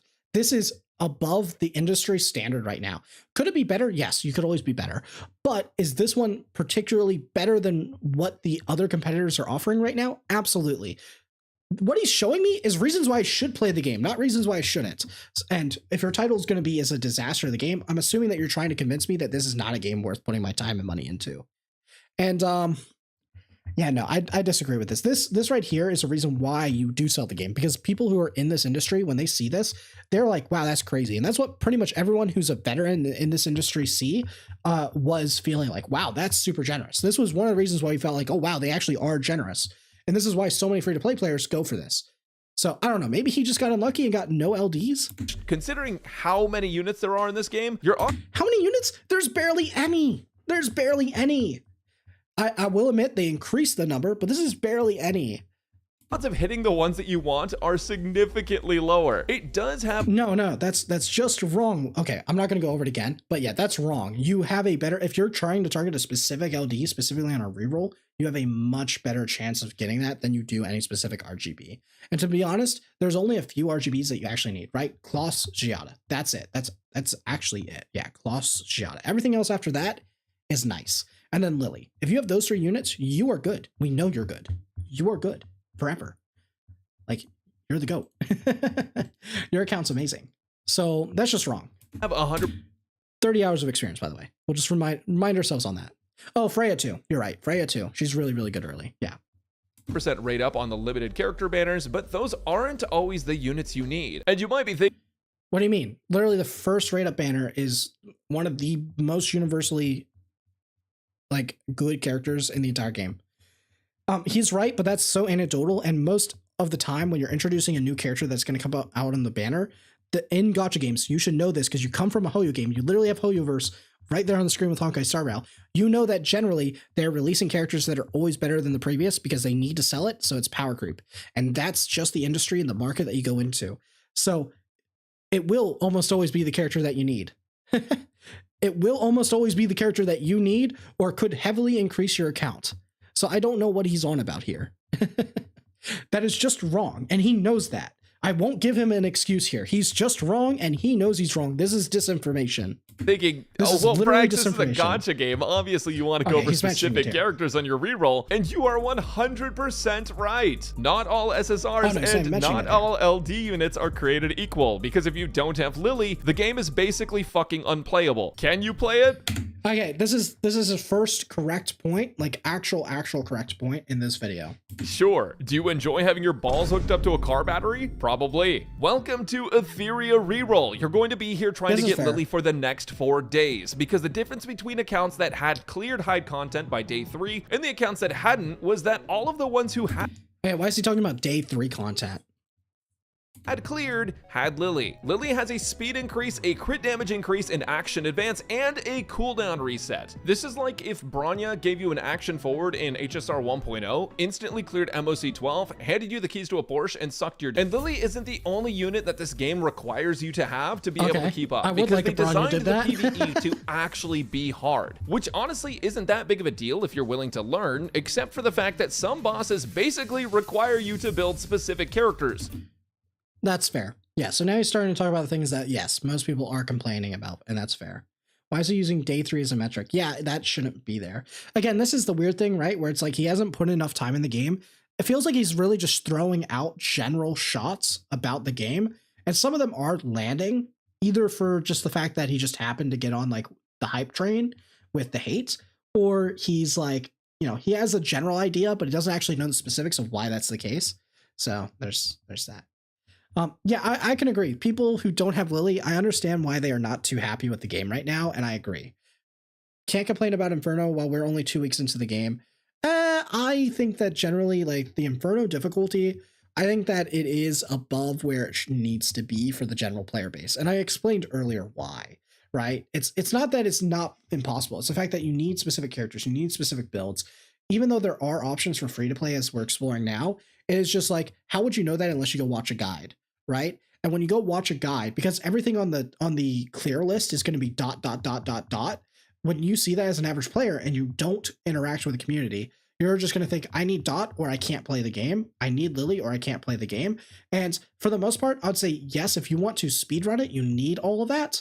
Vice is showing, but he's not going to show up on the clears. So unless you're in the know and you're here in this stream watching the videos, you're not going to be able to figure out that, like, you're just not going to know. You're just not going to know that those are the answers. And then when you just quit the game, well, it doesn't matter, because is it easier for you to quit the game and go play a game that's actually, like, caring about your time and resource and investment, or a game that says, no, I want you and I have to make you do everything the way that I want to do it, or you can't play the game? I'm probably not going to play that game. The only reason I'm playing the game is because, one, I have a content channel based on it. Two, I actually enjoy it. And three, I'm FOMO now because I spent thousands of dollars on it. So I'm kind of stuck here. But the average player who's free to play gets up to that point and sees that, they're going to go, yeah, nah, I'm going to just go back to the Hoyo game. And that's not what you want. So I think generally, just because of that, they have to limit it. And it's easy for us to be elitists and go, yeah, F the free-to-play players. Screw the casuals who don't go watch the content. They can get stuck. But that's not good for the overall health of the game. That's an elitist mentality, I feel like. Not saying that you're having that. I'm just saying, like, that general vibe is like, I think that's the incorrect way to go about it. It will help the ×2 drop for sure. But that is a band-aid. How does that feel for a player that comes in 3 weeks later and there's no ×2 day, and they're at this point that we're at now, and they're gonna have to wait at like double the amount of time of what it takes us now? So if it's taking us, if this is giving us an extra week of progression, they're gonna have to wait 2 weeks before they can play the game still. So if they came for the PvP and they still can't PvP because they're getting screwed by people who have access to Inferno, they're not gonna want to play the game. So yeah. And in order to do that, you have to log in 3 times a day for 14 business days to use your stamina and not overcap. And in fact, by then...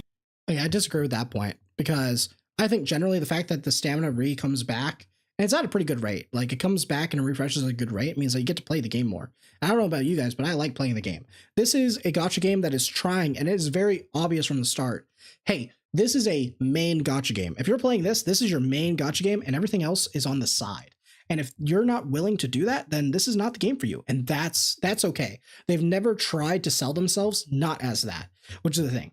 Them trying to sell themselves as free to play, and then they have dupes in Arena, and they make it so you have to have specific characters to do this, or it's going to take you 3 extra weeks compared to the people who have the specific characters to clear. That is where you can have problems. So again, this is one of those things where I feel like he's just throwing a bunch of shots and he's not actually giving any substance here. Your characters probably still wouldn't even be maxed because it takes so goddamn long to level them to max. This is true. And then ascend them to give them another star and level them to max again, and then ascend them again to give them another star. And yeah, I hate games. They're not the first one to do it, so this is an industry practice, but I hate this industry practice. The star and it brings you, like, kind of brings you back to level 1, I think is terrible. I think it just adds a bunch of redundancy. I think that doesn't need to be there. I've said that since, like, the CBT at the start of January. I've been feeling that. So I kind of just accepted it, but I do agree. This is a good point. So he's made, what, 2 good points? The Lily and this? This game's grind is a disaster. This game has so much grinding to it that the club would be jealous. First off, you have shells, which are basically weapons with RNG sets. Then you have mod. Okay, but just remind you that these shells are farmable, which is fine because the alternative was they put it into a weapon banner. So I would say pick your poison. It does make the game more free-to-play friendly. That is true. But it does mean that there's more grind. But here's the thing. When you're a free-to-play, your monetization to the game is your time. So what they're saying here is now we're not going to give the option for people to buy it. We're just going to say that everyone has to give us the time as the monetary value of it, which is fine. That is more free-to-play friendly, which is what they're selling on. So I agree with that. I think this is, I think that This is just him not understanding. Again, like if you compare this to a Hoyo game, there is a 1-to-1. So yeah, and then there's the problem that weapon banners suck. Yes, agree. Because mostly if they were to do it, then they have to make it 100%. But if it's 100%, people complain about it because they're like, well, it's woo-woo. We want to have some RNG in our thing to make it feel gacha, which is stupid. So that's a different problem. But this is probably his first time playing free to play in any gacha game. That's true because he does tend to just wail in all the other ones, right? So that's fine. Oh, true. And yeah, and it's the Hoyo ones where if you whale, you get these characters that when they're like whatever, they're six out of 6 dupe, they just literally change how they play and make them one-shot everything. I know. I'm in Scarlet. I see them. I know people who play these games and play it that way. And their characters, they just go in and go, you're struggling? Bro, no way. It can't be. They make an actual hard content. They think, nah, it's too easy still because I have 6 out of 6. I blow everything up. I one-tap it. Like I have someone who has a max dupe snipe. What's her name? The sniper chick in Zenless Zone Zero. I think it is sniper, right? And then she just destroys everything because she just becomes an all-field DPS that just literally nukes everything. Yeah, he's saying it's bad because he didn't whale on the game. Well, guess what, buddy? The best experience when you're a whale, after trying to go from a whale to a free-to-play, is like trying to be someone who vapes and then goes to like one of those non-nicotine versions. Of course it's going to suck because you're addicted to it. You're addicted to it. It's not that it's bad. It's not that it's worse. It's that it's a trigger. Thank you. It's not that it's worse. It's just that you're so used to it one way, you're addicted to it, and that's it. What do you call me out for?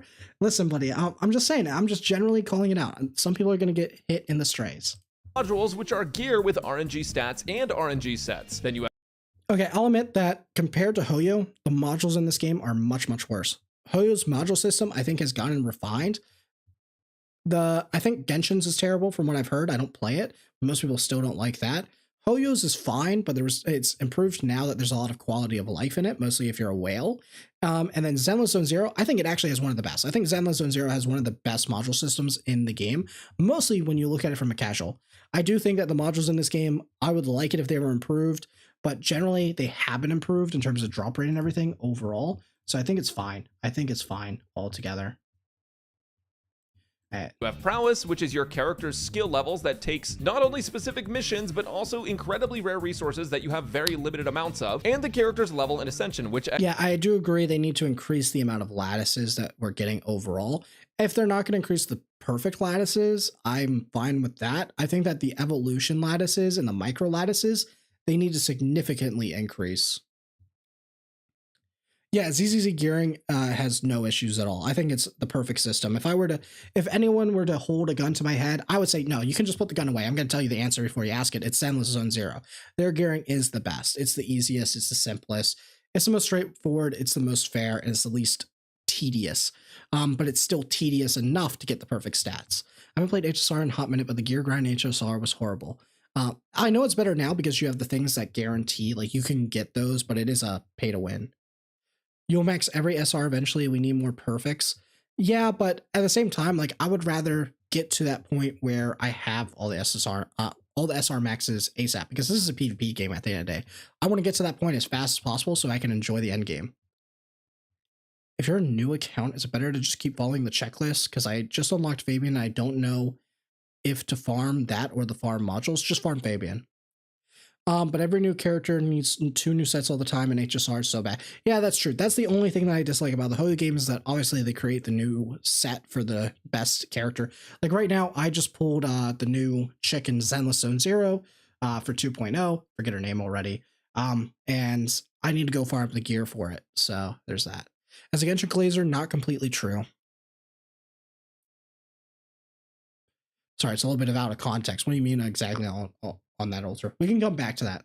Feel free to put it in. We don't have to agree on everything. That's fine. I know some people really like Genshin's systems as well, so it's fine.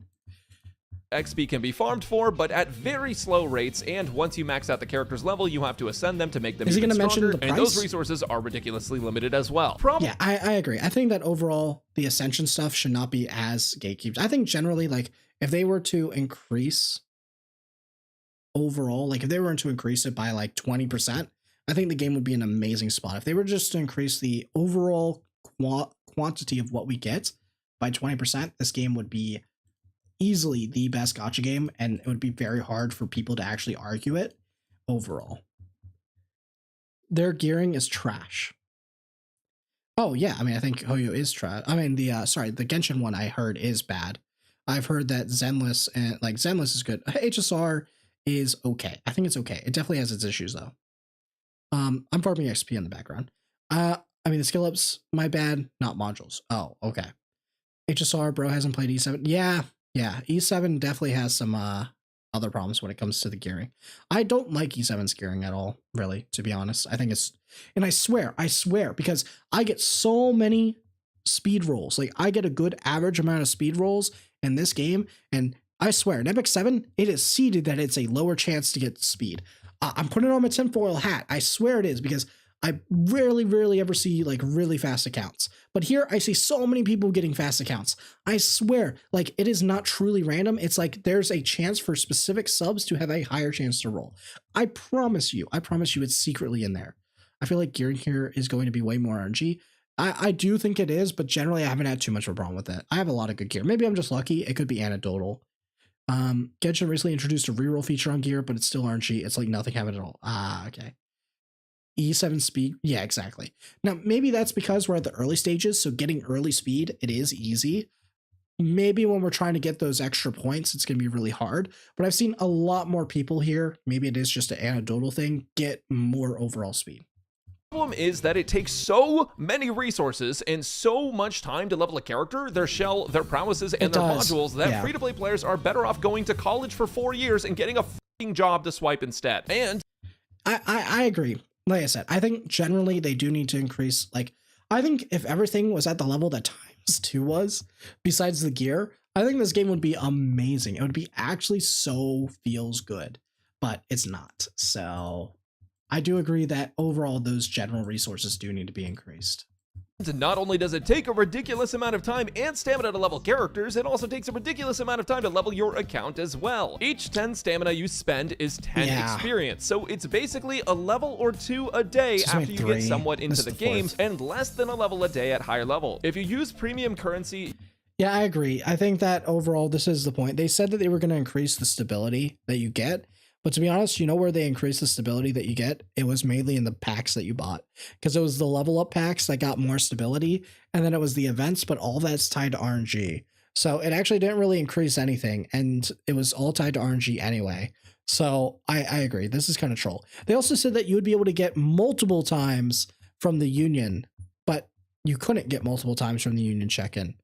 So that was just false. I don't know what happened there. I'm surprised that no one called him out for it, but I'm doing it now. Yeah, they said in the patch notes that you'd be able to get multiple check-ins a day from the union. But when did that ever happen? When? Tell me, XD. Tell me. You can refill stamina up to 10 times a day, though, which will put you literally 3 to 4 days ahead every...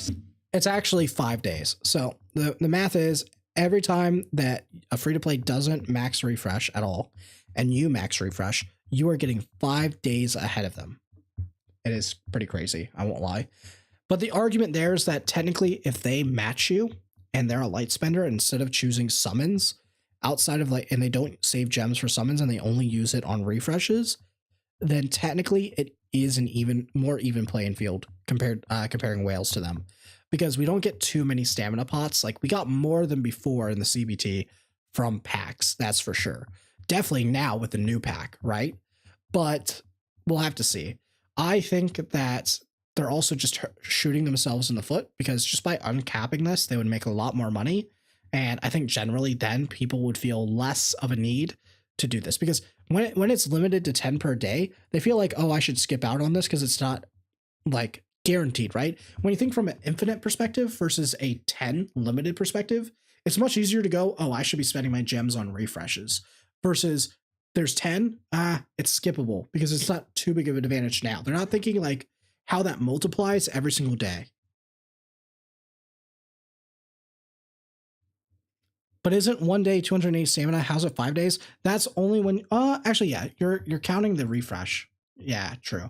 I'm counting like the casual player who's going to come in here and they're not going to like come in every single time their stamina's at they're going to wait until it's like past cap. They're going to log in once a day, use it all, and come back. which kind of goes back to what he was complaining about, because he's looking at it from a perspective, which is that it refreshes fast enough that, yeah, you do need to log in multiple times a day.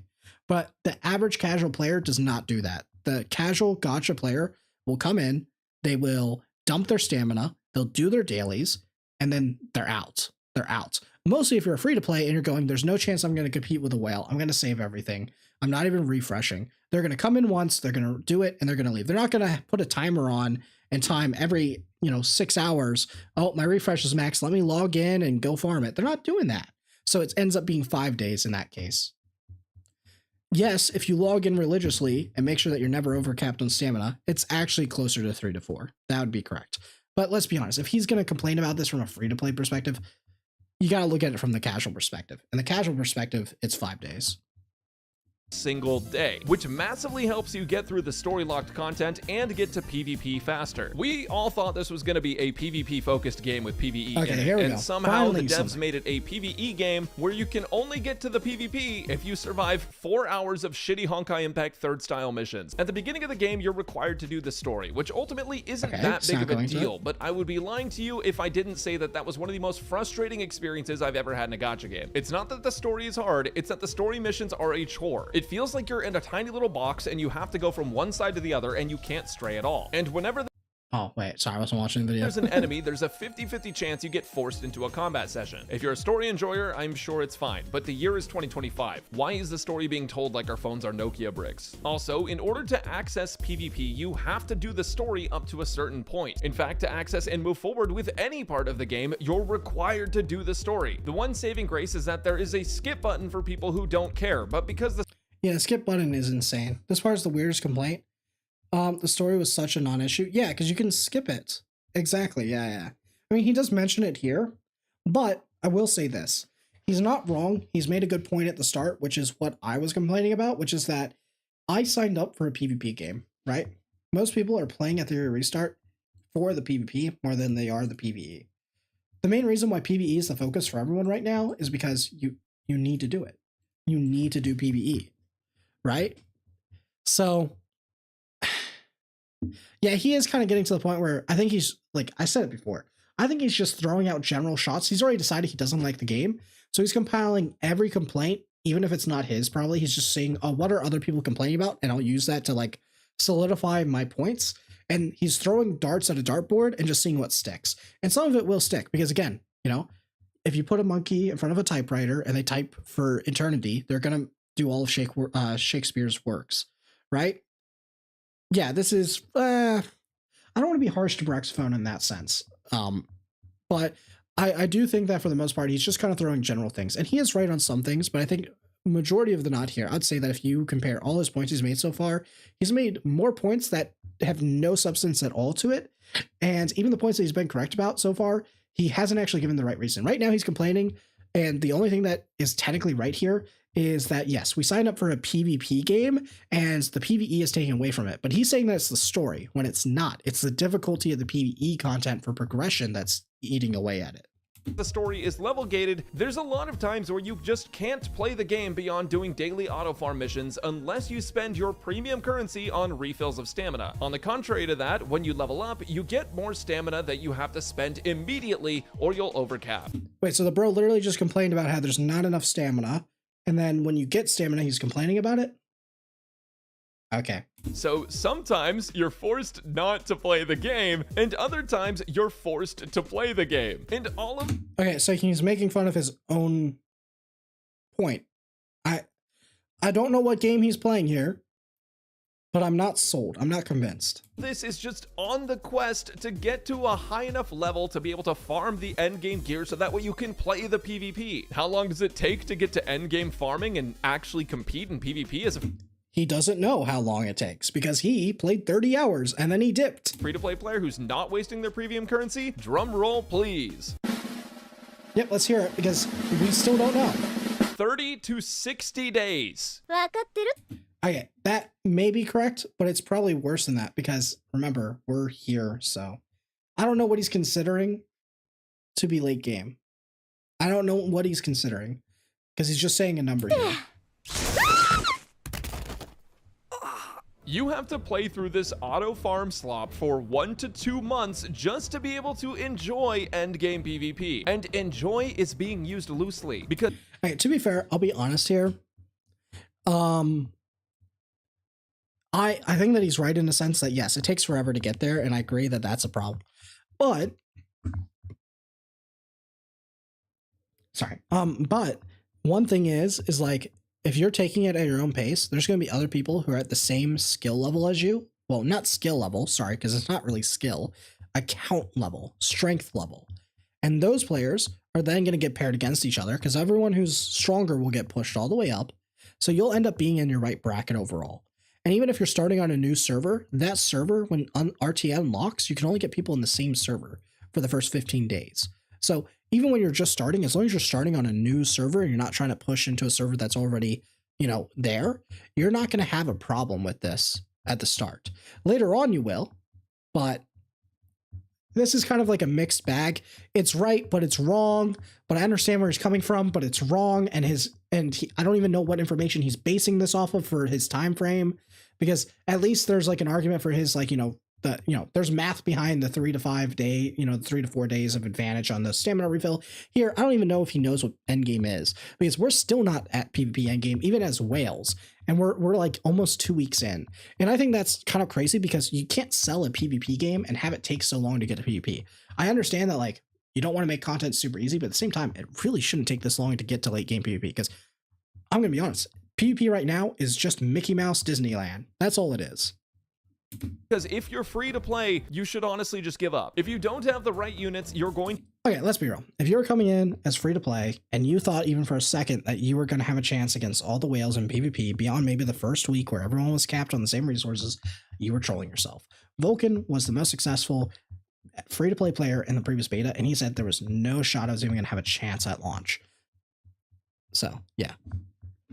To struggle with PvE farming and PvP. This game's progression is so incredibly slow that it feels terrible to try and level up. It feels like your characters make no progress daily. The pacing is so poor that for most people, like that later, the but definitely only way you're going to enjoy this that. game is by spending. I mean, this is literally the gameplay for almost 2 months. Okay, to be fair, you always enjoy games more if you spend on them because they're tailored to make you feel that way. So I don't know what that point's trying to be like. I guess don't be free to play, but free to play in a gacha game, you always know you're going to have a worse experience. You always know you're going to be limited in your experience.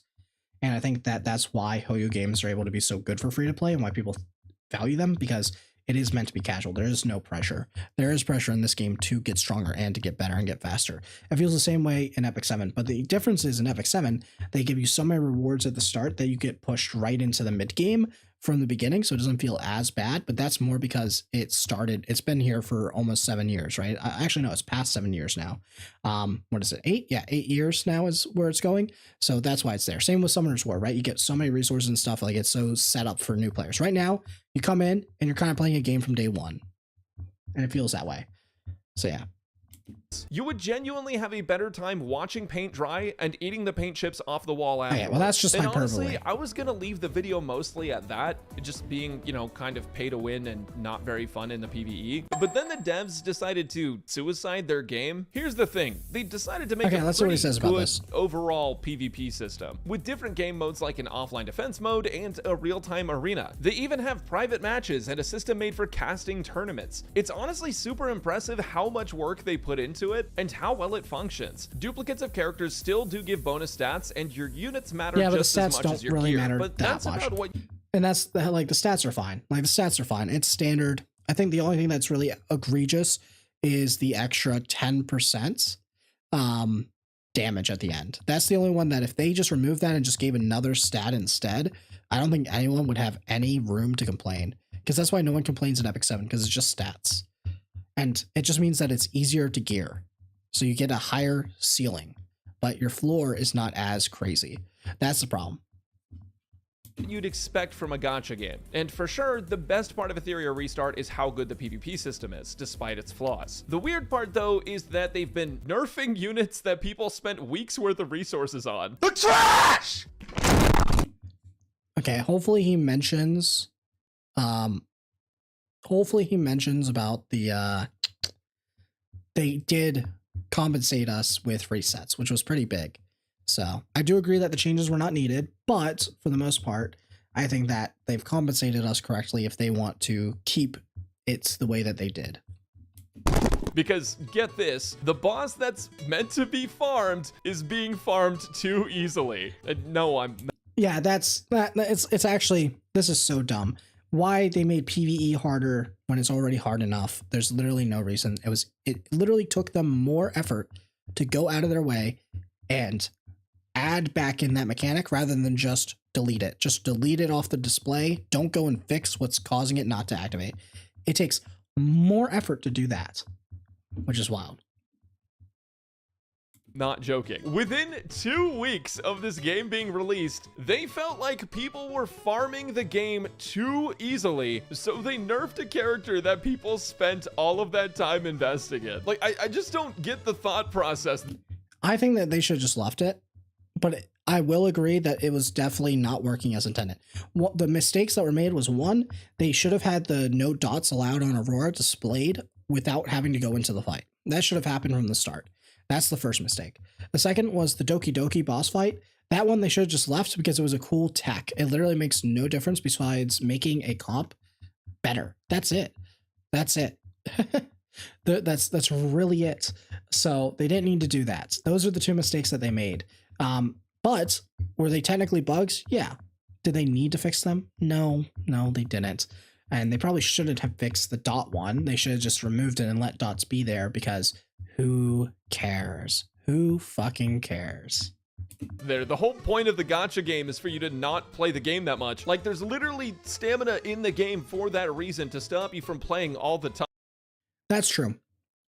The fact that there's a stamina gate on top of a level gate, on top of a gear gate, on top of a shell gate, and then there's a difficulty gate, there's, at some point, you just gotta tear the walls down, man. At some point, you just gotta go, yeah, this ain't it. This ain't it. Time. So I don't really understand why it would be a problem that people are clearing the content that they're supposed to be clearing, using a strategy 100%. That's completely fair and within the rules of the game. Balancing characters to people. Okay, he's wrong about that last point. It was not in the game. It wasn't supposed to be there. It was a bug, but they should have just grandfathered it in and accepted it, because it was kind of cool seeing the comps where Giada steals the bug. Like, that's creative. Just let it happen. The dot one, they should have just accepted the L and just removed it because it wasn't displayed at the start and people already committed to it. But hey, we all got resets. It helped us fix our accounts. I'm not complaining. PvE is a huge mistake for a game with PvP in it. Naturally, players weren't too happy with the decision. After all, what sense does it make to make PvE farming harder in a gacha game? And to add insult to injury, XD didn't even offer to refund players their invested resources until players began to criticize them for it. As mentioned 30 times in this video already, it takes a ridiculous amount of resources. Okay, I'm not sure if that's him alluding to the fact that when he said the thing, I'm going to assume that he meant that they eventually did do it, but it wasn't exactly clear. Just to level a character in that game. It's like they don't even play their own game. I don't know what they're thinking. At this point, it's kind of crazy because Jack used to actually play the game in the CBT, but I don't know if he's playing right now.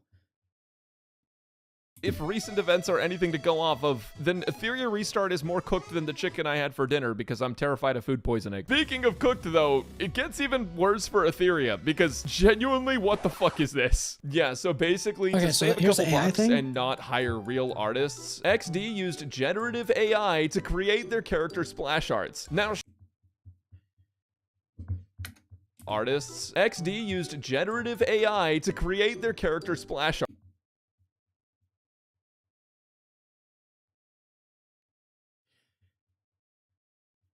Damn, I'm not gonna lie though, they did a pretty good job because I can't even recognize it. Like, they're pointing this out to me, but I actually don't see. I see it now because they're pointing it out for the hair split, but honestly, they may have just done that anyway. That could have just been an artistic style. I've seen that on actual art. That's the reason why AI does it this way. Actually, I see it a little bit on Sonya's fingers though. Why is AI art a problem? It's generally just a thing that it's taking away from opportunity for artists. It's a pretty intrinsic conversation. I don't think I have enough time to really talk about it. My personal opinion on that is that I think stuff like this, where it's easy enough that it makes no sense to go and hire an artist specifically just to redo something that you already have and you're just recoloring and whatnot. I think this is where I would have a pretty good argument that like AI art for a character, like if they said Sonya was entirely AI from scratch, I would have a different conversation here. I think this is probably a little bit of a nothing burger, and just generally I think there's a certain limit where artists are like, they're just complaining because they know it's going to take work away from them. But at the same time, I feel like the work it's taking away from them is work where if that's the only work you're relying on as an artist, you're probably not good enough, if I'm going to be entirely honest.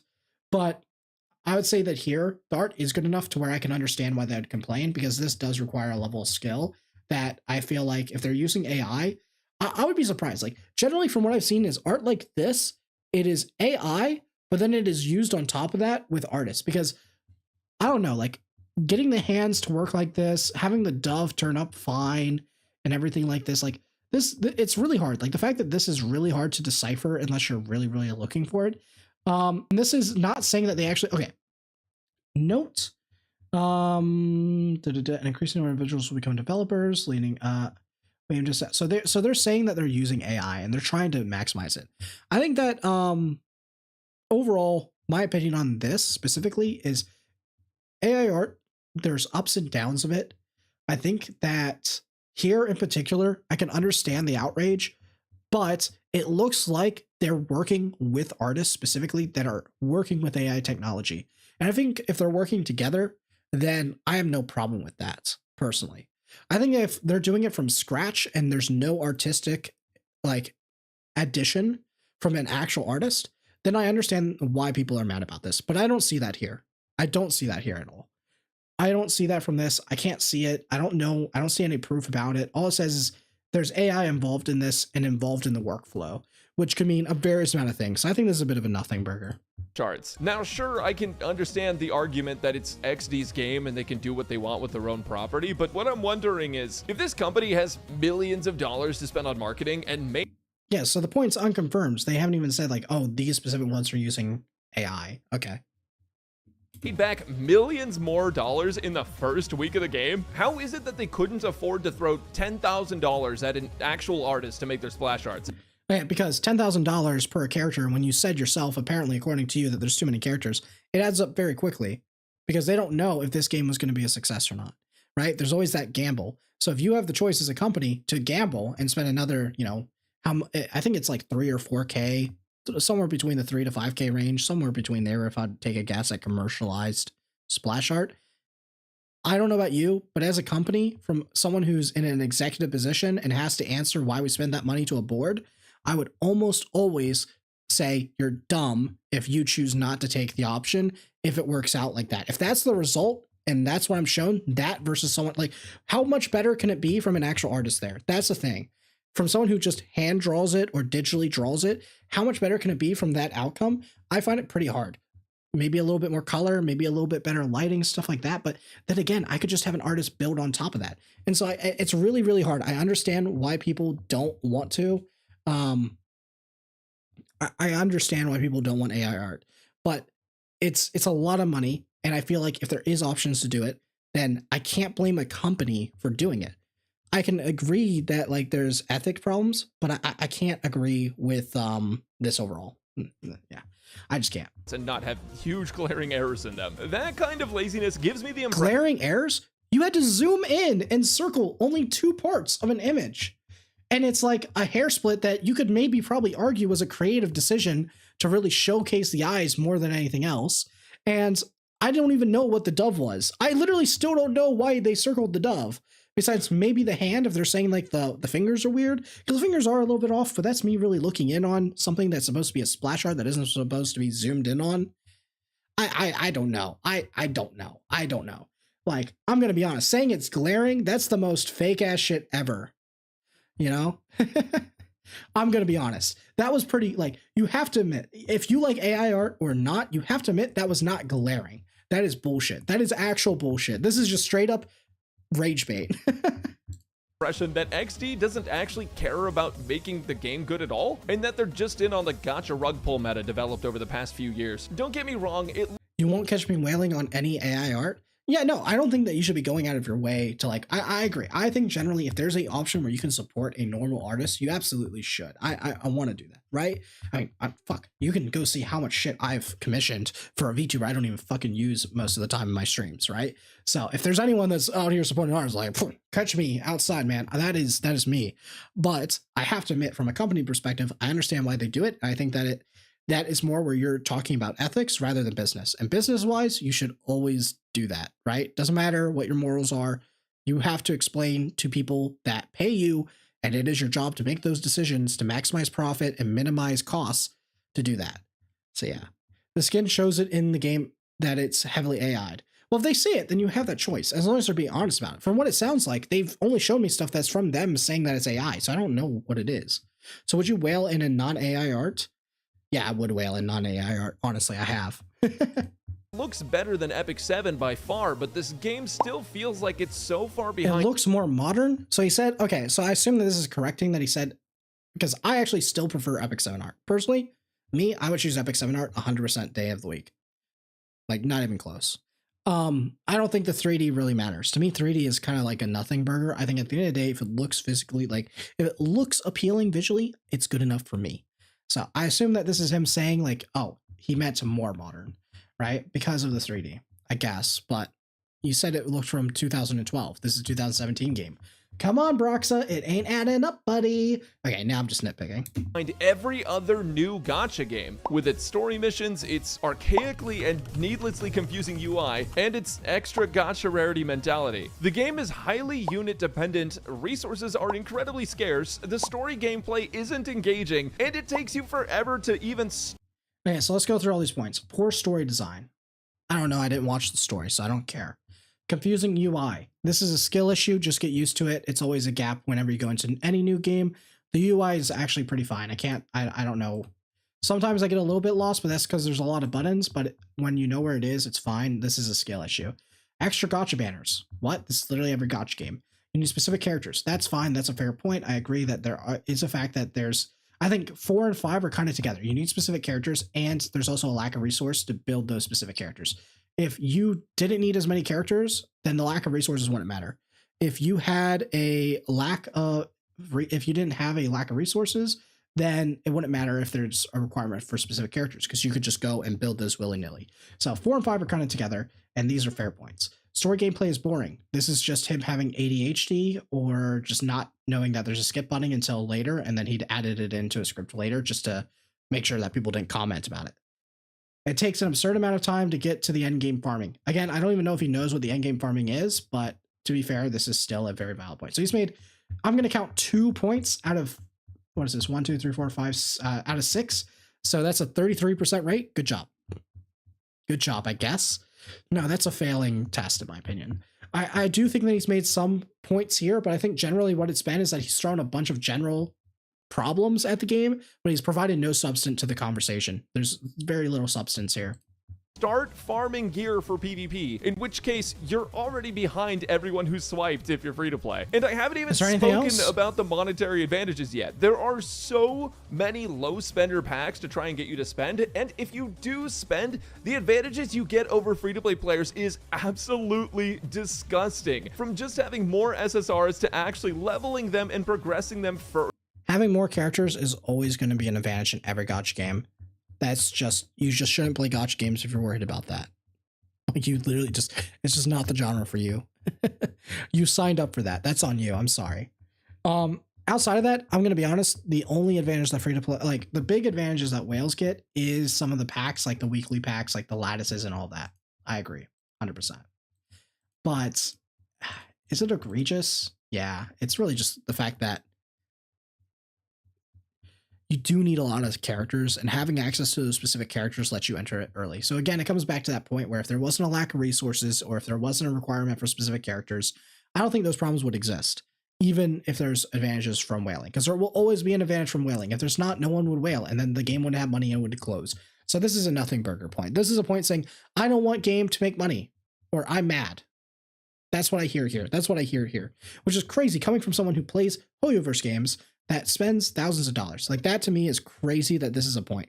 further faster. Etheria Restart is incredibly pay to win, as much as they don't want you to believe it. But ultimately, at the end of the day, I gave up after 30 hours. Not because of the pay to win, not because the game was too hard or anything like that, but because it just wasn't fun. At least not for me. And I'm sure there are plenty of people who enjoy Etheria Restart. That's fine. That's a fine point. I understand that that doesn't get you a 12-minute video, so you get past 10 minutes to make money, but that's fair. You can say that it's not fun, it's not okay, and that's allowed. That's a point. I'll give you to that. There you go. You got 3 out of 6. Good job. Now we're at a 50% for markup. So I'll give you that there. And it is 100% free to try it, so if you want to give it a go, it is a free go game for it. But I can't in good faith recommend this game to anyone, because at the moment, the progression systems are poorly developed, the gameplay doesn't feel that engaging unless you're in PvP, and even when you're there, it's so pay-to-win favored that you probably would be better off just finding another game to play. I would rather play League. I have 12 hours played in 10 years of having an account. I fucking hate that game. There is one... Wow, saying that you'd rather play League, I'm sorry. That is a -1 for sure. Yeah, nah, I'm going to be honest. I would not wish that upon my worst enemy. When I go there because I want to feel bad about myself, right? And I want to be a terrible human being. That's it. Saying that you'd rather play League, like that's a very high, no, that's crazy. That's mentally ill. Someone get Brax in contact with a therapist immediately. I'm actually really worried. One thing that this game does extremely well, though, and that's unions. If you have a group of friends that you love... No. This guy has no idea what he's talking about. No, there's so much wrong. No. Okay, we're done. Video's over. This guy doesn't know shit. I'm out. I'm out. Okay, never mind. This guy knows nothing. Cancel. He's out. This guy, okay, I give up. Okay, you had your shot, Baroxa. I gave you the benefit of the doubt, but you not tapping out. He doesn't know anything, bro. Okay, goodbye. Get him out my screen. We're done. Goodbye. All right. Good video to react to, though.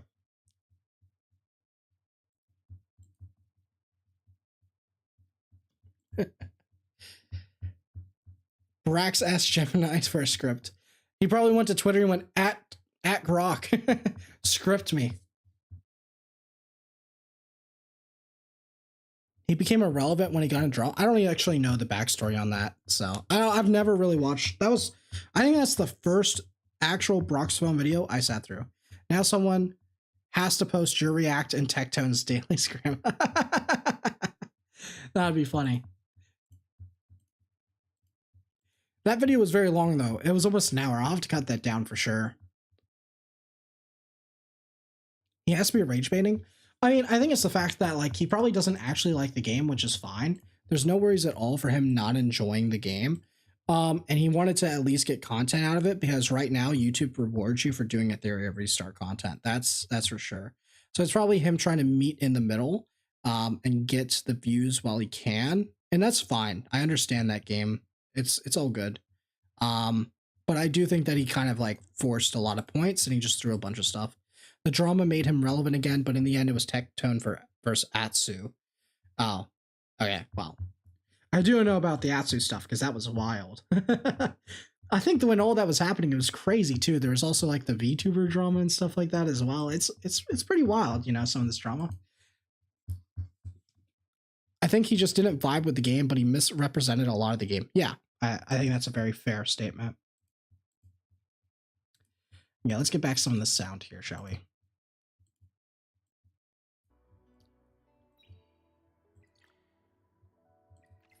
Here we go. I think it's fine to not vibe with the game, but I think he, yeah, I think you're spot on there, Dusk. Like, he did misrepresent a lot of the valid points. He just didn't actually give any substance that was correct. He just said them, and he just happened to be right. Does Chloris only need S3 max? Yes, but if you're only using him in Inferno, then you can just get away with just level 4. But if you're going to use him in like other content, then maxing it is worth it, because this way it passes on. How late is it for you? It is almost 2 a.m. So let's do that. All right, so let's we're gonna run this on auto and see how it goes. I'll see how consistent it is. If it's fine, then I won't change anything. If it's not, then I may move gear around to try to make Ling work. So there's that. Did I complete these dailies? I don't think I did. Yeah. Oh, because I have to beat threshold anyway. It's 10 p.m. for you? Oh, jeez. Wait, so does that mean... Oh, then I know where you are. I know where you are, sure. Brought 50 runs of investigation, not a single pull. What? I got so many pulls. Actually, let's take a look. Yeah, I got like a ridiculous amount of pulls. Should I pop this for fun?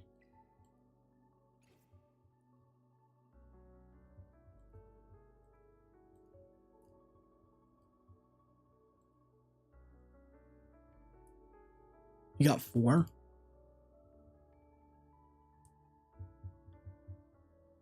You're right. What if I get Messiah dupe? Okay. Here we go. Who do we get, chat?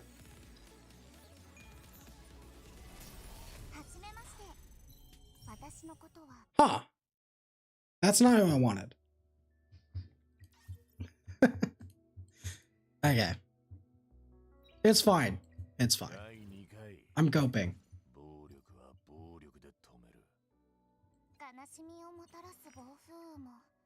It does give her the effect accuracy.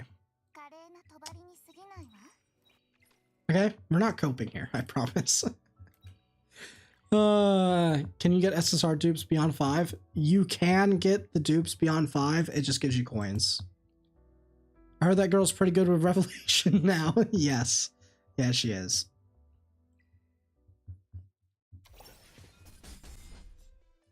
What's the Great Wall of China comp I hear so much about, and where do you use it? Is it like Rahu in PvP? It's mainly for PvE, and it's more based around using like Vice, Kachi the Guard, Dorothy, characters like that pretty much just make you super tanky, so you just accept that you're going to do 5-minute clears. What are your big plans for 2 times? It's just farming Doki now. I already got all the characters I want up to 5-star, so now it's really just farming them up, farming Doki to get the gear I need. I recently pulled Lily, Shadow Sonya, Messiah. Should I keep investing in Ramoka? Or maybe reset her and focus on the new animuses? If you're already able to clear like Hell 4, then probably just stick with Ramoka. Shadow Sonya and Lily, you 100% need to raise those to 5-star level 50. Lily probably wants to go to 6-star, get both their S1s up to max. What's my constant GP auto team? You're looking at it, but minus the Kazuya. That's about it.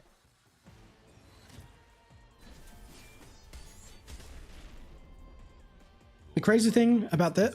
Wait, what do we get? Not good. Because it's only right side gear.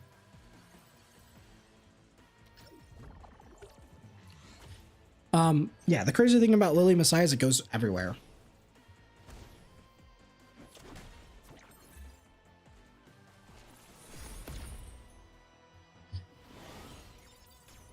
I'm doing the Great Wall of China, started using Holden as DPS. I should go S1 or S3 max first. Definitely S1.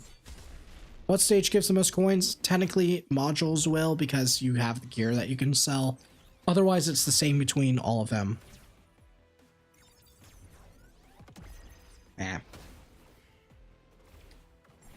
Why does everyone in Etheria have Messiah? It's a skill diff, honestly. Alright, I mean, this run, it looks like it's working. It just looks like it's just gonna take a while, but it works. So, it is what it is. I think what I'm gonna do is I'm probably gonna do it off stream, because it's gonna take forever. And I'm probably just gonna go to bed. And then I'll probably just keep playing this on the side. So it's been, what, a 5-hour stream? Yeah, 5-hour stream. We'll wait for it to be 5-hour on the dot, okay? We got 1 minute left. So thank you guys for joining me today. It's been a nice long stream. And hopefully you guys get good drops from times 2. And yeah, stay tuned. As soon as I have everything set up on Monday, I'll start making some more build videos. And we'll take a look after this week to see what runs did well in auto for all the dungeons, because it'd be nice to be able to start playing those. And I can hopefully get you guys some ideas to start working towards it. So, and again, thank you to all the new members. We had, how many? 7 new members today, which is crazy. So really appreciate you guys. Make sure to join the Discord and everything. And I will chat to you tomorrow. See you then. Bye.